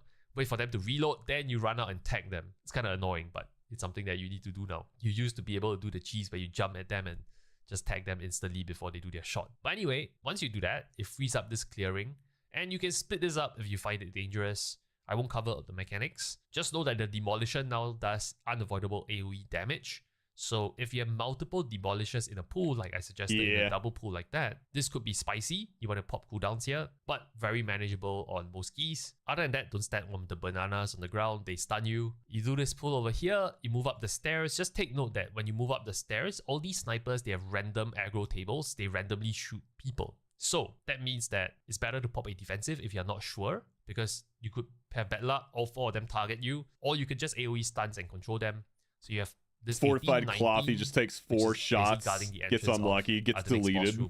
The boss used to patrol in BFA, the boss no longer patrols, so you can literally walk in, kill the ads where they are, and do the boss. Only call out here I think those is shots that are physical. These invader mobs, they do a stacking poison debuff on the tank. This thing trucks on high keys, so make sure you dispel at roughly 5 stacks. Hey, Pyrie, what's up, man?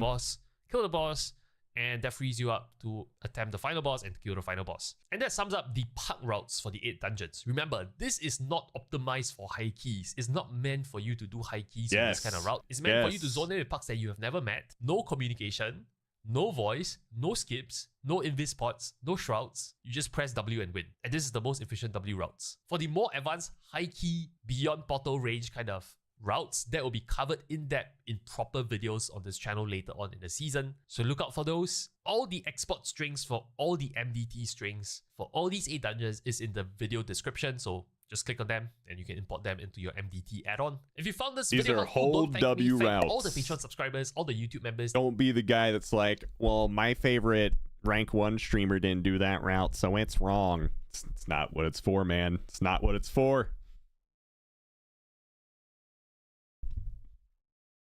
What's up, Sakasm? Good morning. I'm doing great. Just waiting for the servers to come up. In War Within, we're running Dratnos routes 24/7. Yep.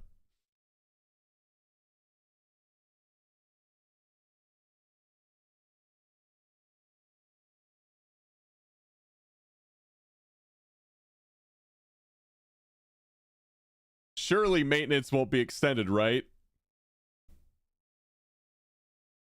Surely.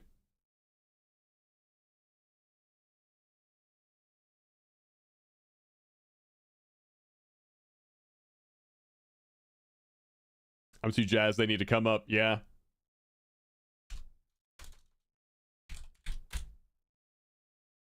All right. What else we got?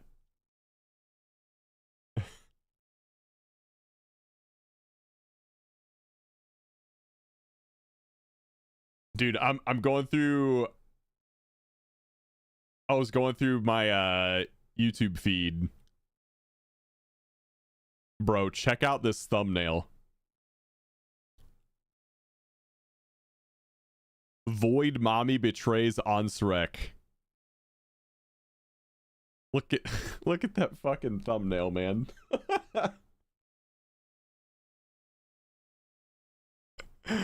Holy shit. Attaboy. He knows what's up.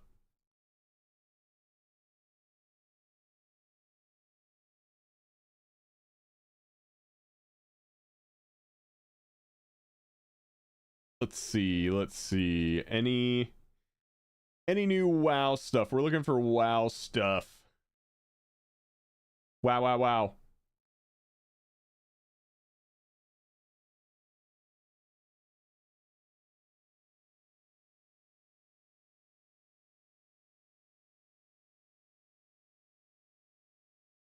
Dude, there's not a whole lot of WoW stuff left. I think I've covered basically, because we watched the affix video, we watched a route video, we watched gearing video. I don't understand what the thumbnail means. There's a running joke right now that there's someone at Blizzard that's really into feet, because basically any cutscene that Xalatath appears in, there is a shot of her feet.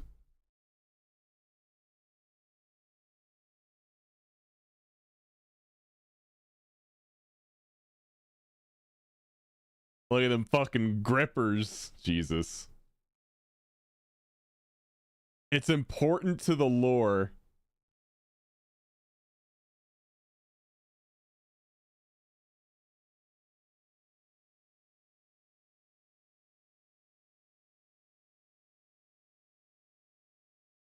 I mean, we watched the video from Tettles covering the affixes. I know Automatic Jack made one too. We could watch that. Hey, what's going on, guys? Hey! It's Jack. With Mythic Plus finally here, we have 4 major new affixes that we have to play around going into the incoming season. These are all called Xalatath's Bargain, with either Devour, Oblivion, Voidbound, or Ascendant that you have to play around each week from +2 level to +11. Once you hit +12, then the Xalatath's Bargain becomes Beguile, just having a flat increase in the health and damage of the enemies. So from 2 to 11, there's some affixes that you have to play around, and we're going to go over them right here. The most deadly right of here, these new affixes right now, is called Devour, and Xalatath will spawn and debuff all players in your group with these absorb shields, these negative absorbs. To remove them, you either have to heal them off, which can be really dangerous, especially if you're using cooldowns to blast heal through it. More conveniently, you can actually dispel them. They are magic effects, but they're also poison, curse, disease effects that can be removed. So any DPS player with an off dispel should always talent into it in these Devour weeks, so they can dispel themselves. Even hunters having that feigned death talent that removes poisons will work on this effect. Bast Dispel is also going to work on this effect. And if anybody has good just self-healing, personal self-healing, having a bit of that when Devour spawns on the players can be really incredibly helpful. As we start discovering some weak auras, I'll make sure I have them linked in the description down below. But once you see the Devour affix going out, slamming down all of the dispels as rapidly as you can is absolutely vital, because if you don't, then these are going to explode and kind of shield the enemy mobs for 10% of their health. And we don't want that. When you do remove them properly for your allies, you grant your allies bonus health and 4% crit per stack onto your allies. You can get a very large crit buff for your team, and it's imperative to remove these quickly. Another of the okay. Do we know how score will be calculated now with no fort or tyrannical weeks? Nobody knows yet. People just assume that each dungeon's just going to have like one score and then that's that. Because you're basically going to get to a point where you have fort and tyrannical. So it's not like you have a fort week and a tyrannical week. But yeah, I was talking about this earlier. I don't think we've gotten a straight answer about that. If you complete the dungeon, you may or may not get score. That's a true statement. Because I mean, you could time the dungeon and get score, or you could take 2 hours and then not get any score. You may or may not.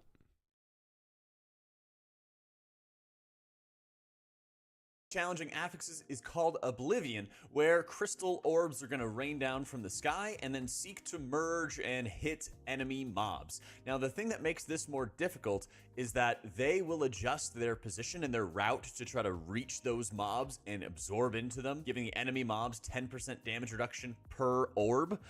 The challenge is, if the tank is moving around while these orbs are out, even if they're trying to help soak, it also changes the direction with which the Oblivion orbs are collapsing and like moving towards those enemy mobs to soak them. So when Oblivion comes out, the tank can either kite away from them, but usually they end up being surrounded.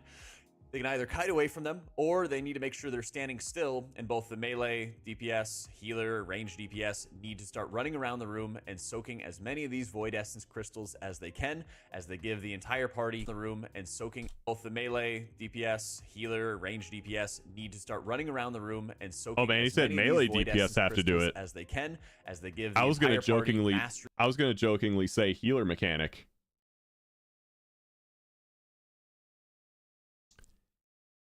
Jack said it wasn't.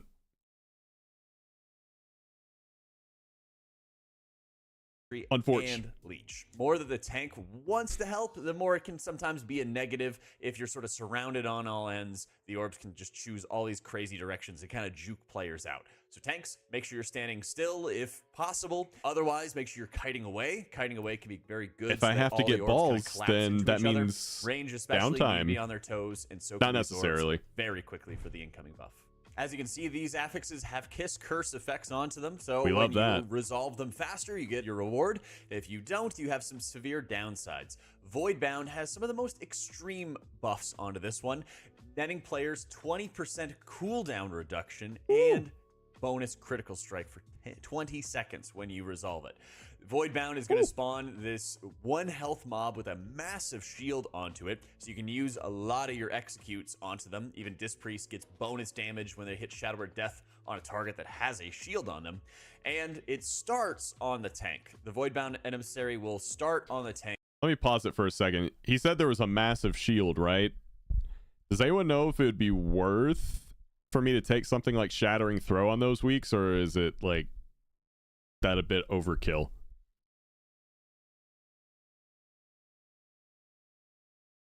Because I haven't really heard anyone talk about that, so it might just be overkill. Yeah, guess we test and find out. But it can be drawn away by threat from healers or DPS or any of those sort of things. So make sure as a tank that you're taunting that mob. If you're ranged or a healer or something like that that gets threat on the Voidbound Emissary, make sure you're moving it into melee as fast as you possibly can, because it will absorb any sort of cleave damage, and killing this Voidbound Emissary is incredibly, incredibly important.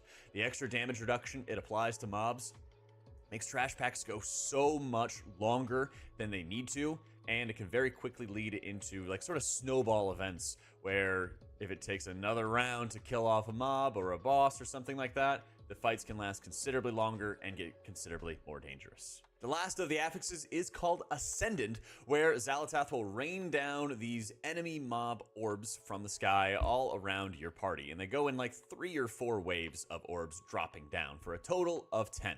These are exactly like the Razageth orbs if you played in Dragonflight, where you are not only able to mass dispel them, use individual purges, interrupt them, but you can also stun, fear, disorient, any sort of crowd control effects like these that are moving, displacing the mobs, causing them to be disoriented. All of those things will dispel these orbs, granting players both movement speed and haste per orb stopped. These are incredibly, incredibly important, and if they go off, they are also giving the enemies additional haste. Some of the very overpowered effects for those are getting dealing with shockwaved. Ascendant is dropping like a ring of peace onto the group, and that way every single orb impact is going to just instantly be dispelled. You can also push them back with things like Typhoon, Leg Sweep, for stuns, works great, especially with the increased range that you get access to. Priests can, of course, fear them. Usually what I end up trying to do with this is I try to make sure that I have one crowd control in my group at all times that's just associated with dealing with Ascendant. And so when I play my priest, usually I'm just holding on to my fear to deal with it.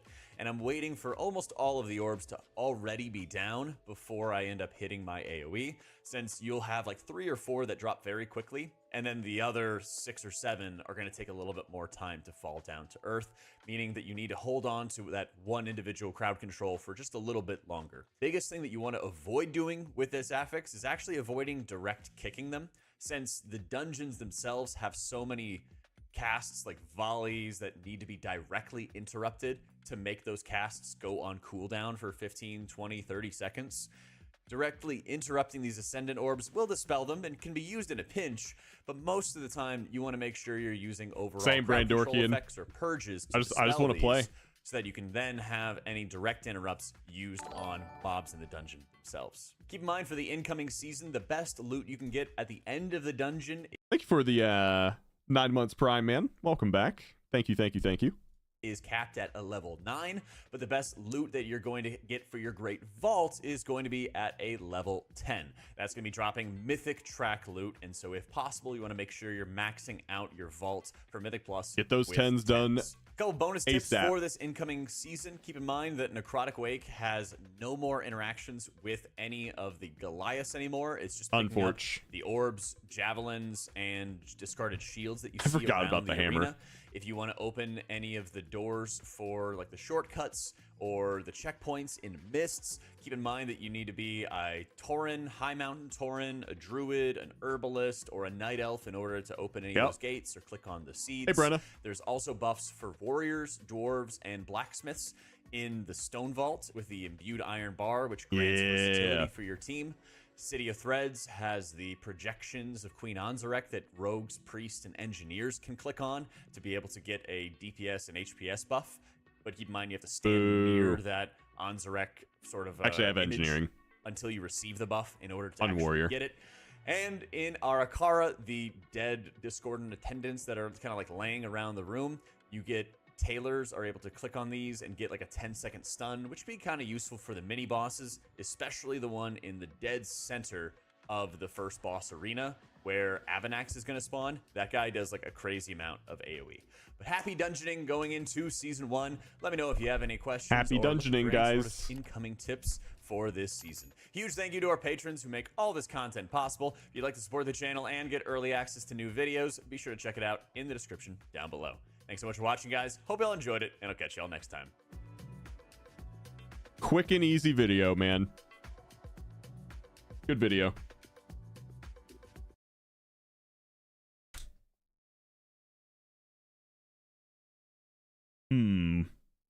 We got any Mr. GM? Mr. GM? New stuff? He's probably playing a lot of beta, right? Or PTR right now. What about Soul?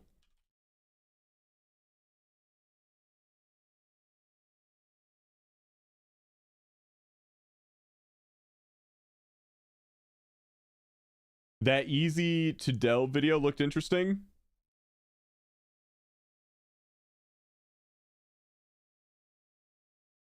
Hey, what's going on?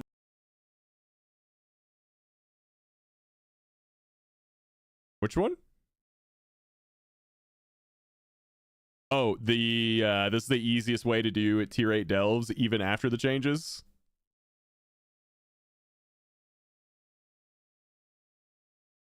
We'll take a look at this. Over the last couple of days, Bran Bronzebeard has gone through more changes than David Bowie.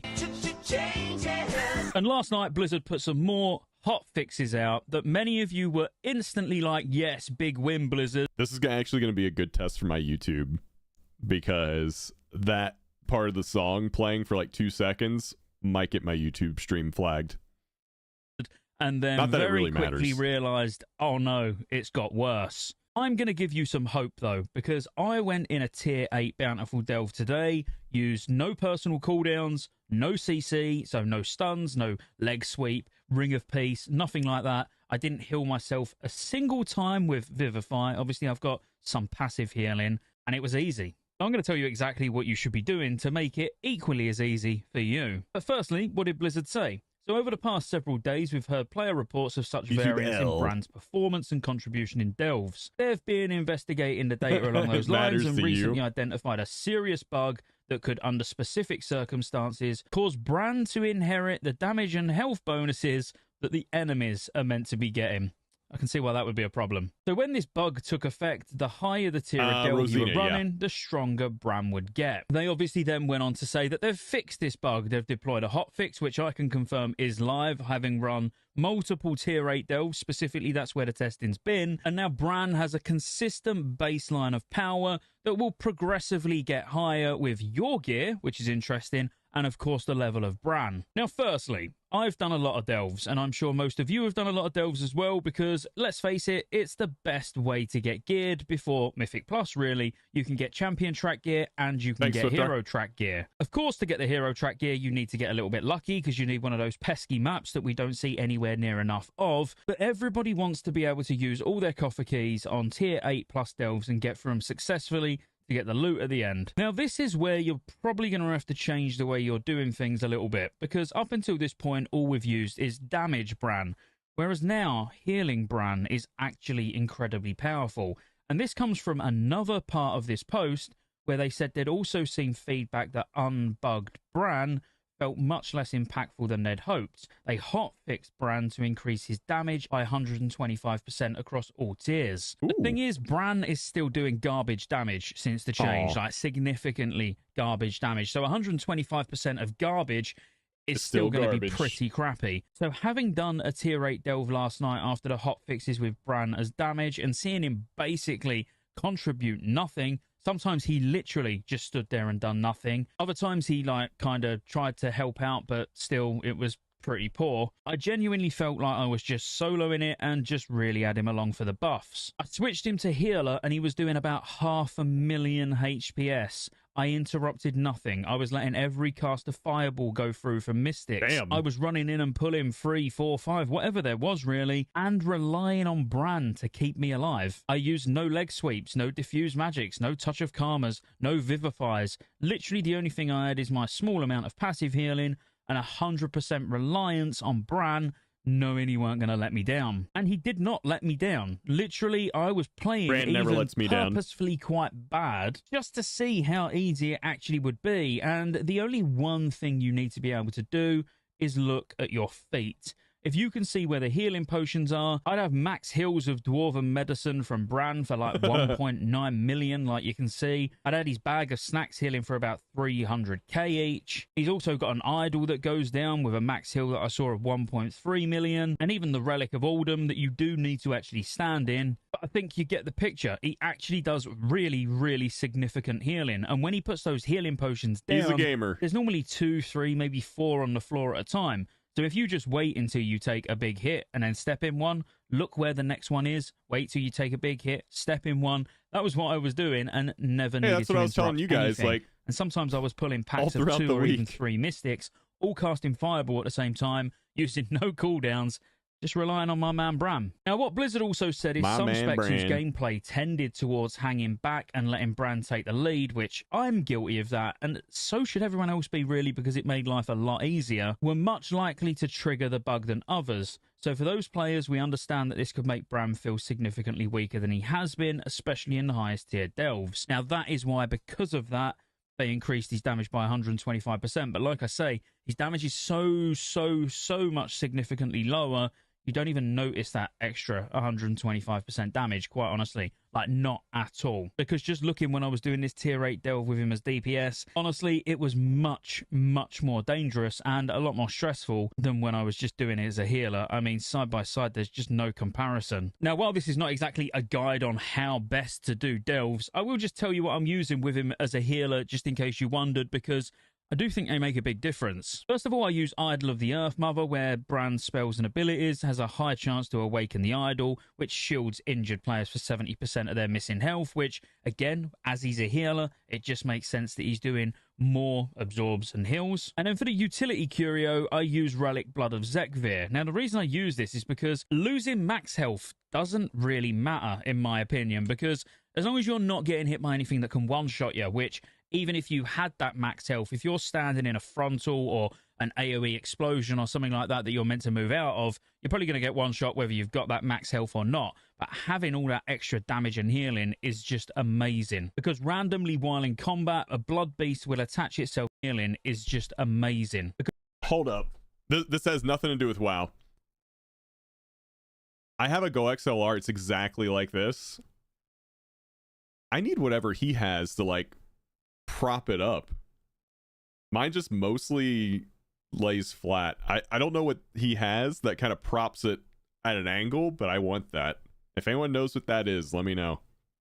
That max health or not, but having all that extra damage and healing is just amazing. Because randomly while in combat, a blood beast will attach itself to Bran, periodically launching morsels of itself near players, and this grants Bloodstained Blessing upon walking through them. So this increases damage and healing done by 2%, but reduces your max health by 3% for 1 minute. And this does stack. So once it's stacked up, I'm doing more damage, I'm doing more healing. Doesn't matter about my max health because I've got Bran behind me just keeping me up anyway. I've got that absorb shield going out from his first ability that he gets as well. Honestly, it just makes things feel so comfortable. And just in case you wondered, my Bran is only level 33 as well, so he's not even maxed yet, because yesterday I'd done practically no bountifuls at all because I never had any keys, and I'll be honest with you, I was being lazy. But that's it, guys. That's what they've changed with the delves. That's how I am getting around that change and actually having a lot easier time with him as a healer. So if you enjoyed the video, be sure to like. All right, that's basically the end of the video. I've never heard of this guy, Scotty J.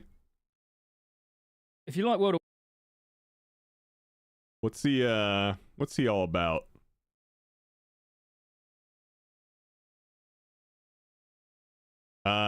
Okay, so he's a WoW classic Wrath, classic Kata, Ashes of Creation. Okay, so normally not a retail WoW guy.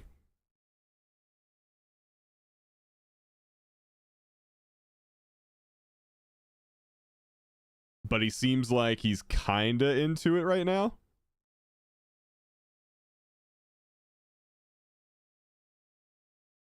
Okay. All right, let me see what you link paparazzi. Oh, okay. Ooh, yeah, I might look into that. $70. Okay. $70 for that, or prop it up on a book? I don't know.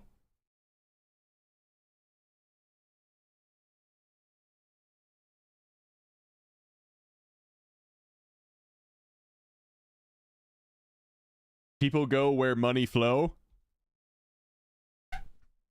You'd think that. Pay 20 and have someone 3D print it, yeah.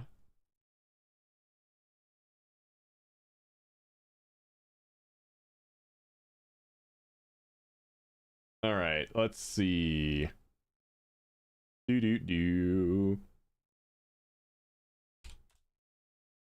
feel like I've had to have exhausted all my YouTube options at this point. I feel like I've watched everybody.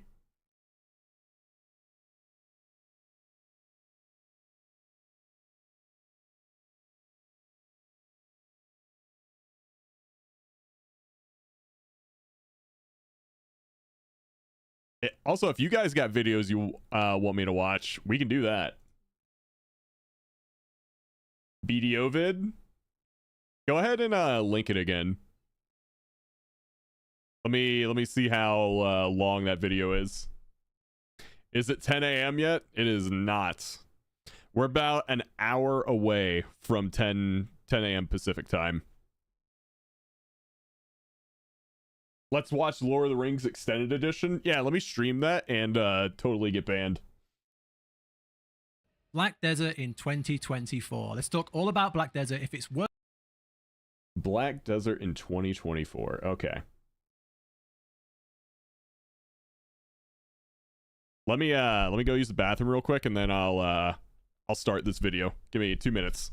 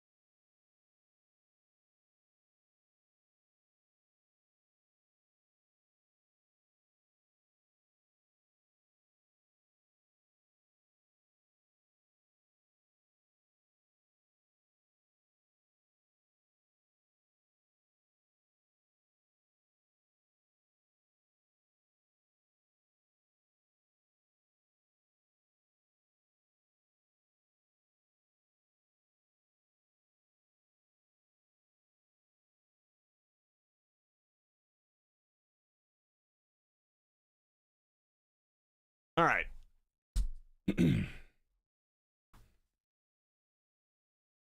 We're back.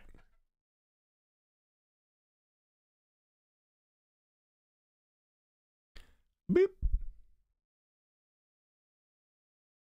Black Desert in 2024. Let's I talk never all played about this. Black Desert. If it's worth playing, if it's too late to start as a new Never player, really or if been it's worth coming back as a interested returning in player. it. Black Desert is a huge open world sandbox MMO where you can pretty much do anything. There's a But I've always loved like the combat flow and the animations. I think it looks great. massive emphasis on action combat Yeah. and life skills, which are the two main parts of this game. You can tame and breed horses to try and breed legendary horses. You can build ships and upgrade them and travel across the ocean fighting sea monsters. You That's could be a pretty cool. farmer and a chef making the greatest buff food in the game. Or you can take part in some of the most visually aesthetic action combat in the MMO genre. With so much on offer, Black Desert has held a very healthy player count of around 20,000 players on Steam for many years. However, with all of this, there is still a reputation that follows Black Desert around.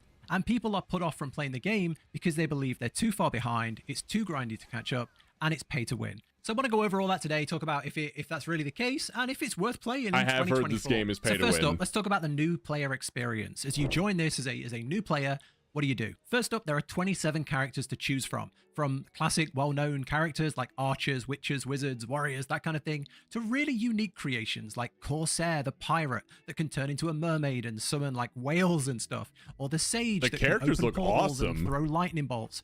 There's a ton of variety here, and I'd say there's something for everyone. The only thing to be aware of that's worth mentioning is that characters are locked to specific races. So if you want to be a berserker, you're a huge, hunched over, beastly man. And if you want to be a Dracania, you're kind of a slender woman. So that's worth mentioning if that kind of thing bothers you. Once you pick your class, you get into the most detailed character creator What in the fuck? any That- MMO, I would Yo, say. You Legolas can pretty looking much ass. fine-tune everything here. Every detail has a bunch of different options, and you can select from players' creations in the beauty album if you want to get some inspiration. And then once you've made your character, you can start the game, and you can start in 3 different locations. As a new player, you have the traditional experience of going through the zone world by world, which is the one I would recommend. That's the middle option. You go through and you play the game as it was when it came out, but you level faster.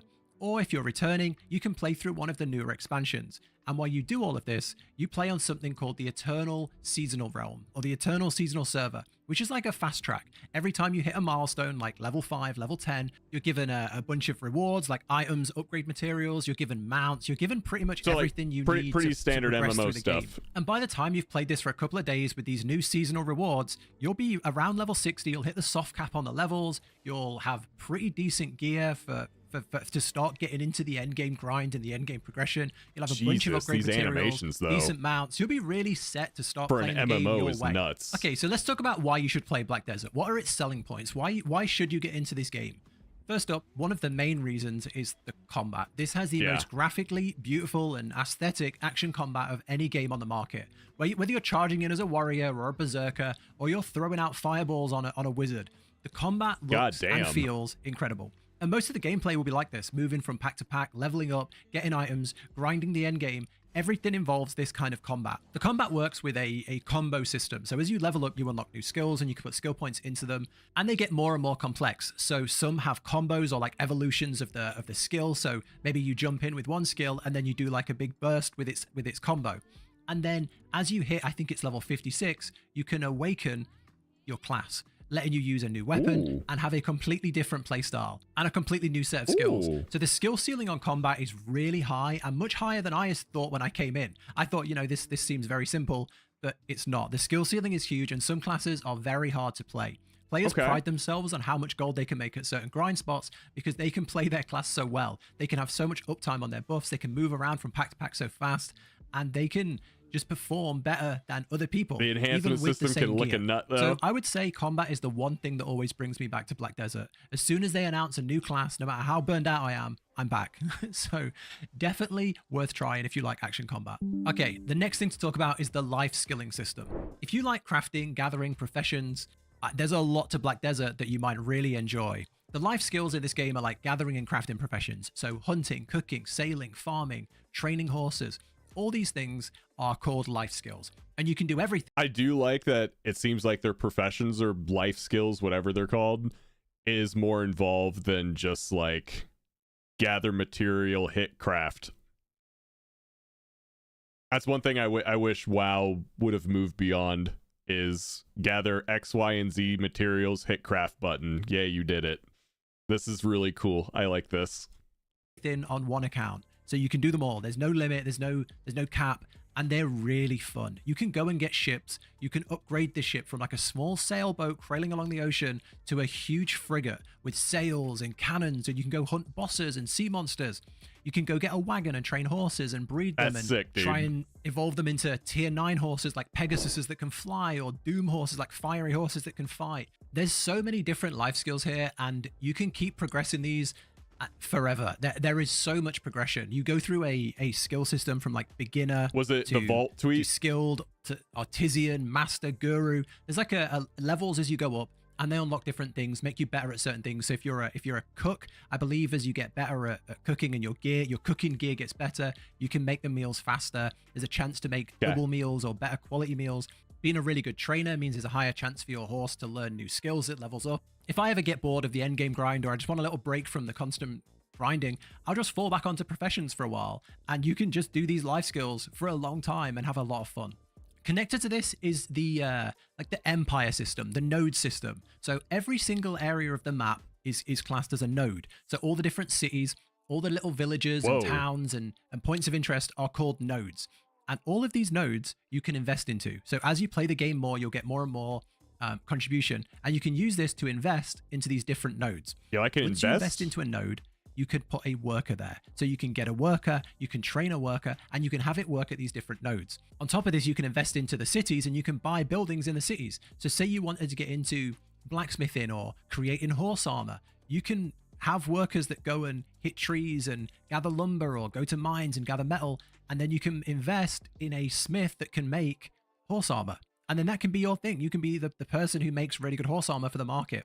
You can also invest in, say, a personal residence, and you can go in and you can put stations for cooking, alchemy, things like that. Or you can just design it and have fun. There is so much you can do with this system. Never mind. That can tailor your playstyle. Maybe you have no interest in the professions at all. You don't have any life skills. You can just have workers go and farm stuff and sell it.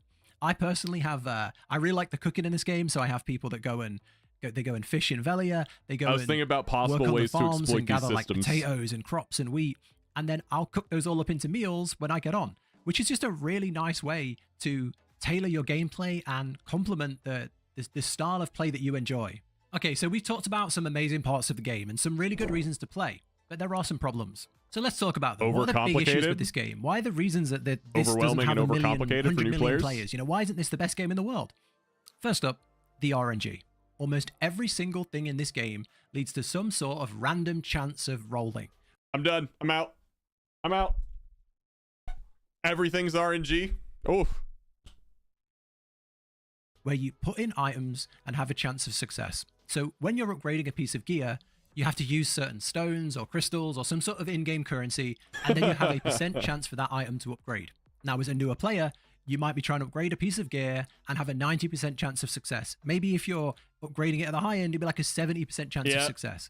But as you get into the end game and you get to the good, powerful gear, we're talking like a 3% chance of the upgrade working. Oof. And if you fail the upgrade, the item downgrades. And all of the items you put forward is lost. So you're... That's a terrible thing. So you lose your items and it downgrades.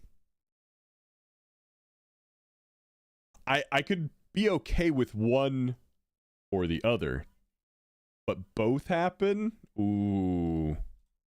You're left with a loss of items and a worse version of your gear. You can also invest more items to protect it so it doesn't go down, but that becomes even more expensive. So this is how you upgrade pretty much everything in the game, from combat gear, life scaling gear, gathering gear. If you're trying to make a dream horse, for example, you also do the same. You put in items and have a chance for it to work. That's where the pay to win Upgrading is? your pets to a higher tier involves combining those pets together, and there's a chance that they upgrade to a higher level, and they use the pets in the making. So all progression pretty much in this game leads back to a random chance system. The next issue in the game for a lot of people is the grinding. The end game of this game is grinding mobs. So what you see here, farming mobs. The end game is grinding mobs? That, dude, that strikes 1 and 2 right there, rotation, man. This is how you level up. This is how you make gold. There's questing. Oh, no. But this is how you level up, and this is how you make gold. And this is how you find high-end items. So the end game progression is you go to a zone where your attack and defense is good enough to survive and clear well in that zone, and you'll farm mobs there. And you'll just farm and farm and farm until you make a lot of gold. And it makes sense though why that's the end game, because they probably just want to put you into situations where you get to partake in this awesome action combat that looks brilliant and you're just flying around the map kicking everything's ass.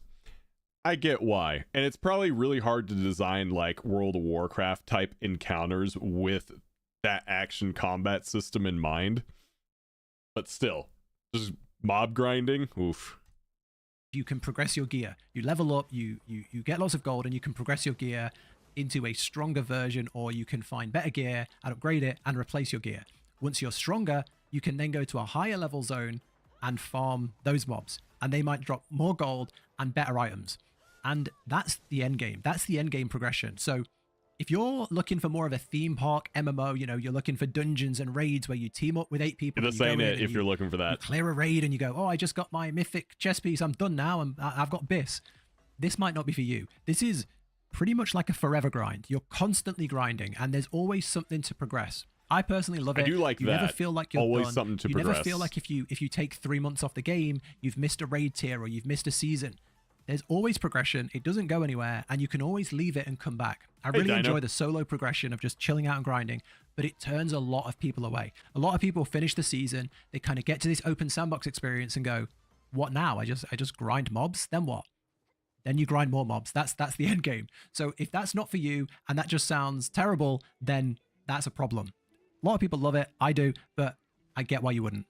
Okay, now, another thing, if we're talking about the issue with the game, you can't hear Black Desert and not hear pay to win. They go side to side, hand in hand. We already covered that. A lot of people flat out refuse to play this game because they've heard it's pay to win. But is that justified? Is it a myth? Let's talk about it. Black Desert has a Pearl store that lets you buy a ton of cosmetic and non-cosmetic items. It leads more towards convenience items, in my opinion. You can buy like a tent that lets you access a shop outside of town. You can buy pets that give you small buffs and let you pick up items faster. You can buy boosts outside of town. You can buy pets This is a great game. I love this game. This is a really good game. I think I should try this game.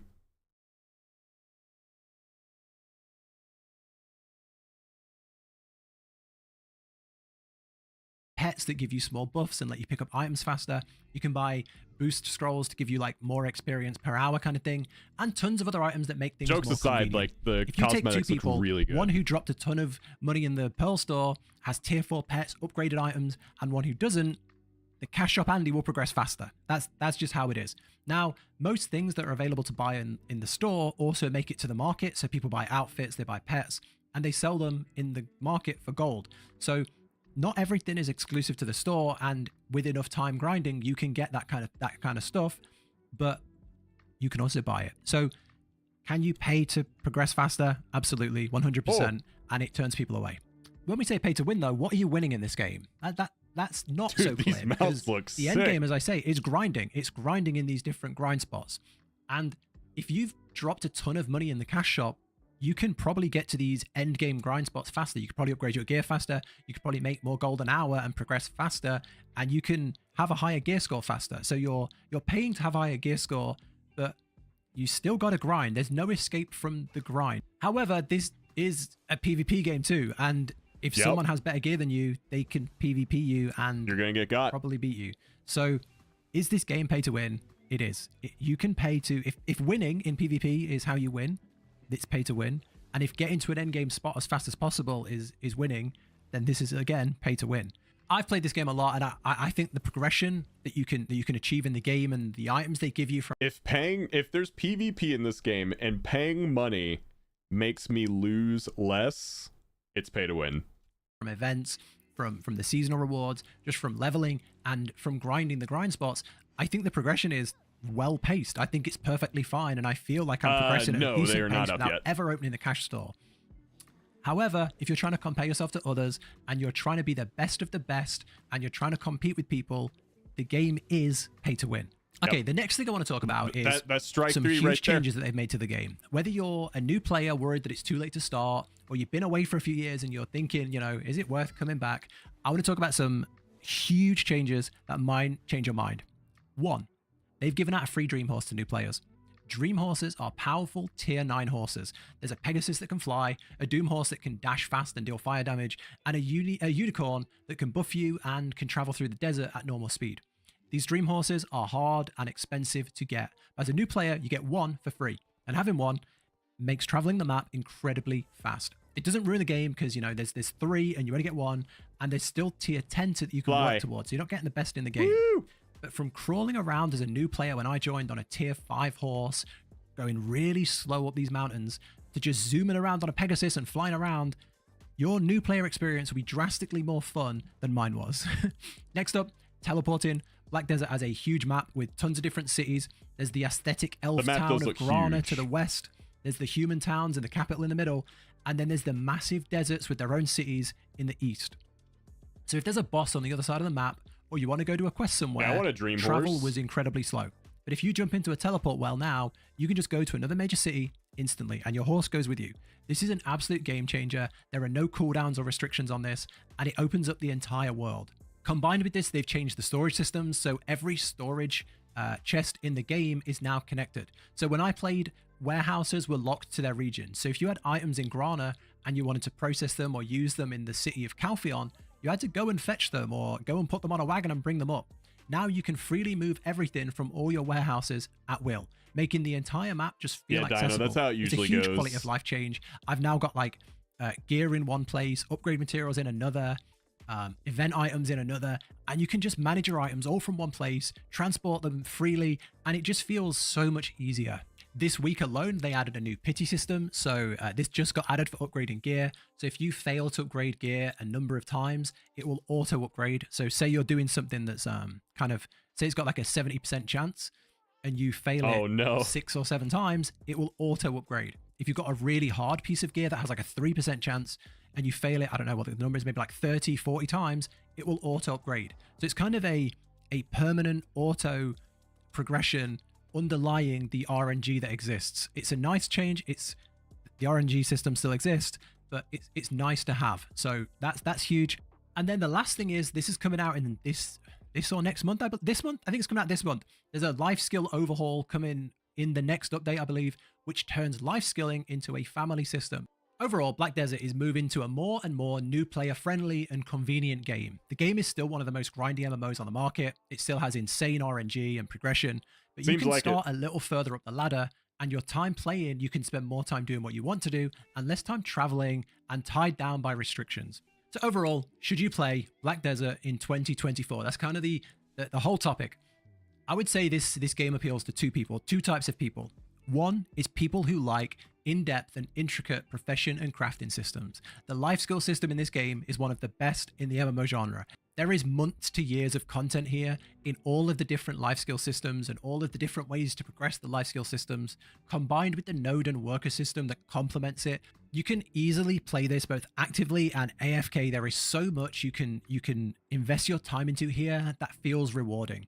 So I would say if you're looking for something like that, you're looking to just be a character in a world, this is worth trying. Considering it's a game with it's got a box price and no sub, and they're always adding and progressing content, it's definitely worth giving a try.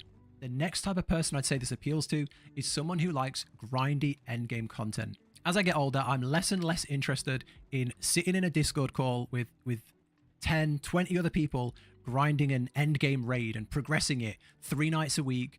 And I'm more interested in just having fun. Just, turning my brain off, having fun, and grinding and progressing and seeing my progress without relying on a group of other people on a schedule.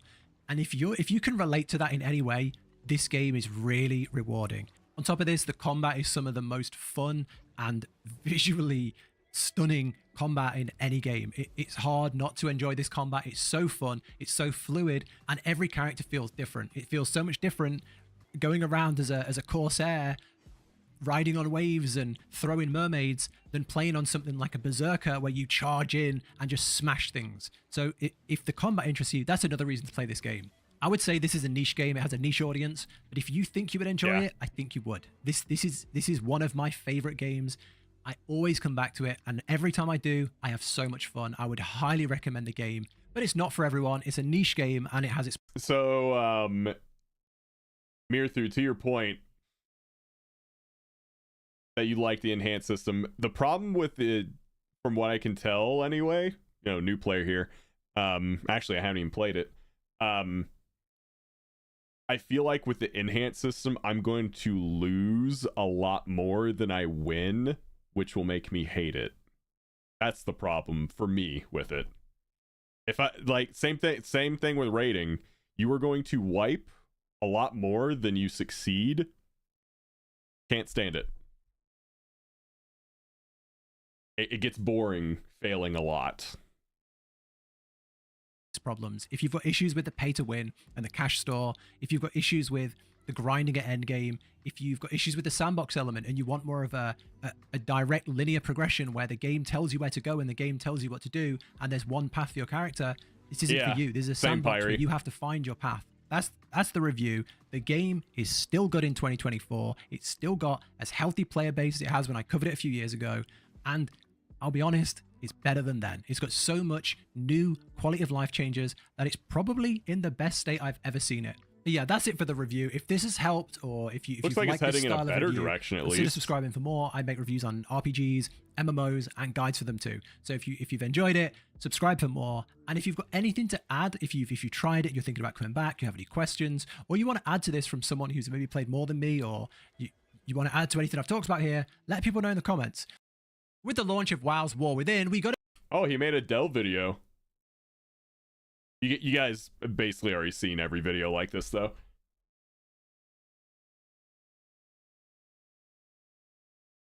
Yeah, I think it will have or already has like a really solid niche audience.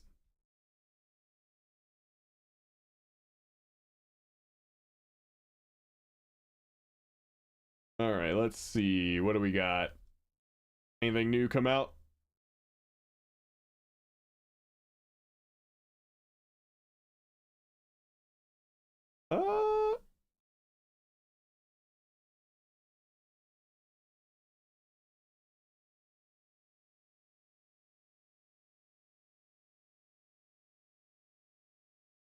Let's see, what do we got? The smooth, yeah, the combat looked really, really good.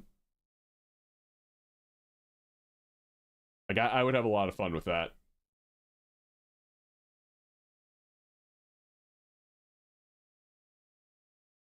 Here, I know what we can do while we wait.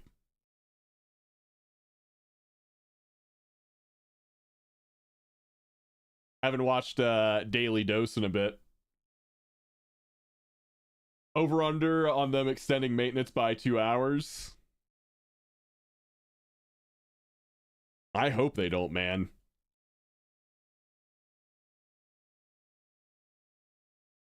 Oh, shit. I'm getting a haircut Thursday. This is going to be me. Hello everyone, this is your daily dose of internet. I can't decide if he gave himself a glow up or not. Oh. Gosh freaking dang it, I cut it too short. Oh. Oh. Oh no. Oh no. Oh no. Oh no. Woo. Oh my god.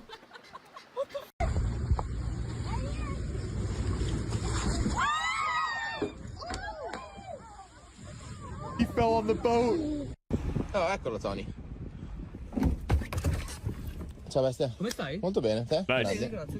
Sometimes stunt actors in movies need to do some truly terrifying things.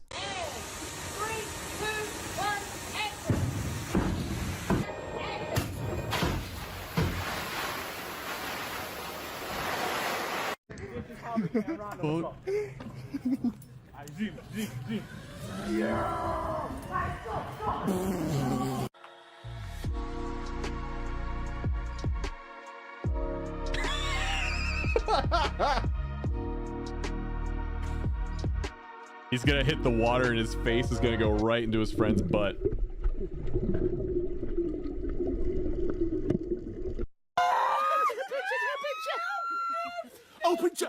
Open-toed sandals! Her family made her realize that she has full control over her hands and it doesn't have a mind of its own. Your brain doesn't control your hand. No, your brain does. You choose when to close your hand. Like, look, I don't want, and then I can whenever I want. Just look at your Isn't that hand cool? and be like, I want to close that. You have. Isn't that cool? You can do that. Isn't you?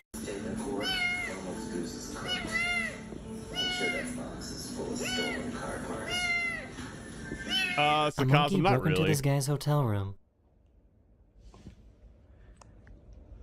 Oh my god! Hey!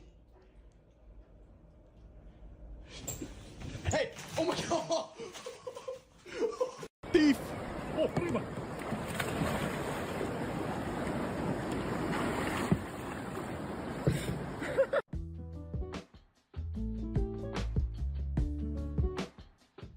Nice. This guy found a genius way on how to fix a dent. You basically just take a super strong magnet with a rope and tie it down to something that will not move. Your next step is to just let the car do the rest of the work. That is the most bizarre thing I've ever seen in my life. Oh my god! This dad discovered that his son is actually really good at stacking things.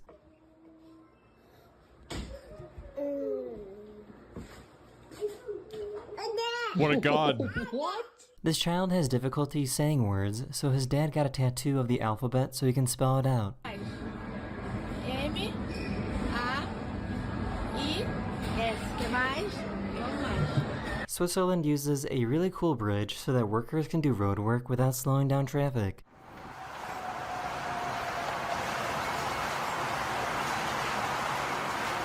What the?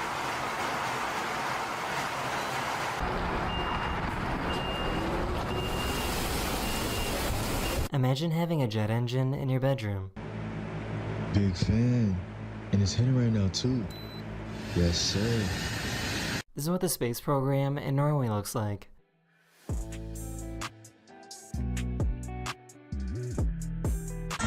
I want to do that. Oh!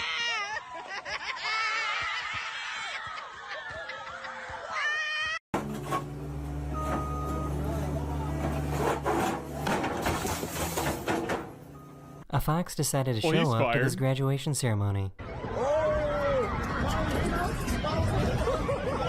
Not over here now.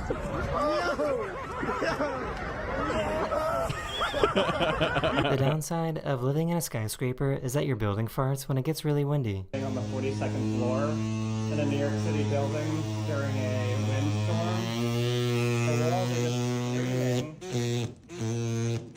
because there's. Wait, what's up, Gnome? Aw. Aw.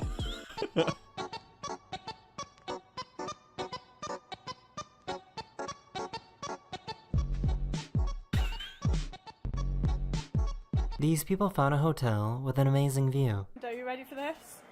Look, Mo, ready? Oh my god. Let's see it. I think it's Blackpool Nice. and someone else are playing. Check this out.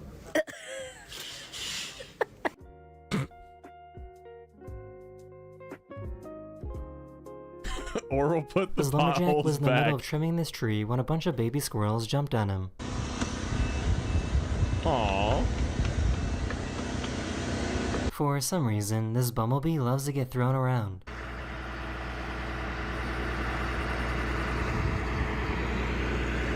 Nie widzę go, nie widzę go. Where'd he go? O, jest. There he is. Kurde. Again.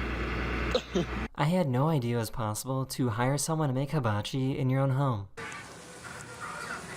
Hey. What?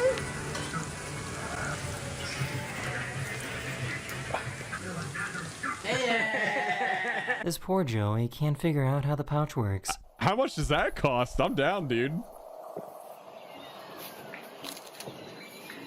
Just go in the pouch. Her Oh. dog is trying to figure out what she's working on.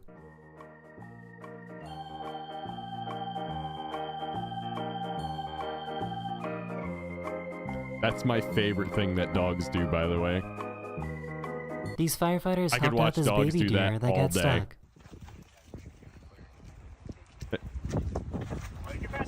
Got him.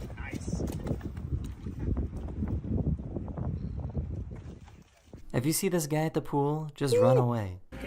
Oh, I'm no. ready whenever you are.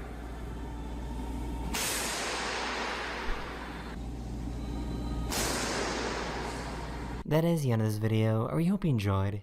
And I'll see you guys again very, very soon. Later. This is what the space program and Nice. That was a good one.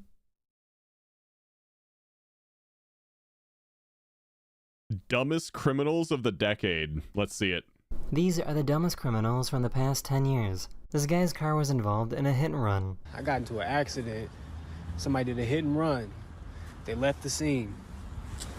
But then we checked the wreckage. Got this man's license plate. Now what? He decided to hide his face after already checking out the property. Yeah, I've played Warframe. Kind of looking forward to Soulframe too.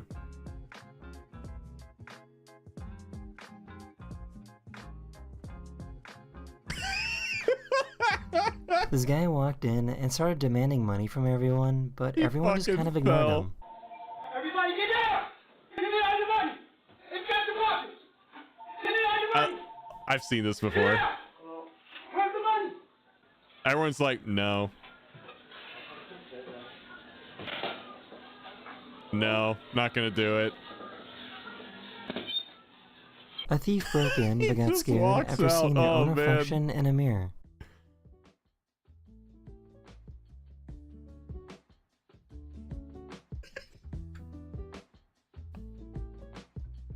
This guy tried to steal a bike right in front of a police station. Up. You alright? Okay.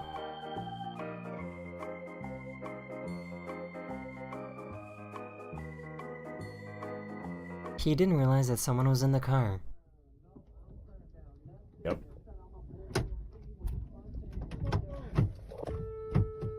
Ooh. Excuse you. Excuse a thief you. broke into the store and couldn't get out, so he had to wait for the police to save him.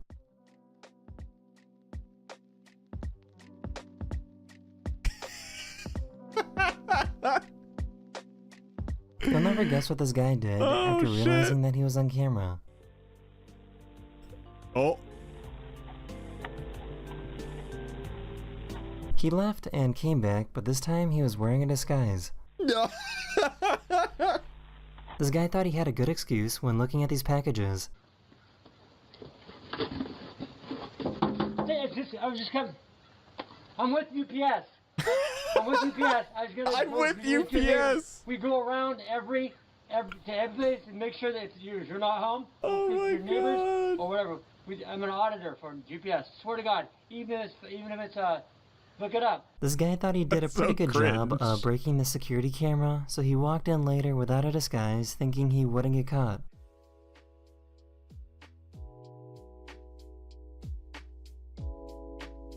The police were sitting there waiting for this guy that was trying to sneak out of his bank. I love this.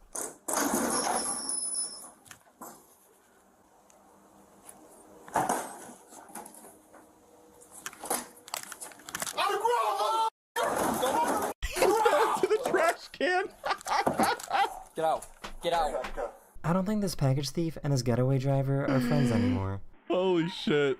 Oh, nobody was hurt.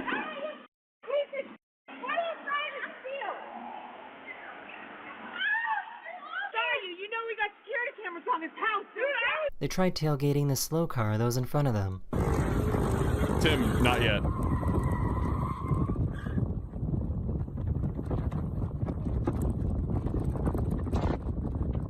Some burglars broke into a store, but this group of people trapped them until police showed up. They're trying to break out the back, but they're stuck in the store. He's getting real mad. Yeah, they're going to start busting the glass in a minute. They got the robbers trapped inside the store. Most people, if they somehow escaped from prison, would probably try and disappear for a while. Well, this woman had a different idea. She somehow escaped from a prison in Canada, and one of the first things she did was go to an escape room with her friends. What the? These guys wanted to steal this package, but saw that the neighbor had a doorbell camera. So one of them stood in front to try and block the camera. The plot armor was not on her side.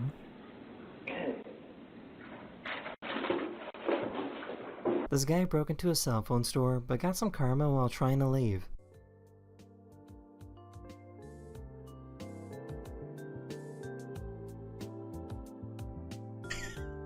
I knew it. They didn't realize that there was a doorbell camera right in front of them. Bro, how do you not see it? Get away from the door. He thought putting spray paint over the camera would hide his identity.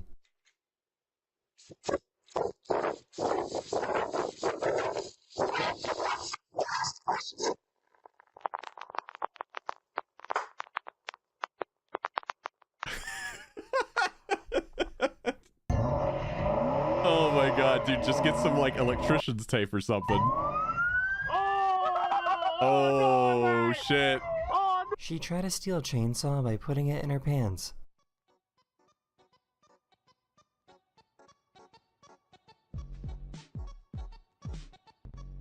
Why are you gonna try and steal a chainsaw? Like, of all the things. These guys tried to break into this house, but didn't realize that the owner had a big scary dog.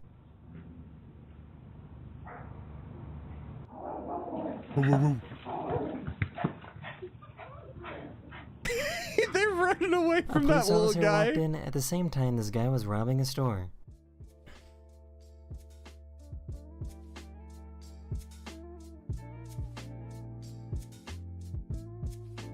This guy robbed a store, but left behind his bag that had his ID in it, which made it pretty easy to find him. Oh shit.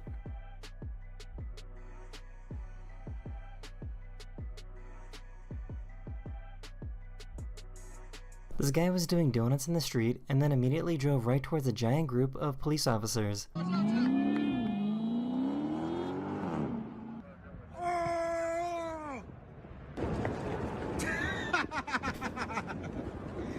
Wow.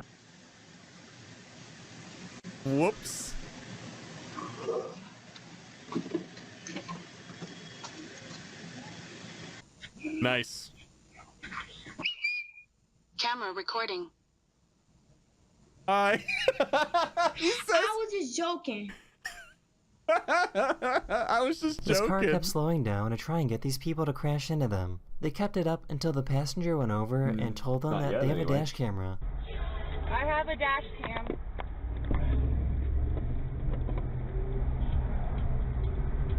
These guys tried to steal an ATM, but all they managed to do was ruin their car. Ooh.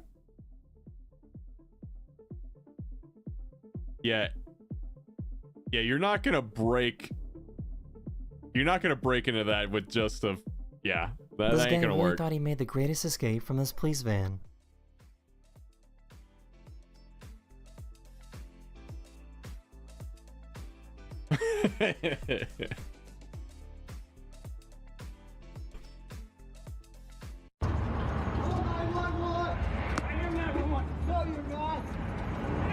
This No, guy you're thought not. it'd be a good idea to try and run away from the police while also towing his mobile home.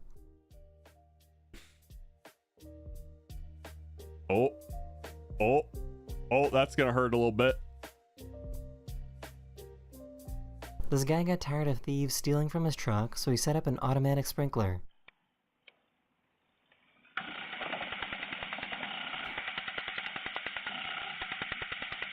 The police in Peru dressed up on Valentine's Day to get a suspect to come out of their house. Will you be my Valentine? She thought she had a secret admirer, but got arrested instead. Oh my god. A burglar was inside of this car, so a forklift driver held him up in the air until police showed up. That is the end of this video. Dude, imagine your Valentine's Day, you get like a secret admirer, and it ends up being the person that's gonna arrest you. Oh. Valentine's Day is ruined. W for that forklift driver, We hope you yeah. enjoyed, and I'll see you guys again very, very soon. Later.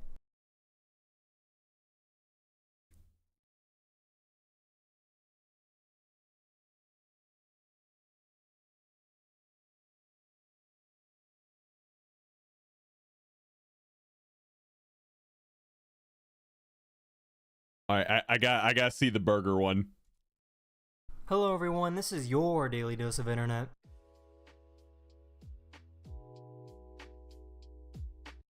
Lay down. Lay down. Oh, man. Bruh. Hold on. Oh, I wanna see the dog again. Bruh. Bruh. Don't die.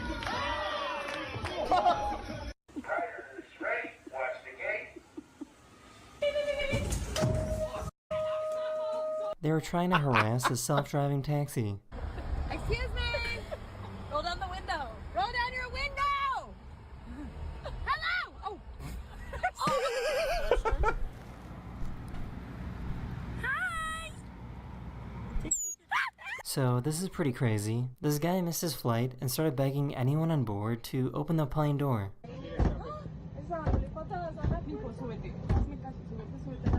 What the fuck?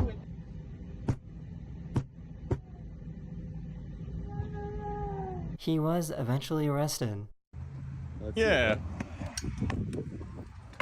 I had no idea that an ostrich could be so violent. Oh, my. Oh, hey, listen, we don't want to fight. Jesus. Holy. Oh, they're fighting.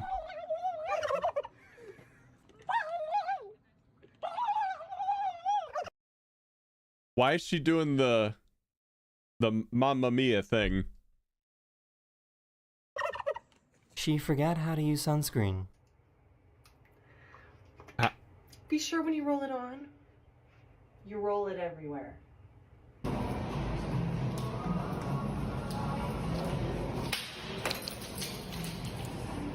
You gotta pay for Who that. do you think they're training to fight?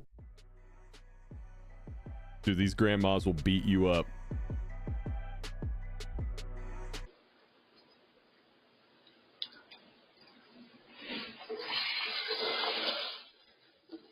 You never know what you might find. Mees, you outside your forgot front to door. lock down the trampoline. Come on, man.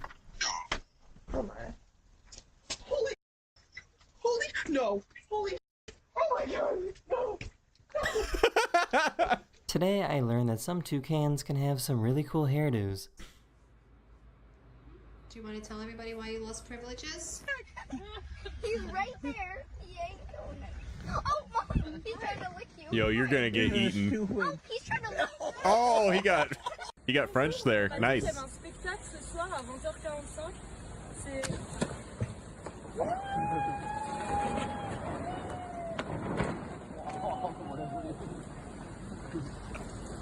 You really never know what That's you might not find good. in your lawnmower. Oh, you gotta be kidding me. Oh shit.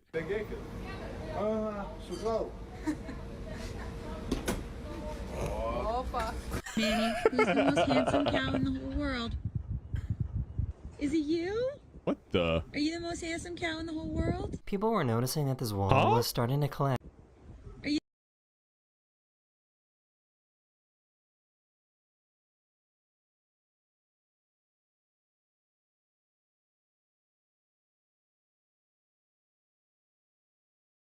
Growing a leg out of his head. Are you the most handsome cow in the whole world? People were noticing that this wall was Oh, starting no. to collapse.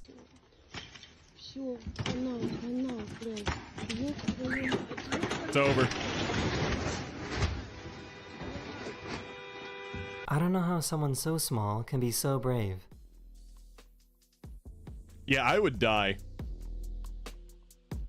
This is a little excessive. Well, they only turn one once, and we are doing the whole princess theme, but it's gender neutral, of course. Oh damn.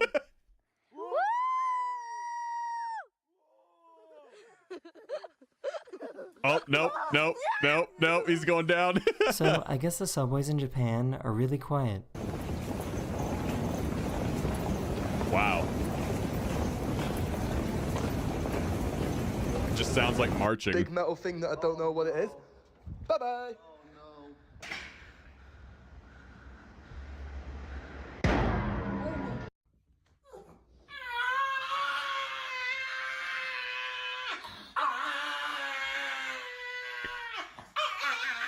This police officer was brave enough to grab an alligator with his own hands.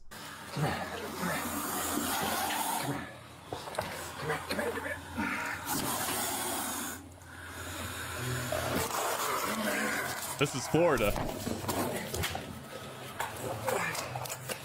I think this duck might be broken. He's blade storming. He's not broken. Look at him go. 10 out of 10 technique right Why there. is he so relaxed with being buried?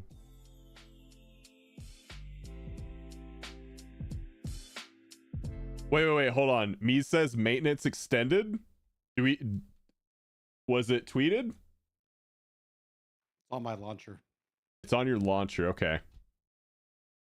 Here, let me try and reload It's it. 11 a.m. Pacific now. Mine still says 10, but I believe you. First extension announced. Mine says 11. Blizzard CS tweeted out. Yep, there it is. Yep, I see it now. NA maintenance has been extended until 11 a.m. Pacific. There's our first extendo. The first extendo.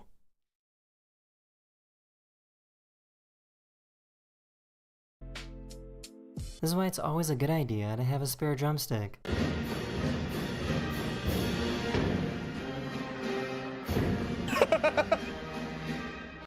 Gotta have a spare. Aww. Uh-oh. Don't fuck up. Don't fuck up. Mom. He didn't There's fuck water up. running down the stairs. Quick. Look. Stupid. Customer states, steering wheel shaking violently. Customer is right. Yeah. This guy saved a crow that got stuck in his fence using a crowbar. Oh, there So we go. that's why it's called a crowbar. I get it now. Okay. Have you ever had a nap that was so good that you woke up like this? I need I that feel like for he my was hair. way too calm about this.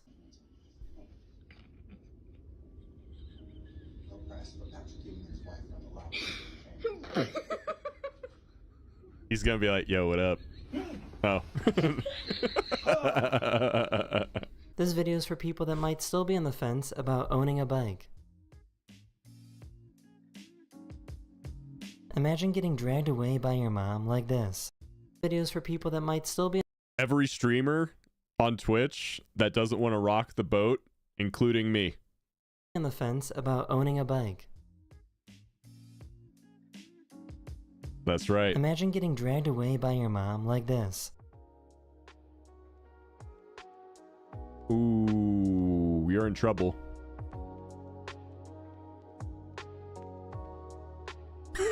Some of my subscribers recorded themselves going down a really trippy staircase.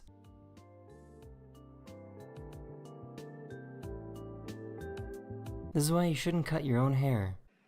What? Oh my god. Oh my god. What? This guy tried to jump Yeah, over that's this why you get a bush. professional to do it.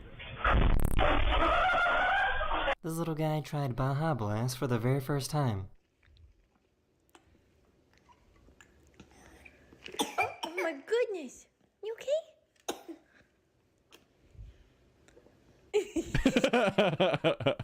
He's happy. Ooh. Paul? Good boy. Speak. Good boy. So one of my subscribers has a really weird talent.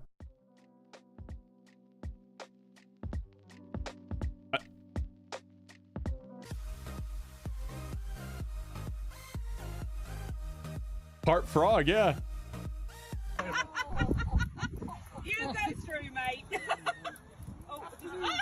Oh no. Okay.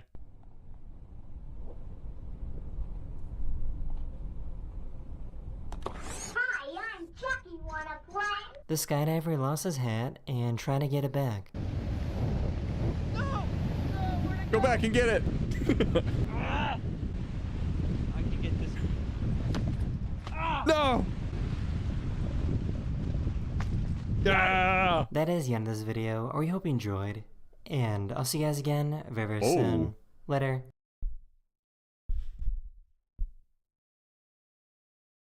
Dumb American fails. Try not to laugh. Jesus Christ.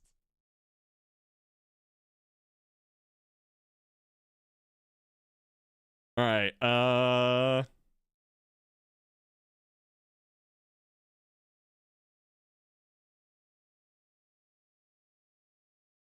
Let's see. Does anything pique my interest?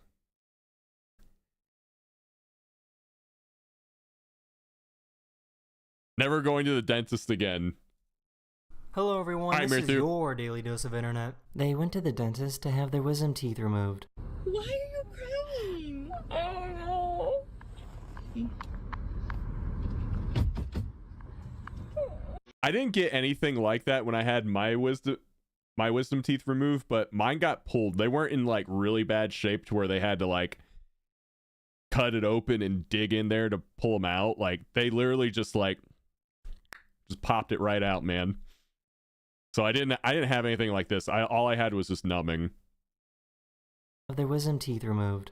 Why are you crying? Oh no.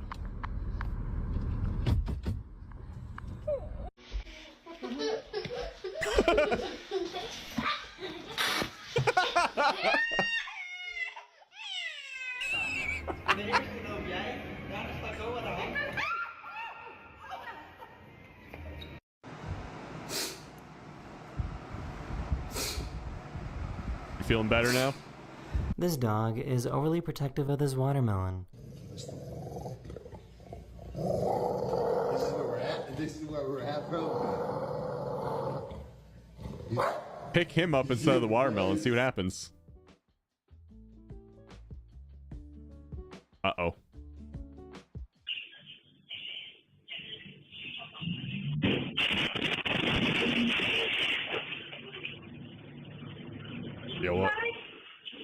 This pedestrian thought that they needed to wait at this traffic light. I swear to God, if this goes green and he starts moving, Amber, you can go.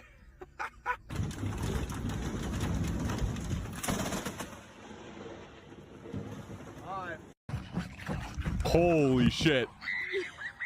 This pilot got video footage of super rare red sprite lightning.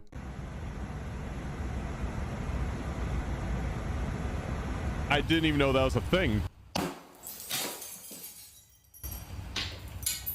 think he can sense that the brain cell is nearby, so he's trying to stay extra still so that he can finally intercept it. This poor guy was just trying to move some dirt. Finally intercept it. This poor guy Dude, the was just eyes trying are to move some freaky. dirt.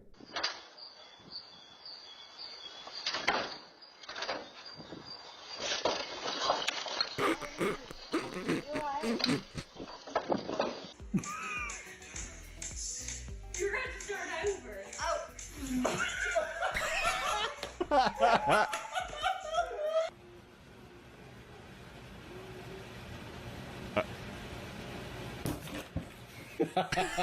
She found a dead shark on the beach, and turns out it was pregnant. So she saved the babies, and she put them in the ocean. Birth to them. Oh, And I'm wow. gonna put them back in the ocean. Happy. Let him go.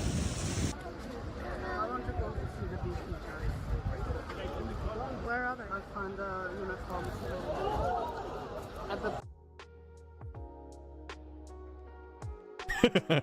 the Sometimes crabs will kidnap jellyfish, put them on their back, and use them as protection against predators. How does he kidnap them? He managed to finally find the perfect scratching angle. I love Golden so much. Oh, I love lions too. That is the end of this video. Yeah, We hope you get enjoyed. teabagged. And I will see you guys again very, very soon. Later.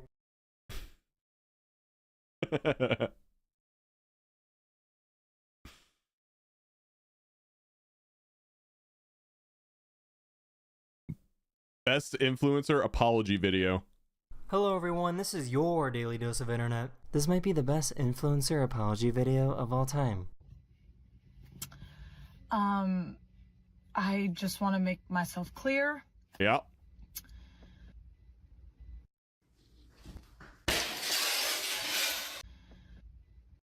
I just want to make myself clear.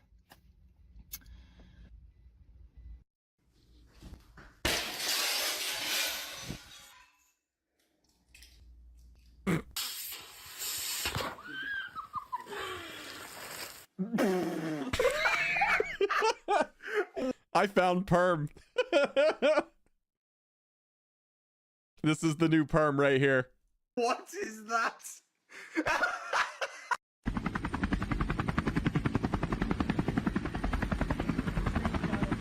Screenshot it. Call it Robin. Hold on. Perm.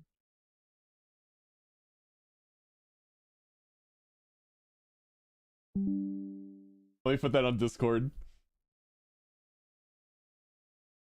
Let's see. Off topic. At perm.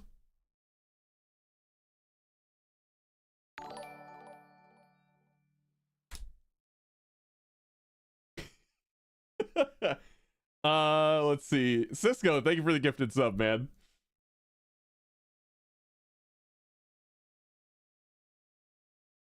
Let's see. It's Permy 4.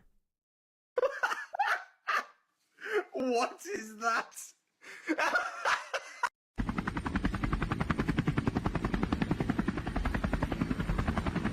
All right, just riding in the helicopter. Never mind. This is why you don't buy Disney socks from Temu. So look, we got Chip. He's so cute, right? You take the flip. Oh, that's Chib. Oh, look, Mickey Mouse. He's looking a little derpy, but according to them, he's Mikey. Donald. Okay, he actually looks pretty good. Yeah, that's definitely Donald. Or maybe it's Toonade. Finally got Piglet. Cute little Piglet. I wonder what his name will be. Oh, it's Big Eat.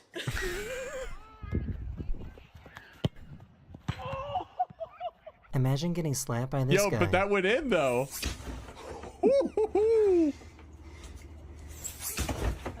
She didn't realize that there was a spider web outside of her door.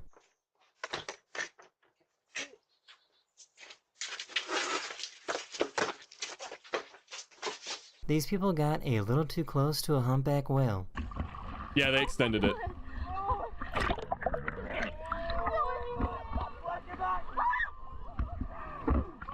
They wanted to see if they could laugh without smiling.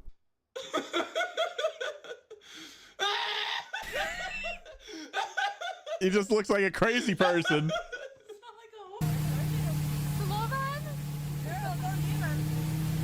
You're dead. Not really. You ever just chilling and you gotta hit him with the The silence was incredibly loud. I've never had to do that before, no.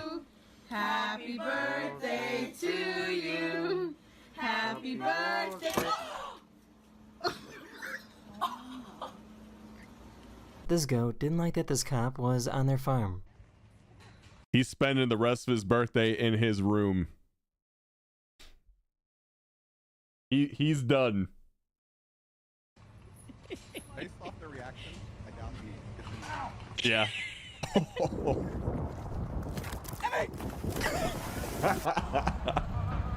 Oh no, what are you doing? Oh my god. He found out he can unlock his iPhone using a picture of his face. How does this relate to the retake from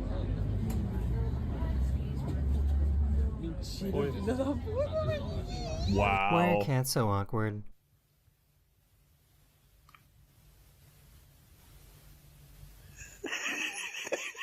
She just found out that her eyelids are transparent. They're transparent and I'm like really pale. Ah! So I want to see if mine are too. This pigeon wanted to go on a plane ride. That looks really freaky. Oh, no one flies for free. Come on. Yeah, get him out. No one I flies think for there's free. something wrong with this prairie dog.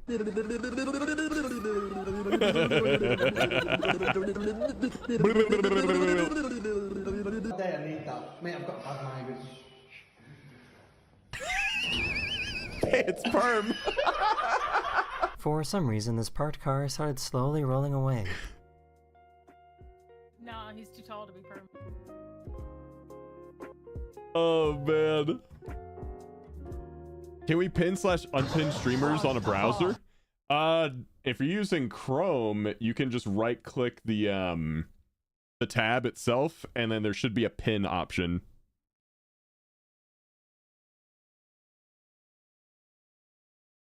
I'm sure other browsers have something similar, but yeah, just right click the tab itself at the top, and then at least on Chrome, you can do that, and then there's a pin option. They wanted to put 80 candles on this cake for her 80th birthday. Here, Susie. Happy birthday. Blow! You got like an actual fire hazard here. Y'all. Well, if it will or not. Gotta burn the cake. This man and his crab are best Oh, friends. baby crab. Mira. Ahora tiene que venir en busca mía. Vente para acá, Paquito, ven. Ahí viene en busca mía. Vente para acá.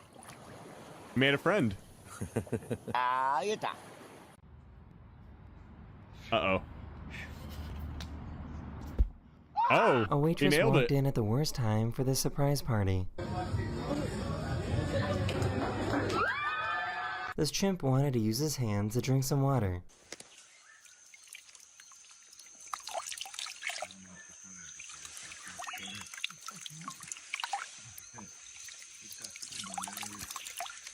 This cop got out of his car to chase someone, but his car started rolling away. Oh my god. Oh, his car, his car, his car! His car, guys, his car! His car! Oh, God, jump in it. So, someone hop in and park it, man. Oh, you're great! His car was going... Anybody?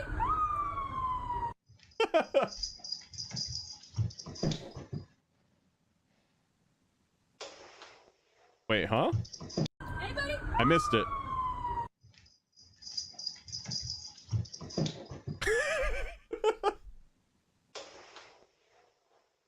You probably just folded that laundry. Yep.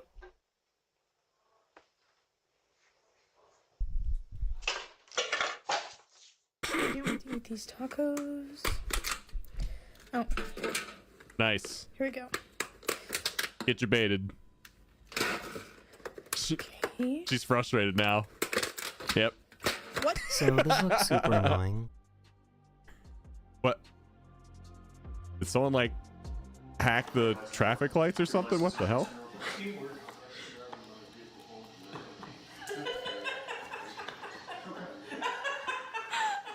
This poor delivery guy had a heavy package.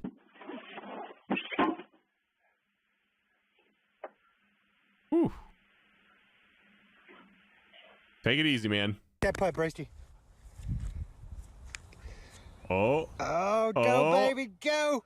Go! Better than me. The defense mechanism of this frog is super goofy. Uh-oh.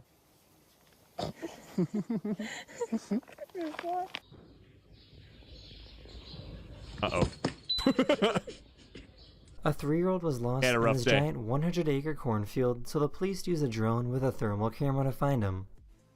Mm-hmm.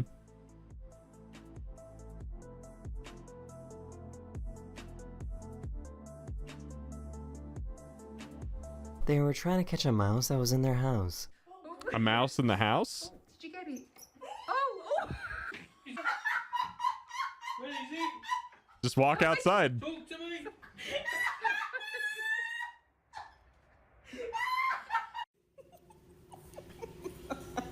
Yep. Gonna get stuck. Yep. Someone lost their luggage, and the only thing left was the handle.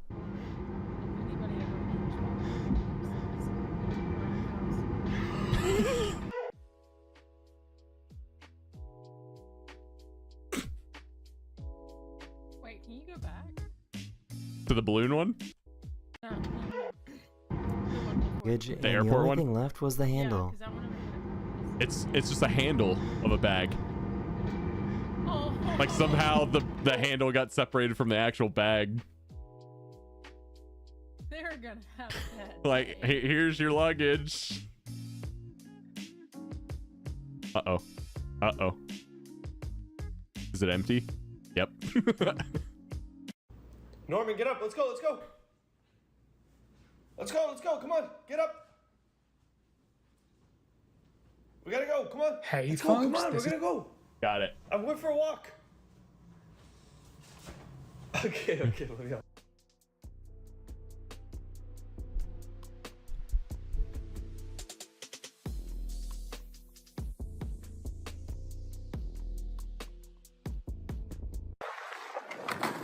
Can't be doing that. Ooh. I would have broken something. But probably multiple somethings. That is the end of this video. We hope you enjoyed. And I'll see you guys again very, very soon. Later. Alright. Let's check out this video. Big class buffs and nerfs coming and huge changes to delve difficulty. Let's see, Mirthu said the class buffs and nerfs if you hadn't watched that already. I mean, I know about the Fury Warrior ones, but we could probably take a look at all of it. We have a lot of class changes, buffs, and nerfs coming through with the next weekly reset. Yeah, Fury's Quite a few dead, classes guys. on top For are real. getting knocked Super down a turbo peg or dead. two, and there are actually a lot of buffs for the It's lower not. It's gonna be performing fine. specs to try and bring them up to par. There are also some very important tuning changes for trinkets, so you may not be chasing after that Arakara sack brood anymore, and the dev team are Arakara. trying to figure out how to balance delves between solo players and groups, but it doesn't seem to be going all too smoothly. There's a lot to talk about, so let's break it all down. Now before we jump in, be sure to hit up that like button and subscribe so you never miss another video.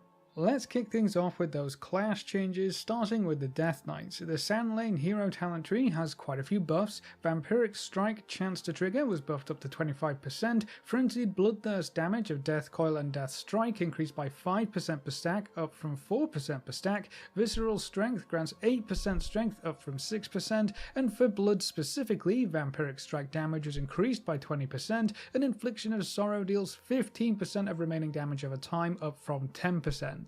Demon Hunters don't have any specific buffs or nerfs, but they do have a lot of bug fixes for I-Beam, which sound like they could be in. Oh yeah, I'm aware of that video, but Quig, that video is an hour and 45 minutes long. insanely impactful. I-Beam was dealing reduced damage beyond 1 target instead of 5. That's the so whole that's been fixed podcast. and you can actually deal AoE damage now. And then there are 2 damage bonuses for I-Beam that weren't working properly, so they've been fixed as well. So hopefully I-Beam will be dealing a good chunk more damage with these fixes in place. Moving on to the Druids, Balance will be getting some much needed buffs again. I feel like they've been buffed quite a few times now, so hopefully this gets them to a good place. All ability damage has been increased by 6%, so a nice across the board buff to help bring up their overall damage, but then Star Surge damage has been increased by 16% on top of that, and Starfall damage has been increased by 20%, so those spenders should hit quite a bit harder with these buffs coming through. Elune's Chosen Lunar Calling damage bonus was also buffed up to 80% from 65%, so some big buffs for Balanced Druid going into next week. Feral wasn't left out this week though. Blood Talons and Lion Strength no longer increase the damage of Rampant Ferocity, so that change has been reverted from a previous week, but they're going to see a 3% buff across the board, a 6% damage buff to Rip, Ferocious Bite damage is up 3%, and Feral Frenzy damage was buffed up by 10%. Then Druid of the Claw's Ravage damage was increased by 3% as well, so hopefully this puts Feral in a better place next week. And it looks like almost all of the Druids are getting some love this week, as Resto is getting some nice buffs as well. I feel like Feral's never an 8% healing buff really across good. the board to all abilities, so that's going to Maybe be I'm very wrong, though. useful. But then Wrath, Starfire, and Star Surge damage are all being buffed up by 20%, so you can contribute more damage without There's a having part to of me worry that about kind of cat wants to try weaving. Feral. Evokers have a couple of quick buffs this week too. They'll get a 10% buff to Disintegrate damage for every spec, and then Devastation will also see a 10% buff to Eternity Surge, so not quite as crazy as those across the board buffs, but Disintegrate getting a buff should be impactful either way. Now it probably comes as no surprise that Arcane Mages will be getting nerfed yet again, though it could definitely be worse. Sun Fury Meteorite damage is being reduced by 15%, Burden of Power damage bonus is being reduced down to 20% from 30% for both Arcane Blast and Arcane Barrage. Note that these nerfs are only for Arcane, so Sun Fury remains unchanged for Fire. Speaking of Fire Mages, they're actually getting another round of buffs. They'll see a 6% damage boost across the board and a 25% buff for Living Bombs damage, so hopefully that will bring them back to the table. Arcane has been dominating quite comfortably so far in the expansion, so it would be fun to see Fire get enough buffs to start to compete. Next. Jamnot Jelly, thank you so much for the 18 months of subbing. Appreciate it. Welcome back. Thank you. Next up we have the Monks, starting with Mistweaver. They're going to see a 3% buff to all of their healing, and then a 15% buff to their Tiger Palm and Rising Sun Kick damage. Not quite as impactful as that 8% Resto Druid buff, but it's better than nothing. Windwalkers will also see a small change to Darting Hurricane. Its trigger rate was reduced by 50%, and it reduces the global cooldown by half of its original amount. Moving on, we come to Paladins. Holy will see a 6% healing nerf across the board, but they will also be getting some huge damage buffs, 60% buffs to Judgment and Crusader Strike, and a 20% increase to Hammer of Wrath damage. Avenging Crusader's transfer amount was nerfed quite significantly though, from 420% to 260%, so that's going to take some playing around with, especially with the damage changes coming through. Holy Prism single target damage was buffed up by 100% though, with a 50% buff to its AoE damage. And then Retribution has a quick nerf to the Herald of the Sun hero talent tree. Dawnlight damage was reduced by 15%. Priests are going to see a quick 6% damage boost across the board for all of Shadow's spells and abilities, but Psychic Link will be reduced down to 25% of direct damage, down from 30%, so more damage overall, but less damage being contributed to your AoE.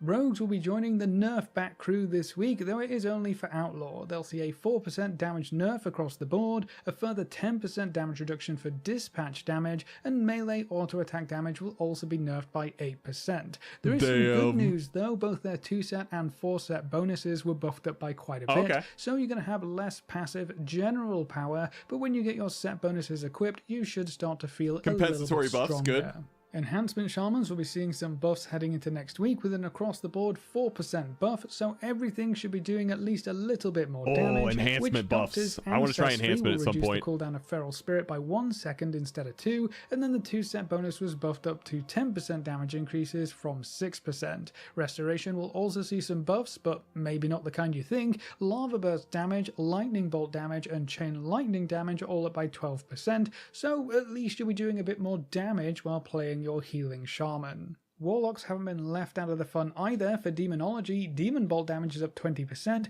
Pact of the Arid Ruin Doomguard damage is up 45%, and Felguard damage was increased by 15%. For Destruction, they'll see a 6% buff across the board, a further 40% damage increase for Dimensional Rift, and another 40% buff for Channel Demon Fire, so maybe those talents will actually see some use moving forward. And then we finally come to the warriors. Colossus saw some quick buffs, Mountain of Muscle and Scars damage bonus was bumped up to 5%, and the damage of Demolishes 2 initial strikes was increased by 20%. Mountain Thane will also see a 6% buff to Thunder Blast, Lightning Strikes, and Ground Current, but Bladestorm damage has been reduced by 10% for both Arms and Fury. Fury will see a 15% nerf to Odin's Fury damage on top of that, but Strength of the Mountain was buffed up for Fury specifically, so Bloodthirst and Rampage damage will be increased by 20%, up from 15%. Now, all of these changes are scheduled to go live with the next weekly reset, which is Tuesday the 17th for NA servers. As Mythic Raid and Mythic Plus dungeons open up next week,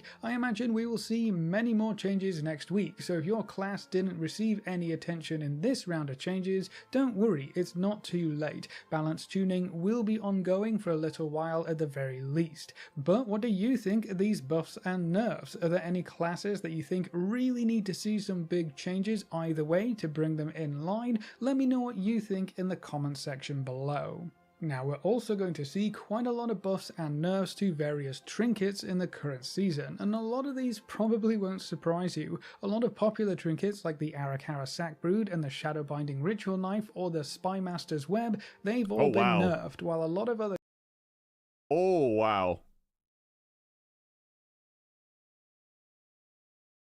Interesting.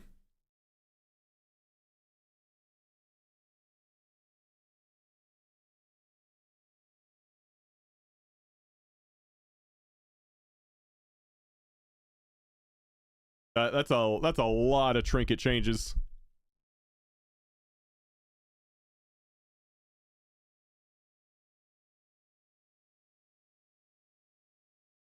trinkets that were previously not competing quite as well are getting some buffs. Sack got nerfed in some cases, they are quite bit. substantial too. We have some 25%, 20%, and 15% buffs sprinkled throughout for plenty of these lower performing trinkets, so it's not just classes getting some tuning going into next week. So if you have one of these trinkets, or if they are on your best in slot list, I would double check those lists again on reset day just to make sure you're still chasing after the best gear.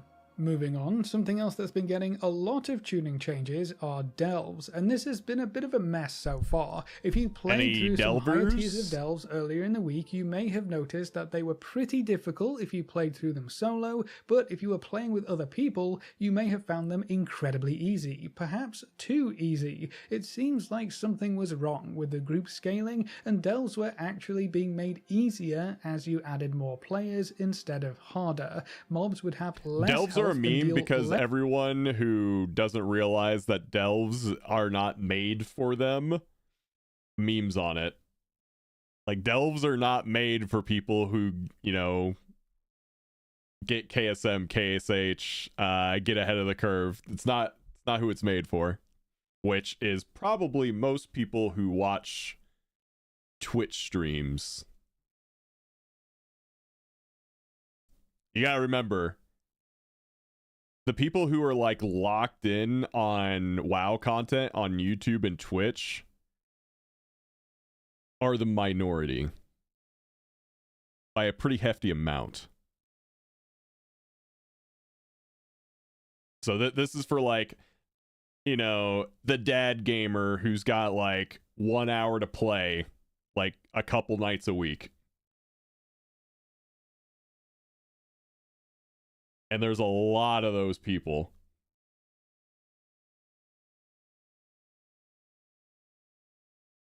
less damage when you added players in some cases, so that's a little weird, but the way in which group scaling worked in general just made it much easier to run delves as a full group of 5 when compared to running them by yourself. In response to that, Blizzard pushed a hotfix which basically just broke delves while in a group. Everything was one-shotting you, everything had a crazy amount of health, and it just became way too cumbersome to complete them while in a group. They also made tier 8 delves quite a bit harder by including the mini-bosses from later tiers, which led to a lot of folks resetting their delve run if they ran into one of these mini-bosses in an area they couldn't skip over easily. In some cases, if you couldn't skip the mini-bosses, your delve run was almost always bricked, which made the whole experience quite frustrating. Thankfully, the tuning changes didn't end there. The mini-bosses are now gone, banished back to the higher tiers, so you don't have to worry about that. Group scaling should work a bit better now, so you won't be getting totally wrecked anymore, but it's still going to be a lot harder than it was earlier in the week,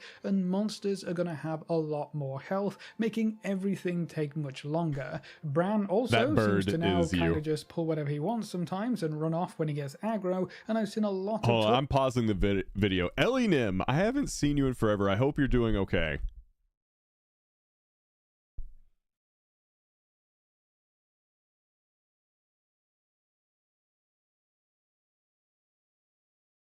Cisco, thank you for the gifted sub to Ellie Nim. Yeah, had a lot of really tough, really rough real life medical stuff between me and my dad, and I'm sorry. No apologies. You're totally fine. I'm glad you're here.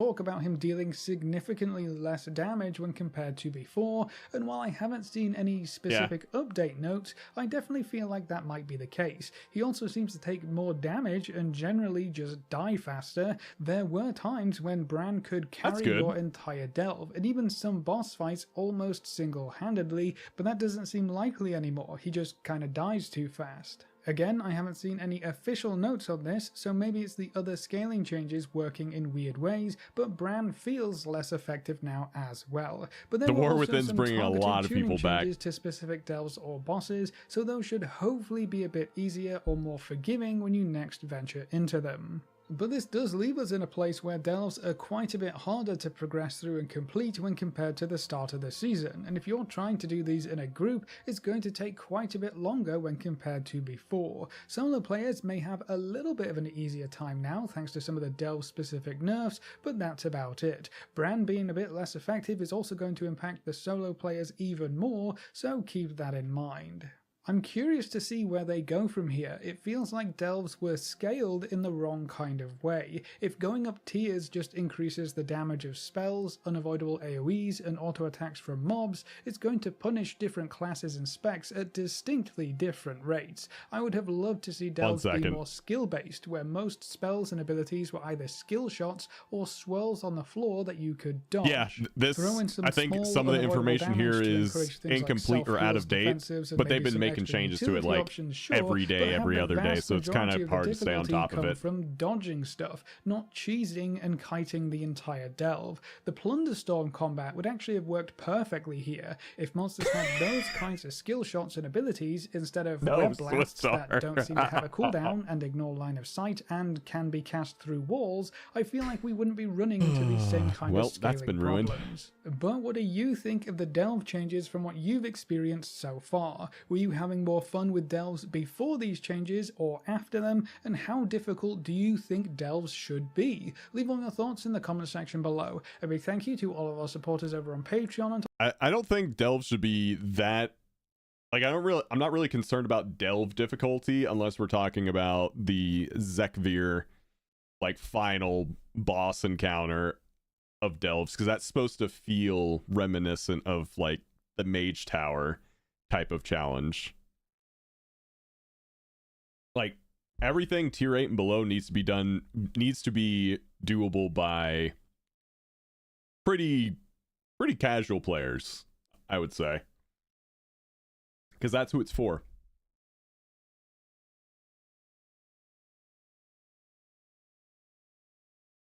Let me see this thing that Ellie, this is on the Discord. There's been a lot of warrior memes that come out in the past 24 hours. Where's my favorite one? There it is. This is my favorite one.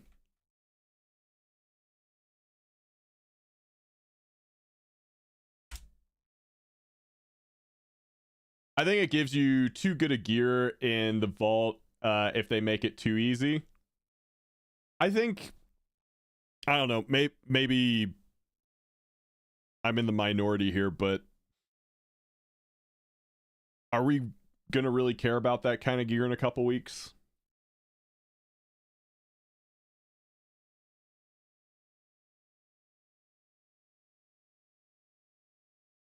It's just like a really early game concern.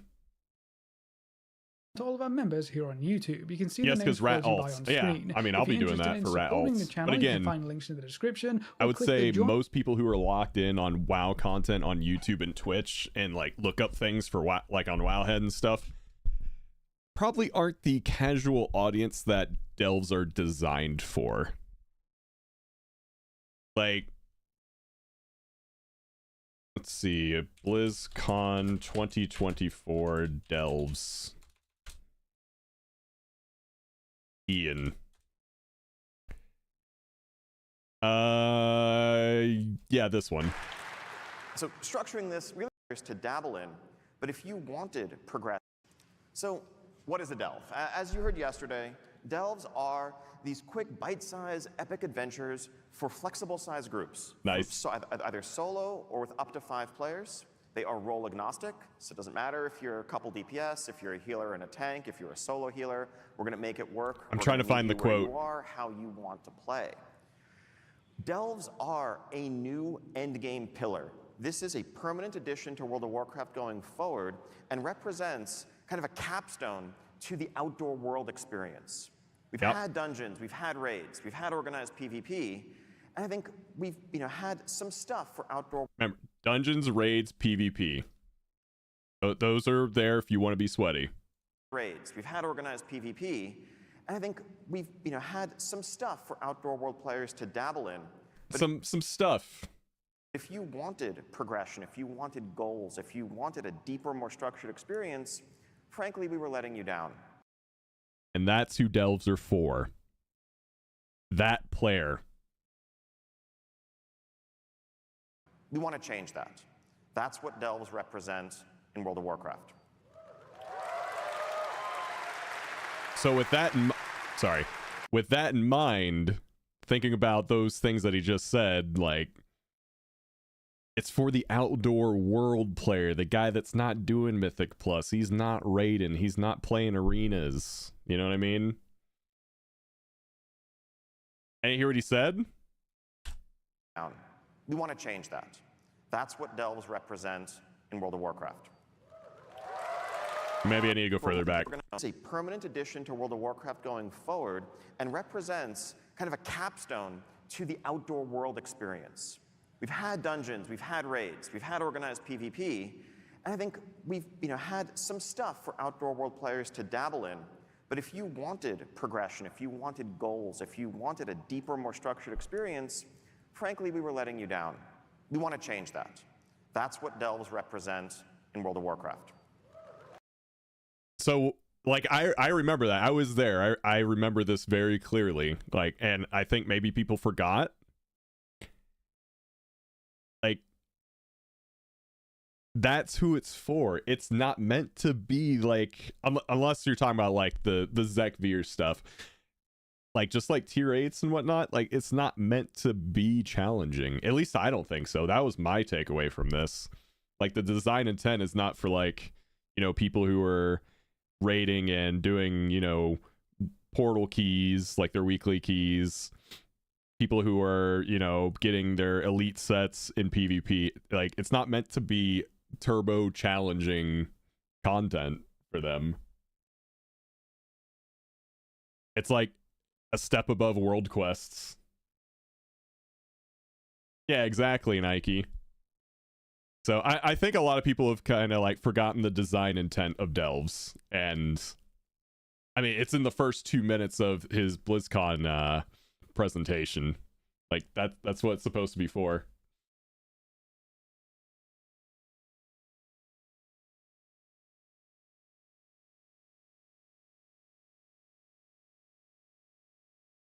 All right.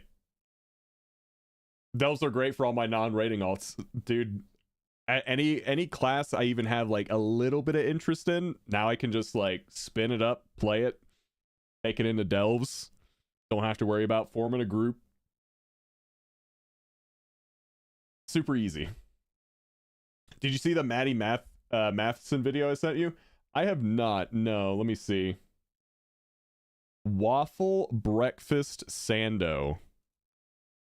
That was my grandfather's pet. Okay, you ever been to White Horse? Maple syrup with a little bit of cream on top. What has he got? 75. Maple syrup 75. Soup, salad, sandwiches are here. Soup, salad, sandwiches are here. Soup, salad, sandwiches. Is that okay with the mic? Don't look Loud at me is like funny. that. What? I sing so nice? I thank you. You know what I'd like to hear? You sing it.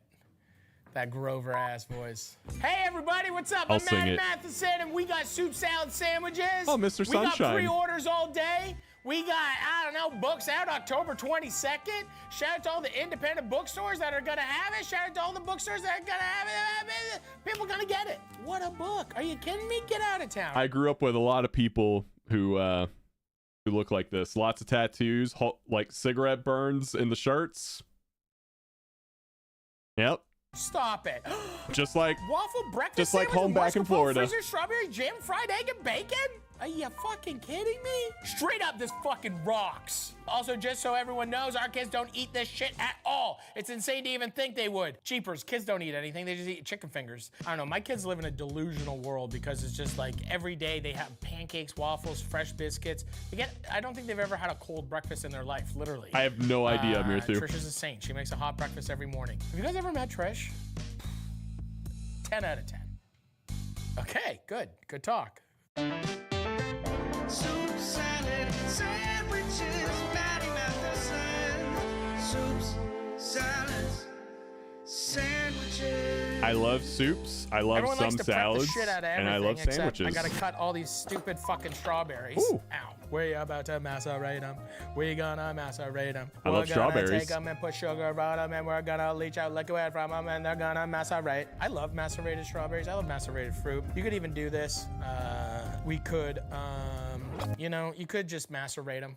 You know, store-bought jam is cool, but I think you need a macerated. In my mind, I was like so angry just seconds ago when I had to actually just cut the tops off these strawberries. You have no idea the anger that's inside of me. I really want some strawberries right now. We're gonna macerate. Okay, this is the. That's the wrong. That seemed like a lot of sugars. This is actually. Is this actually that's? Okay, here, tuck in. Okay, that amount of sugar. My teeth are falling out just watching is this. about 1 strawberry to a pound It's gonna be of sugar. great though. Classic grandma recipe. You know who's gonna like love this? Probably a lot of people. I feel Probably. like those guys that like, I wake up at 4 in the morning, I do 600 calories on the treadmill, and then I do 30 million stalks, and then by 9 o'clock I fuck, and then no one can do that better than me because I already made $1 million this morning, and then it's 8 a.m. and I already sold 3 houses, and I own 16 ATMs. You forgot he did 30 minutes of meditation and then 10 minutes of journaling. And you don't have any ATMs. Before the sun came up. ATMs, and you don't have that. And then I'm keto. If you don't got a 6-pack, I'll fucking punch you in the face and you can't work for me. Freezer jam. Pectin. Pectin's important. There's not a lot of pectin actually in strawberries, so we need some. I have And we nothing boil against it. It's a joke. I should probably do it. 95. I'm safe. Put the shower curtains around me and give me a hug. Let's go. I'm allowed to make fun of it though. We're at 75. We're safe. I'm gonna not try to do too much at once because I want to, you know, we want to keep everyone locked and loaded. We want to keep everyone safe. Let's do it. I don't even give a fuck. We ready. We're flying through this. We're making breakfast. Okay, let me show you some tricks. I've cooked bacon a lot of different ways, but this is a nice way to do it. Heat up your pan, 450, hot pocket. Now we're talking. Okay, now the video's good. Hot pan. We're in bacon town. In the oven. Can you see it? Into the oven. Wasn't that nice for us? Soup, salad, sandwiches.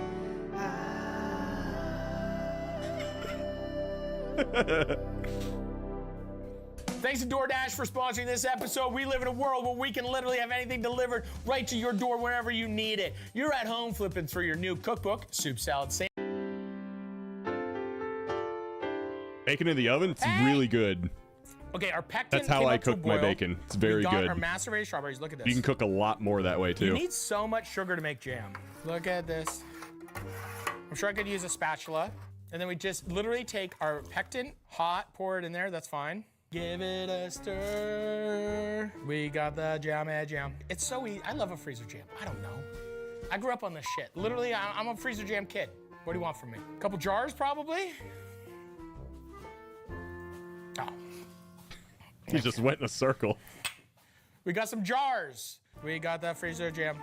Oh, perfect consistency. Look at that. Couple clumpies. And then we make a mess. Probably gonna get like close to 8 or 10 of these jars out of just like jam. 18 pounds of sugar and 6 strawberries. It's really amazing. Shake it up. I'll get it later. I don't need it right now. Shut up. And that's how you make freezer jam. Okay, that was nice. Nice, we did it.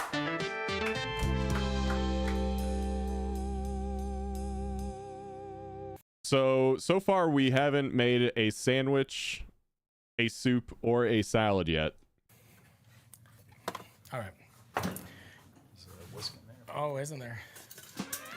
You know, Connor is an amazing chef, actual chef. You know, he worked in some Michelin restaurants. Okay? Diabetes. Did we see what he did there? He put the bowl we're gonna whisk the cream in the fridge. If he grows that mustache out more, he can do the Wilford Brimley. You know why? Because of science, not God. Oh. Got one in there. Gotta have my sugar. This is a He's sugar getting factory. spicy. Okay, the kids want it. I'm adding 6 cups. We're going more sugar. Let's go. We're just gonna whisk. Our cream is starting to thicken. The cold bowl is very agitated. Science. Agitate the cream. Soup, salad, sandwiches. I'm getting cream. It's kind of like yogurt texture now. That's not good for anything. Seconds away. Can't he just like get something that mixes it for him?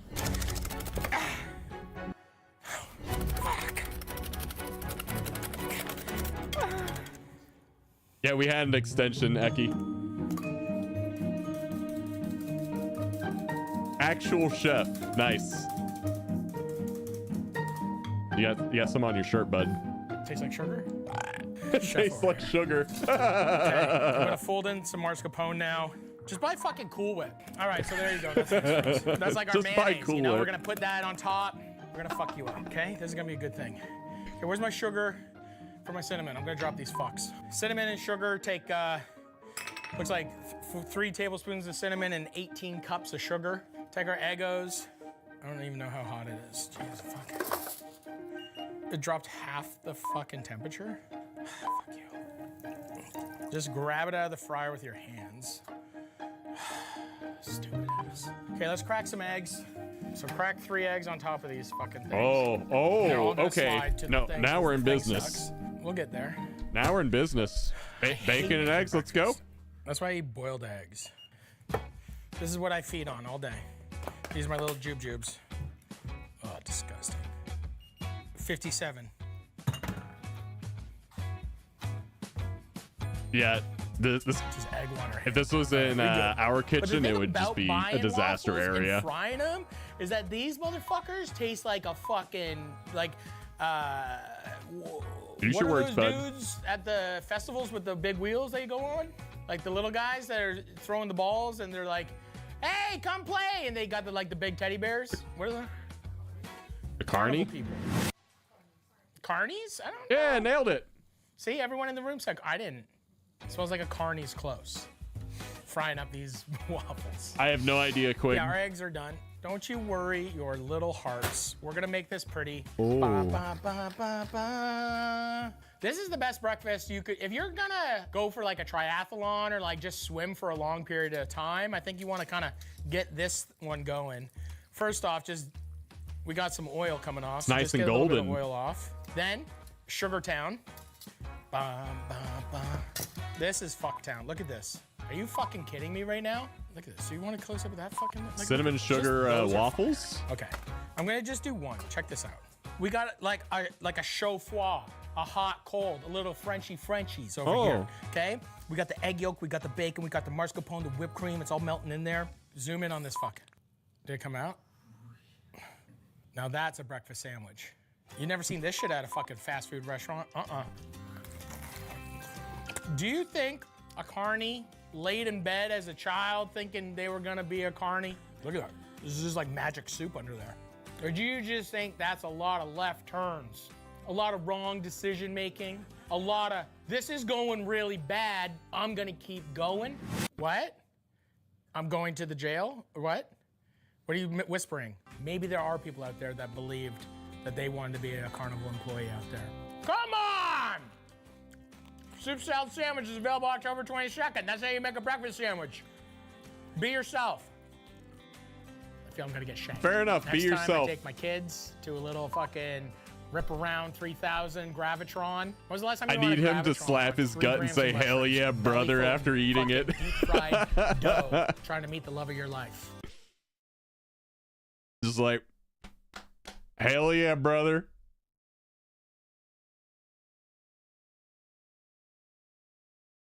This series is wild. She's been a problem everywhere she goes. Wait, what?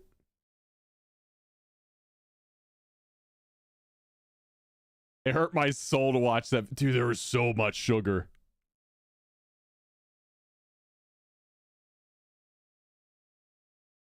Are humans meant to survive eating this waffle breakfast?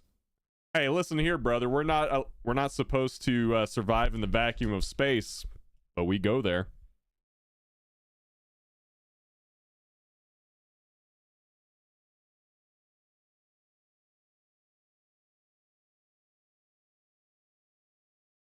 Don't let that stop you.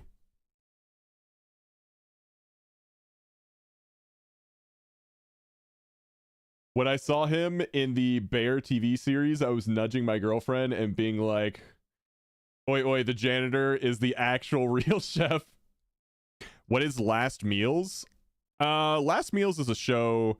It's kind of like Hot Ones, where they interview a celebrity and the celebrity gets to choose what, like, hypothetically would be their last meal. Like, if they were, you know, gonna die or whatever and could have their last meal, what would it be? And he interviews them. But it's somewhat like Hot Ones. Was it really necessary to dip the deep fried waffle in sugar? No. But this is America. We do it anyway.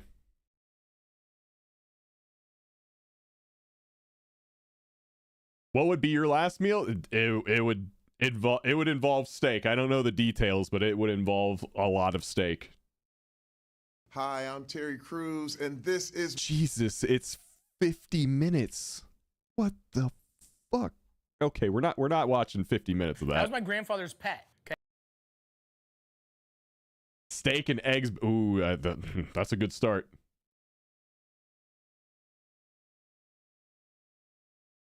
Where's that tires video at? I just had it. Hey, there it is.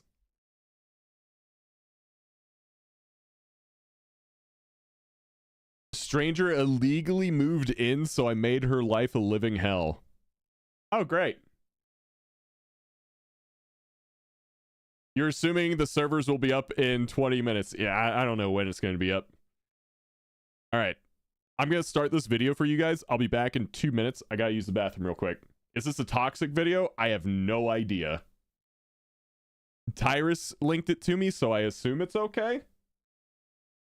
I don't know. But I'll be right back. So right now, you need to reactivate it. I will crucify you. Do you want me to take your throat and unscrew? Don't be violent with me. Please don't be violent with me. Hey, oh, my feet! Oh, my feet! Oh, my feet! My feet!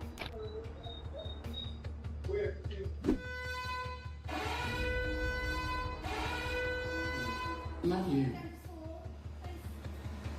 I'm autistic.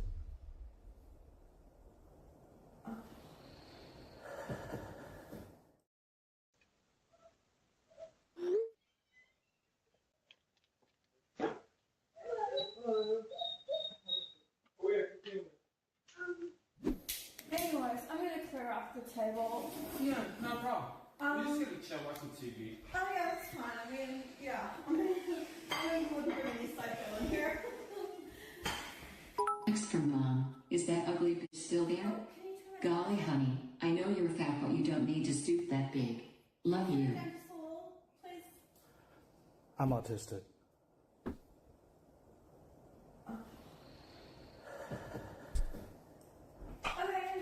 Okay, I'm back. It'd be real nice to listen to some music right now.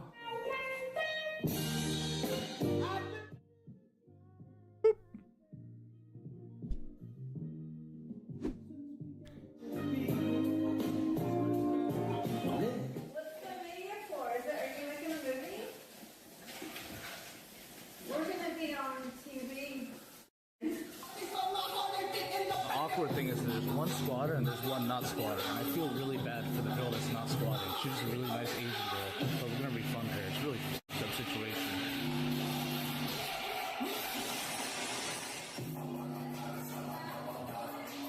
That's really loud.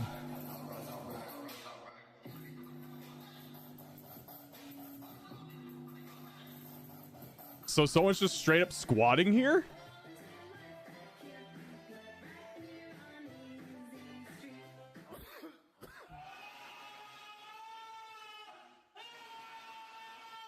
I'm gonna give this one a pass. I don't know, man. This one might be a read his pinned comment. Okay. Hey guys, to address the question, she was an Airbnb guest and booked 28 days and made up some fake stuff saying she was allowed longer than 30 days so she can get squatters rights, and she pretended to be a tenant to the cops and they couldn't do anything. She's been squatting since the 90s and she knows what she's doing. She's gone to court tons and tons of times and has a track record of just wasting people's police and court time. Her plan was to stay here and try to drag it out in court and just have a place to stay for a bit and to destroy. Oh my god. That's crazy. All right. Jesus, man. I can't believe people do that. Let's see here. You have anything new? Any new WoW content that's come out in like the past like 30 minutes? Because we haven't really watched any WoW stuff. Let's see.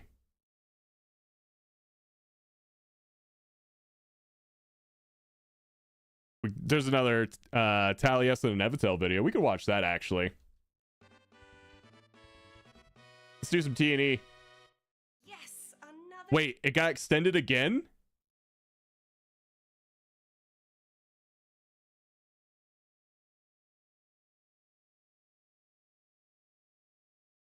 Yep, there's the tweet. I see it. It's been extended again, guys.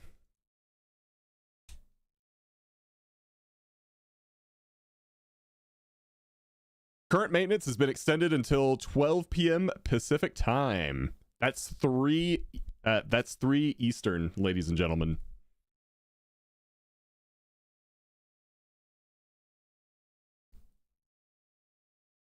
That's 3 Eastern. Buckle up.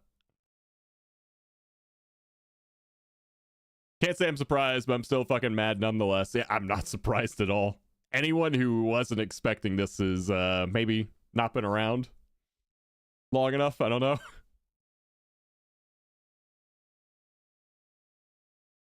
Delve completed. Man, I have to say this specialist solo content is so much easier when you're in a group. Thanks for the help, Tally. Anytime, Evie. Anytime, Evie. Oh yeah. How was your vault?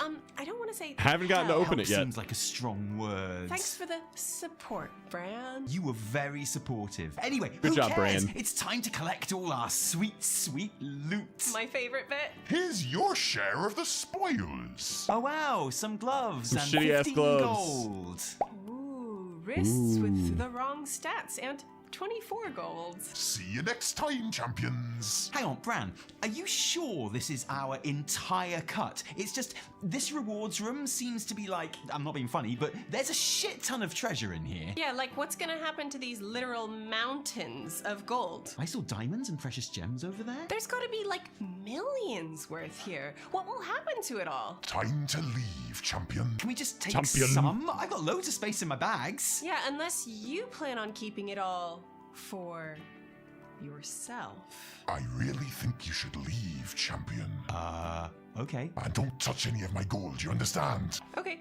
You even look at me, gold, I'll eat your throat. Oh, hey, What the do you fuck? want a healing potion? Oh, wow, thanks. A healing potion. Yum. Does this stuff ever do anything for you? No, I'm pretty sure it's just tap water. Knowledge is power. Hello Internet, Taliesin here. Welcome to another episode of the Weekly Reset, Taliesin and Evertel's Wondrous Wisdom Show. In a week where Gallywix brand, yeah. to talk at length and in depth about the upcoming World of Warcraft 20th anniversary in-game event. I can't wait for now that. being tested on the PTR. That was our episode. But honestly, that's gonna have to wait for another day because our main story is what has more than likely been your main form of World of Warcraft gameplay this last week, and definitely the main talking point in the community, Delves, War Within's new solo feature. He's so British, I love him. Blizz has changed He's a very multiple British times in man. the last 7 days, with more changes to come in a way that suggests that they have no idea what they actually want this gameplay mode to be. This story See the DM absolutely I sent you? snowballed and took over in the last couple of days, so the anniversary event stuff is going to have to wait for a later episode, okay? Because there is suddenly a lot to talk about, and we will. After we've had a quick catch up with the other WoW news this week with Evertel. Hello and welcome to Evie's News Rundown. Let's run down. Grummel haters rejoice Nice. as we finally have a new transmog and repair mount on the shop. The Grizzly Hills Packmaster is an adorably deadly $20 teddy wielding an anvil and a transmog bag for your convenience and enjoyment. Now, I say Grummel haters, but honestly, I love those little guys and I'm kind of gonna miss them. The only reason I'm putting the yak in retirement is because he is so huge and completely exposes me when I'm trying to secretly transmog my new piece of gear mid-dungeon instead of listening to the tank. Yeah, we saw that they extended another Blizzard hour. has been issuing 4-day suspensions to players who got a little exploity with their severed threads reputation. A bug that allowed players to pick multiple pacts simultaneously instead of choosing one exclusive spider buddy to gain rep with. And by one exclusive spider buddy, I of course mean the general, because we all want the Anoop title as soon as possible, right? No? They weren't even doing it for the title? Okay, I have no sympathy. Ginji from Echo is on record as saying half his guild didn't even know that you weren't supposed to be able Wait. to get polyamorous pacts, but his protestations didn't do any good. In addition to the 4-day slap on the wrist, those players' rep and associated rewards will be rolled back as well. The competitive Mythic raiding community has been disproportionately affected by this tragedy. Rumor has it that NA World firsties have been tipped off that full-blown bans would ensue for milking this particular exploit cow and avoided it, while EU guilds assumed the punishment would just be the rollback. I stress, this is a rumor. I'm not saying it's true, but Tally said it, so it might be true. And so basically, Echo and Method got dicked. I still kind of think I'm going to do a whole video about the end cinematic of the campaign and the raid, but it feels right to touch on it here as well. As usual, within hours of the raid going live this week, the end cutscene had been experienced in-game by multiple groups, and the ending plastered I thought it was all just over like, Wowhead okay. and other WoW online spaces. And the good news, we did have a cutscene, because frankly, we don't always. Dragonflight had a great cinematic at the end of its first raid, but before that, no other expansion ever had. The first raid typically just doesn't get that kind of attention, so fair play to Blizz for picking up on the rather obvious expectation from the player base that there would be something at the climax of Palace. Not a pre-rendered cinematic like Vault, but an in-game cutscene using the in-game engine, something that is usually used to put our own player I honestly characters prefer in that. shot, but not this time. This whole scene is a two-hander of Xalatath appearing and basically mocking Queen Ansarek in her final moments. And there is lots to like about this cutscene. The voice acting, off the charts. Ansarek's constant, unsettling, gasping death rattle underneath everything. More Xalatath feet. I know you like Xalatath feet. Maybe not as much as the Blizz devs, but you do though. I really liked how the Queen's "You promised" line echoed previous Blade of the Black Empire wielder Modgud Thorissen, who was repeating that same line to herself constantly after Xalatath abandoned her during her own defeat. Read the history of the Blade in the Order of the Conclave in the Priest Order Hall if you want to know more about that. I like how disdainful Xali is with the Queen too. It's fun I like for that us, part. the audience, and Quig, what's up? Xalatath. And actually, this is worth picking up on because it tells us something about Void Mummy here. There is no tactical reason for Xalatath appear in this scene. Her floating in and making Ansarek feel like shit in her final breath doesn't further a plan, doesn't pull on a new thread, doesn't lay any groundwork for anything. Nothing would be different if Xali stayed safe and sound in the Void. No, she is here because she wants to be. Because telling Ansarek she's useless and meaningless and insignificant is enjoyable to her. Xali is literally just here for fun, and that's a weakness right there. Speaking of weaknesses, of course, there will be many who will be disappointed with aspects of this raid ending. The fact that it was an in-game cutscene rather than the fully rendered cinematic. Fair, although it does look good. The fact that it doesn't really advance the story. I feel like the in-game cutscenes have gotten so good that I'm okay with them just doing that from now on.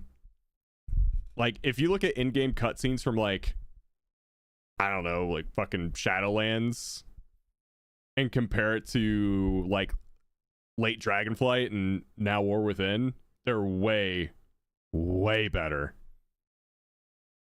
And I don't know, maybe this is just me, but the pre-rendered cutscenes look nice, but they kind of take me out of the game, whereas these do not. It's very subtle, but it is what it is. It certainly doesn't give us any hints about the next patch, Argus in the Sky style, and that's fair. Although I would argue it's significant that Xalatath is even got extended here, being again. so calm and in control, considering the last time we saw her, she was having a tantrum and desperately trying to keep her freshly imprisoned I think void you just have to know when to escaping from use her both. busted dark heart. Apparently she's got all that in hand again since then. And yeah, this was not a big, exciting story-capping cinematic, but then I don't think it's really meant to be, because we had the story-capping cinematic at the end of the story campaign, completely independent of the raid, which I think is great, and one of the reasons War Within story has felt so satisfying in this opening patch. Genuinely, I think, has a case to be called the most complete and best structured opening patch arc in WoW history, played out as it was I agree with that. entirely in the leveling campaign. This cinematic feels more like an epilogue or after. I feel like FF14 has pushed WoW to get better at their storytelling and just like the cutscenes in general. I don't know about you guys, but I feel like that's kind of what happened. credit scene, because that's what it is. This was the big Which is why it's ending. really good This to have is Sally competition reminding us that she's in still this here and space, getting on by with the her way. plan just fine, thank you. Oh, there is just one issue I'm having though. Why is a giant spider the queen of the crab people? You want anyway? Final It makes Fantasy no to be sense. good, 1 so out it of 10. pushes WoW to be good. It's time for Evie's And vice versa. PTR rundown. Let's run down. Wowhead Let's have run down data mined again. some potential start and end dates for patch 11.0.5, aka the 20th anniversary patch. The official announcement described it as taking place all through the months of November and December, but the in-game events appear to be tagged Yeah, for Mictret, I love the October void colors. 22nd through January 4th, 2025. So November and December, and then some.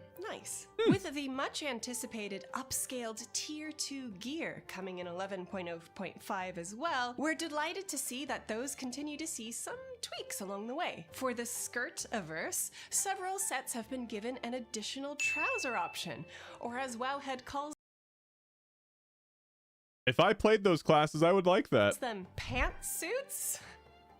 And following some slightly louder than usual grumbling from the rogue playing community, the Tier 2 Rogue set has been updated in the most rogue way possible. Instead of having your face poke out of your mask, your headpiece now contains a swirling black void with 2 spooky red peepers. I mean, that's how it was As back should in be. vanilla. It's the way it Sometimes needs to that's all be. it takes. Meanwhile, some cool new sci-fi predator masks, hoods, and capes are coming to the trading post in 11.0.5. And even more trading post goodies have been data mined for release this winter, including a purple Murloc suit, more butterfly wings, Christmas flavor weapons, faction pride earmuffs, so you can still show up for your faction even when it's cold, along with one of the most exciting trading post releases to date, Sylvanas' clothes. The Dark Ranger General's There you go, kit will Quig. set you back 850 traders tender, but it will be worth every tendy, letting you cosplay as the pre-Shadowlands Dark Lady herself. But hunters, we are truly blessed in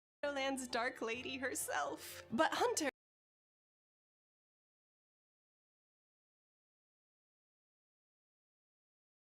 Nice. Butt hunters. Where are my butt hunters at?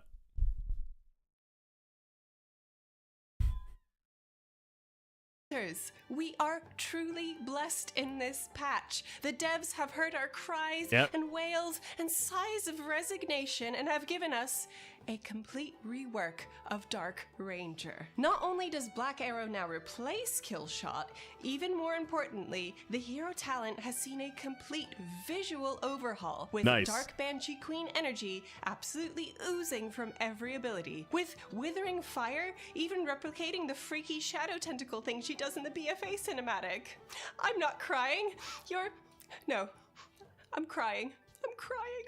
Okay, so the main story this week, as promised, is Delves. And it was always going to be It's cool, Delves, but like, it's not that this, cool. more than any other in this expansion's entire lifetime, probably, was the week of Delves. With Season 1 not up and running properly, no Mythic raid, no Mythic Plus, and everyone's still grasping for any good loot they can find, Delves really were front and center this week. Opening up to level 11 from the previous cap of 3, Zekvir, the Mage Tower compared boss, available to take on, and most importantly, the fact that bountiful level 8 Delves rewards 603 gear, higher than LFR, higher than normal raid, and higher than I've moved Mythic on. Zero. And this week at least were the easiest way to get heroic track level gear in your vault. I've learned not Or to even like better, anything. at That the way it end can't of be your used level against 8 me. Bountiful Delve if you had a bountiful map active. So in the long run, Delves might turn out to be Nihilism a is more the way. casual solo experience for lower level players or alts who don't want to go into group content to get very respectable gear. But this week, everybody was on that shit. People getting ready to raid, people getting ready for this week's Mythic Plus season, maybe even PvPers. I don't know, genuinely, I don't know what those guys do, but I'm really happy for them and I hope they enjoy it and I hope they're happy. Good. And at the beginning of this week, this felt awesome, honestly. I like progressing heroic and eventually half-heartedly Mythic raid with my buddies every season. I like getting my 3k Mythic Plus rating every season. Actually, I meant to ask, is it possible difficult to hit 3k without setting foot in either of the 2 Shadowlands dungeons? Like, how possible is that? Is that something I can do? Because no shade on the dungeons, okay? They're fine. It's just, I'm not ready for Shadowlands dungeons just yet. It's too soon for Shadowlands dungeons for me, sorry. So in the long run, delves are not really designed for me, or at least not for my main. They are going to be something I gear the odd ult through later on every season, and I think I will really enjoy that. But this week, everyone was in there for that heroic gear, where it was the thing that everyone was doing. And I'm that's sure he'll fun, do it. It's okay? just... That alone is enough to make delves a success.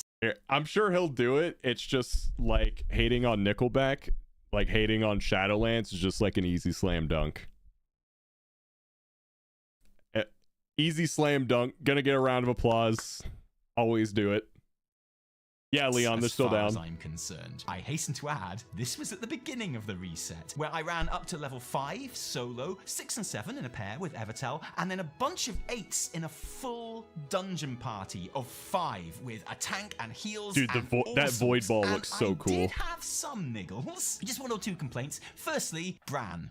Obviously, because that guy's an idiot. He tells you not to stand in webs whilst he's standing in webs. Sometimes he does it all the time. He just leans up against a wall and watches as I fight all the mobs myself. Although I prefer that to when he runs to the other side of the room and spends 20 minutes fighting something off screen while I deal with the pack that I just very carefully pulled. His healing potions were clearly bought from some dropshipper on Shine, because that shit does not work. And when I was soloing Zekthir and doing very well, thank you, he ran out of the boss room at 5% and reset the entire fight. And I don't mind telling you, I was not entirely happy with Bran at that point. Bran was not my buddy. Secondly, and this is probably a bit more important, Bran was not my buddy. At launch, it was obviously way easier to do delves in a group than solo. And not just because it gives you more tools, like having a tank and a healer is just always going to give you something that soloing can't, but also the fact that the death system, whereby you don't get loot at the end of the delve if you have too many deaths, could be completely negated by groups because it worked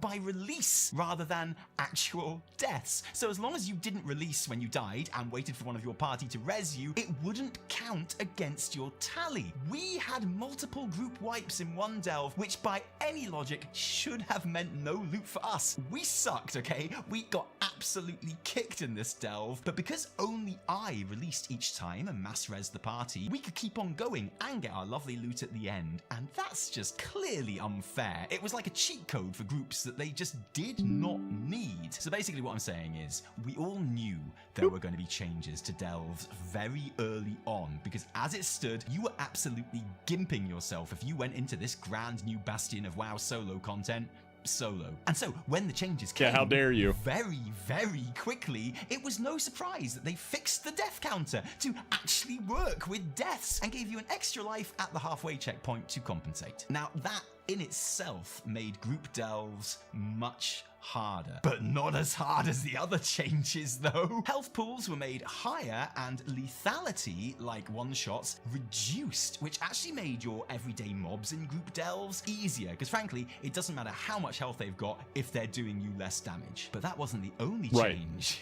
No, they also moved the elite mini-bosses from being a level 9 delve feature to being a level 8. If you've been happily bopping your 8s until this point and hadn't set foot in a 9 or above, then you'd be forgiven for not knowing that these bad boys are insanely powerful mobs Tilo and that turn Velo up randomly and basically would mess you up. So whereas all of the numbers tuning that I just mentioned, including an undocumented 20% increase in solo player damage, thank you very much, made delves way easier and more straightforward, suddenly you had these invincible Terminators that you've never seen before dropping in and creaming you without any warning at all. The Poison Spider... And doing what now? Shit. The Poison Spider, that thing puts out constant dots that very few players who had been farming their level 8s could even hope to deal with. Meeting this guy was instant death for 90% of us. And this meant that overnight, level 8 delves became almost impossible possible for a huge proportion of the players who had been merrily clearing them just the day before. As an example, on stream, we could not clear level 8 What did he say? delves in a 5-person He said they would cream you. Steamrollering just hours before. And I can tell you one thing, internet, that was a shit show, obviously. If this was supposed to be for casuals, it's kind of dead now. Changes are ass. Thanks for killing delves. Rip delves, clueless, incompetent, out of touch Blizzard devs ruined it, but I'm not even surprised. And I feel like I have said every single one of those comments as I got flattened for the millionth time by the stupid poison spider. No one liked this, but I am going to offer a word of balance, if that's okay. Don't be angry. It's a different point of view, not necessarily one that I agree with, and that's the recommended item level. A level 8 delve flat out tells you when you enter that the recommended item level for this content is 600 plus. And I can guarantee you, no one was item level 600 plus when they were doing this content last week. I started the week in like the 560s, 30 item levels lower than the recommended. And there's an argument that says, yeah, this content awards heroic track gear in the Great Vault. It shouldn't really be coastable for a 560 level character. There's an argument that the player base's obsession with how top level players approach the game is behind a lot of this frustration, because we've been told by streamers and guides for weeks to save your coffer keys and bop those level 8s for heroic gear in week 1, because that's what literal world first raiders are doing, and it makes us angry when we can't do what world first raiders are doing because we're not as skilled or as organized as literal world first. Yeah, I think I was 590 something when I did it. Reasonable arguments, but the issue for me is not so much that the level 8s were flattening me. In all honesty, it's kind of fair that they were flattening someone as undergeared for them as me. It's the fact that they started at 1 difficulty and then got harder. The fact that one day I absolutely could do them and then the next day I absolutely could not.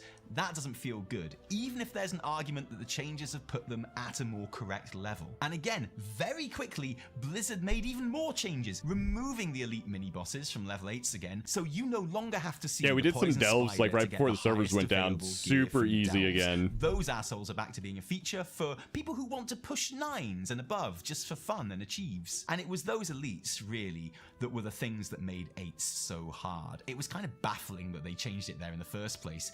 Delves are pretty doable again now as a result, but in a way, the damage has already been done. In the minds of the players, delves are something that Blizz cannot even decide what they want to be. Are these for solo or group play? It's flip-flopped multiple times throughout the week. At the moment, they favor solo players, and I think that's probably the right move. Are these supposed to be class agnostic? Because they definitely aren't. Delves obviously favor tanks or healers and DPS with very strong mitigation right now. I would hate to do this shit on a low-level mage. And are delves for casual play, or are level 8s supposed to be a real challenge? I suspect that a problem here is that so many of us associate solo play with being casual, and so expect any solo content to be a casual cakewalk. I don't actually think it's bad if it's not, but that's because I'm a bit weird. Look, okay, personal experience time, okay? But after my 5-man groups got completely flattened on stream, I went and tried again, solo, as discipline. So I'll give you my take. My take is that they should be relatively simple until tier 9. Tier 9 and then all the way to like your Mage Tower Zekvir encounter. That's where the challenge should be. Tier 8 and below, whatever. I don't care. Priest, my main, putting Bran into mega DPS mode and also using Fade to basically make him tank. And even with the mini bosses in place, it was much easier and I got all my coffer keys done at level 8, no problem. Mount deals. Then, just for science, I decided to see if I could push up to 11, and I'm not gonna lie, it was really hard. I was item level 580 odd at this point, which is like 4. Nah, I think tier 8 is the place where it should change. Remember, we watched the video of Ian at BlizzCon. Remember, this is for world content Andes, okay? Not people who know how to like play the game well, not people who are, you know, pushing 10 or higher in Mythic Plus, not people who are getting AOTC or even cutting edge rating. It's for world content Andes, okay?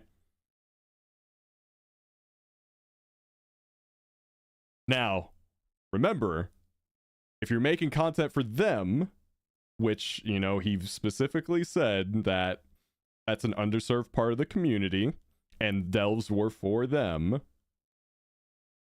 the rewards should reflect the difficulty to some degree. And I think it does, because it caps out at, what, hero? Like heroic raid gear? You gotta remember, like, these people aren't gonna, like, spend a shitload of time on this and try to improve. It's either gonna be fun or they're gonna fuck off. 40 levels below the recommended for an 11 delve, and as a result there were some that I just couldn't do. Earthcruel Mines seems like their issue. It is until, you know, they don't do it anymore, then it's a wasted time like Warfronts, and then it gets memed on. Like Spiral Weave with its wide open corridors that meant that I could mind soothe a lot of the mobs and basically skip the elites. Because that's the thing, the elites mean insta-death a lot of the time, but you don't have to fight them if you can help it. Yeah, I skipped Tilo and the Velo. end boss doesn't have a guaranteed one-shot mechanic. It has a big channel which will kill you if you're close, but which you can outrange if you know when it's coming. So it took me a very long time. It took me multiple attempts while I was getting used to it, but I totally did do an 11, 40 levels below the recommended item level, and that felt pretty amazing because I had to really think about it, really use my specs toolkit in unusual ways. And yeah, in that's respect, fun. It kind of felt like the Mage Tower, and I liked the Mage Tower. For more science, the next day after the elites had been removed from 8s again, I did some bountifuls on a paladin that was 528 item level. That's 72 item levels below the recommended for 8s. If you met a mob or another player in the open world who was 72 item levels ahead of you, they would one-shot you without even looking at you.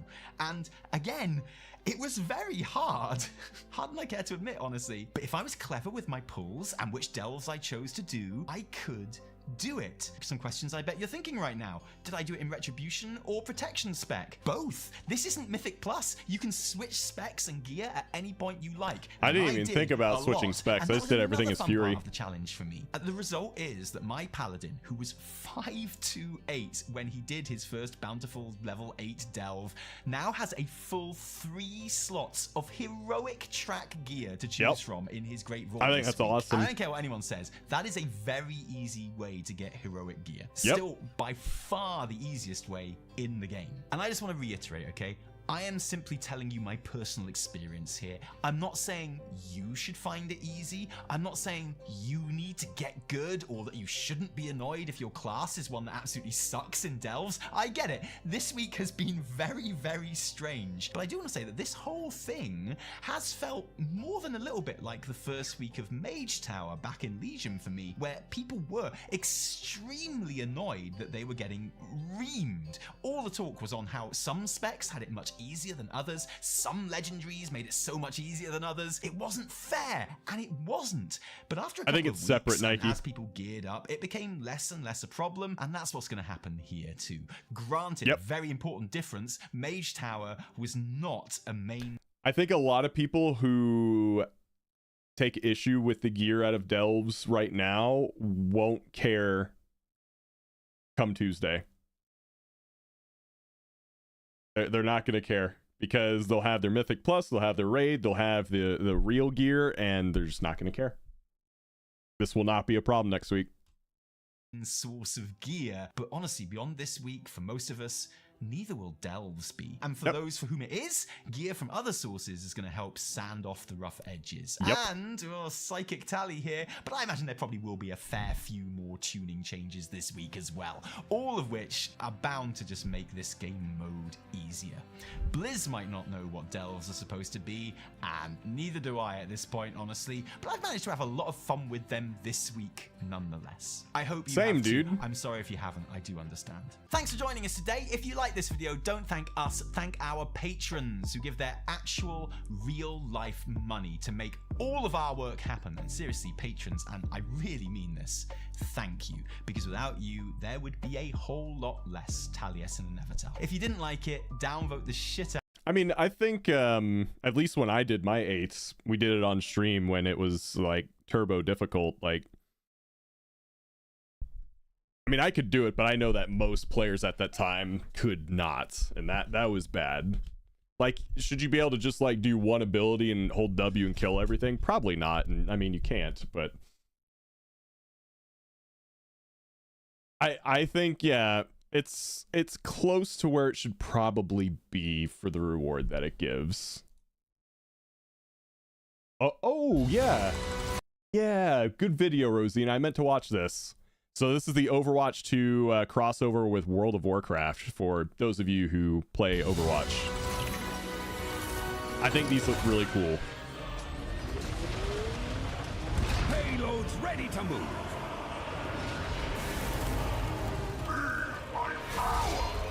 That's so fucking cool.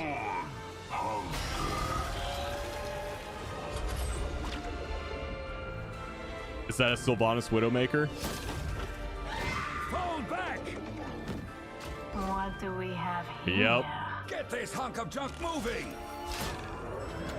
You can hide, but you cannot escape. Oh. We need a healer. I am happy to serve. I sense. Is that a Thrall Zenyatta? Group up with me. I still have a few. Yep, tricks there's up my Magni. sleeve. Oh, they made him crystal.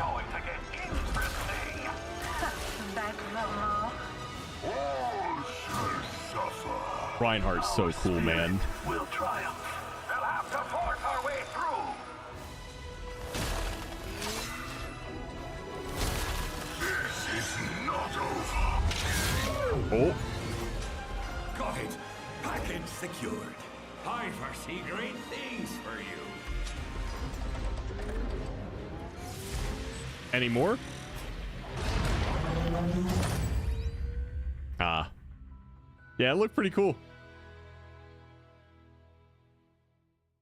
I really hope Overwatch kind of gets its groove back. I want that game to be good.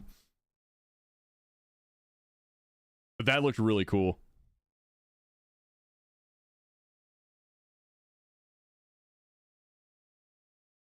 All right. Was there an update on the server downtime? Yes. It's been pushed to 12 p.m. Pacific. Yennings, thanks for the follow. Server's not up yet? Nope. We are looking at 12 p.m. Pacific as the latest estimated time. But I've been on for 7 hours, so this is usually when I go ahead and hop out. I haven't really played anything today. I've just been sitting here reacting to shit. But yeah, I think we go ahead and call it here today, guys. And you know what? As always, whenever there's extended maintenance, as always, the second I get off the game or the get off the stream, the servers are going to come up. So you're welcome in advance. I'm bringing the servers up. It's me that's doing it. But I'll see you guys tomorrow for lots of keys. We're in key grind mode. Okay, if they are instantly up, you have to answer to us. Yeah, it'll be my fault either way. But yep, thanks for watching, guys. I will see you all tomorrow. Thank you for all the follows, the bits, the subs, everything. Thank you so much for the support. And yeah. I'll see you guys next time for lots of keys. Peace. Oh yeah, I'll be on tonight. Trust. We'll be doing some keys tonight.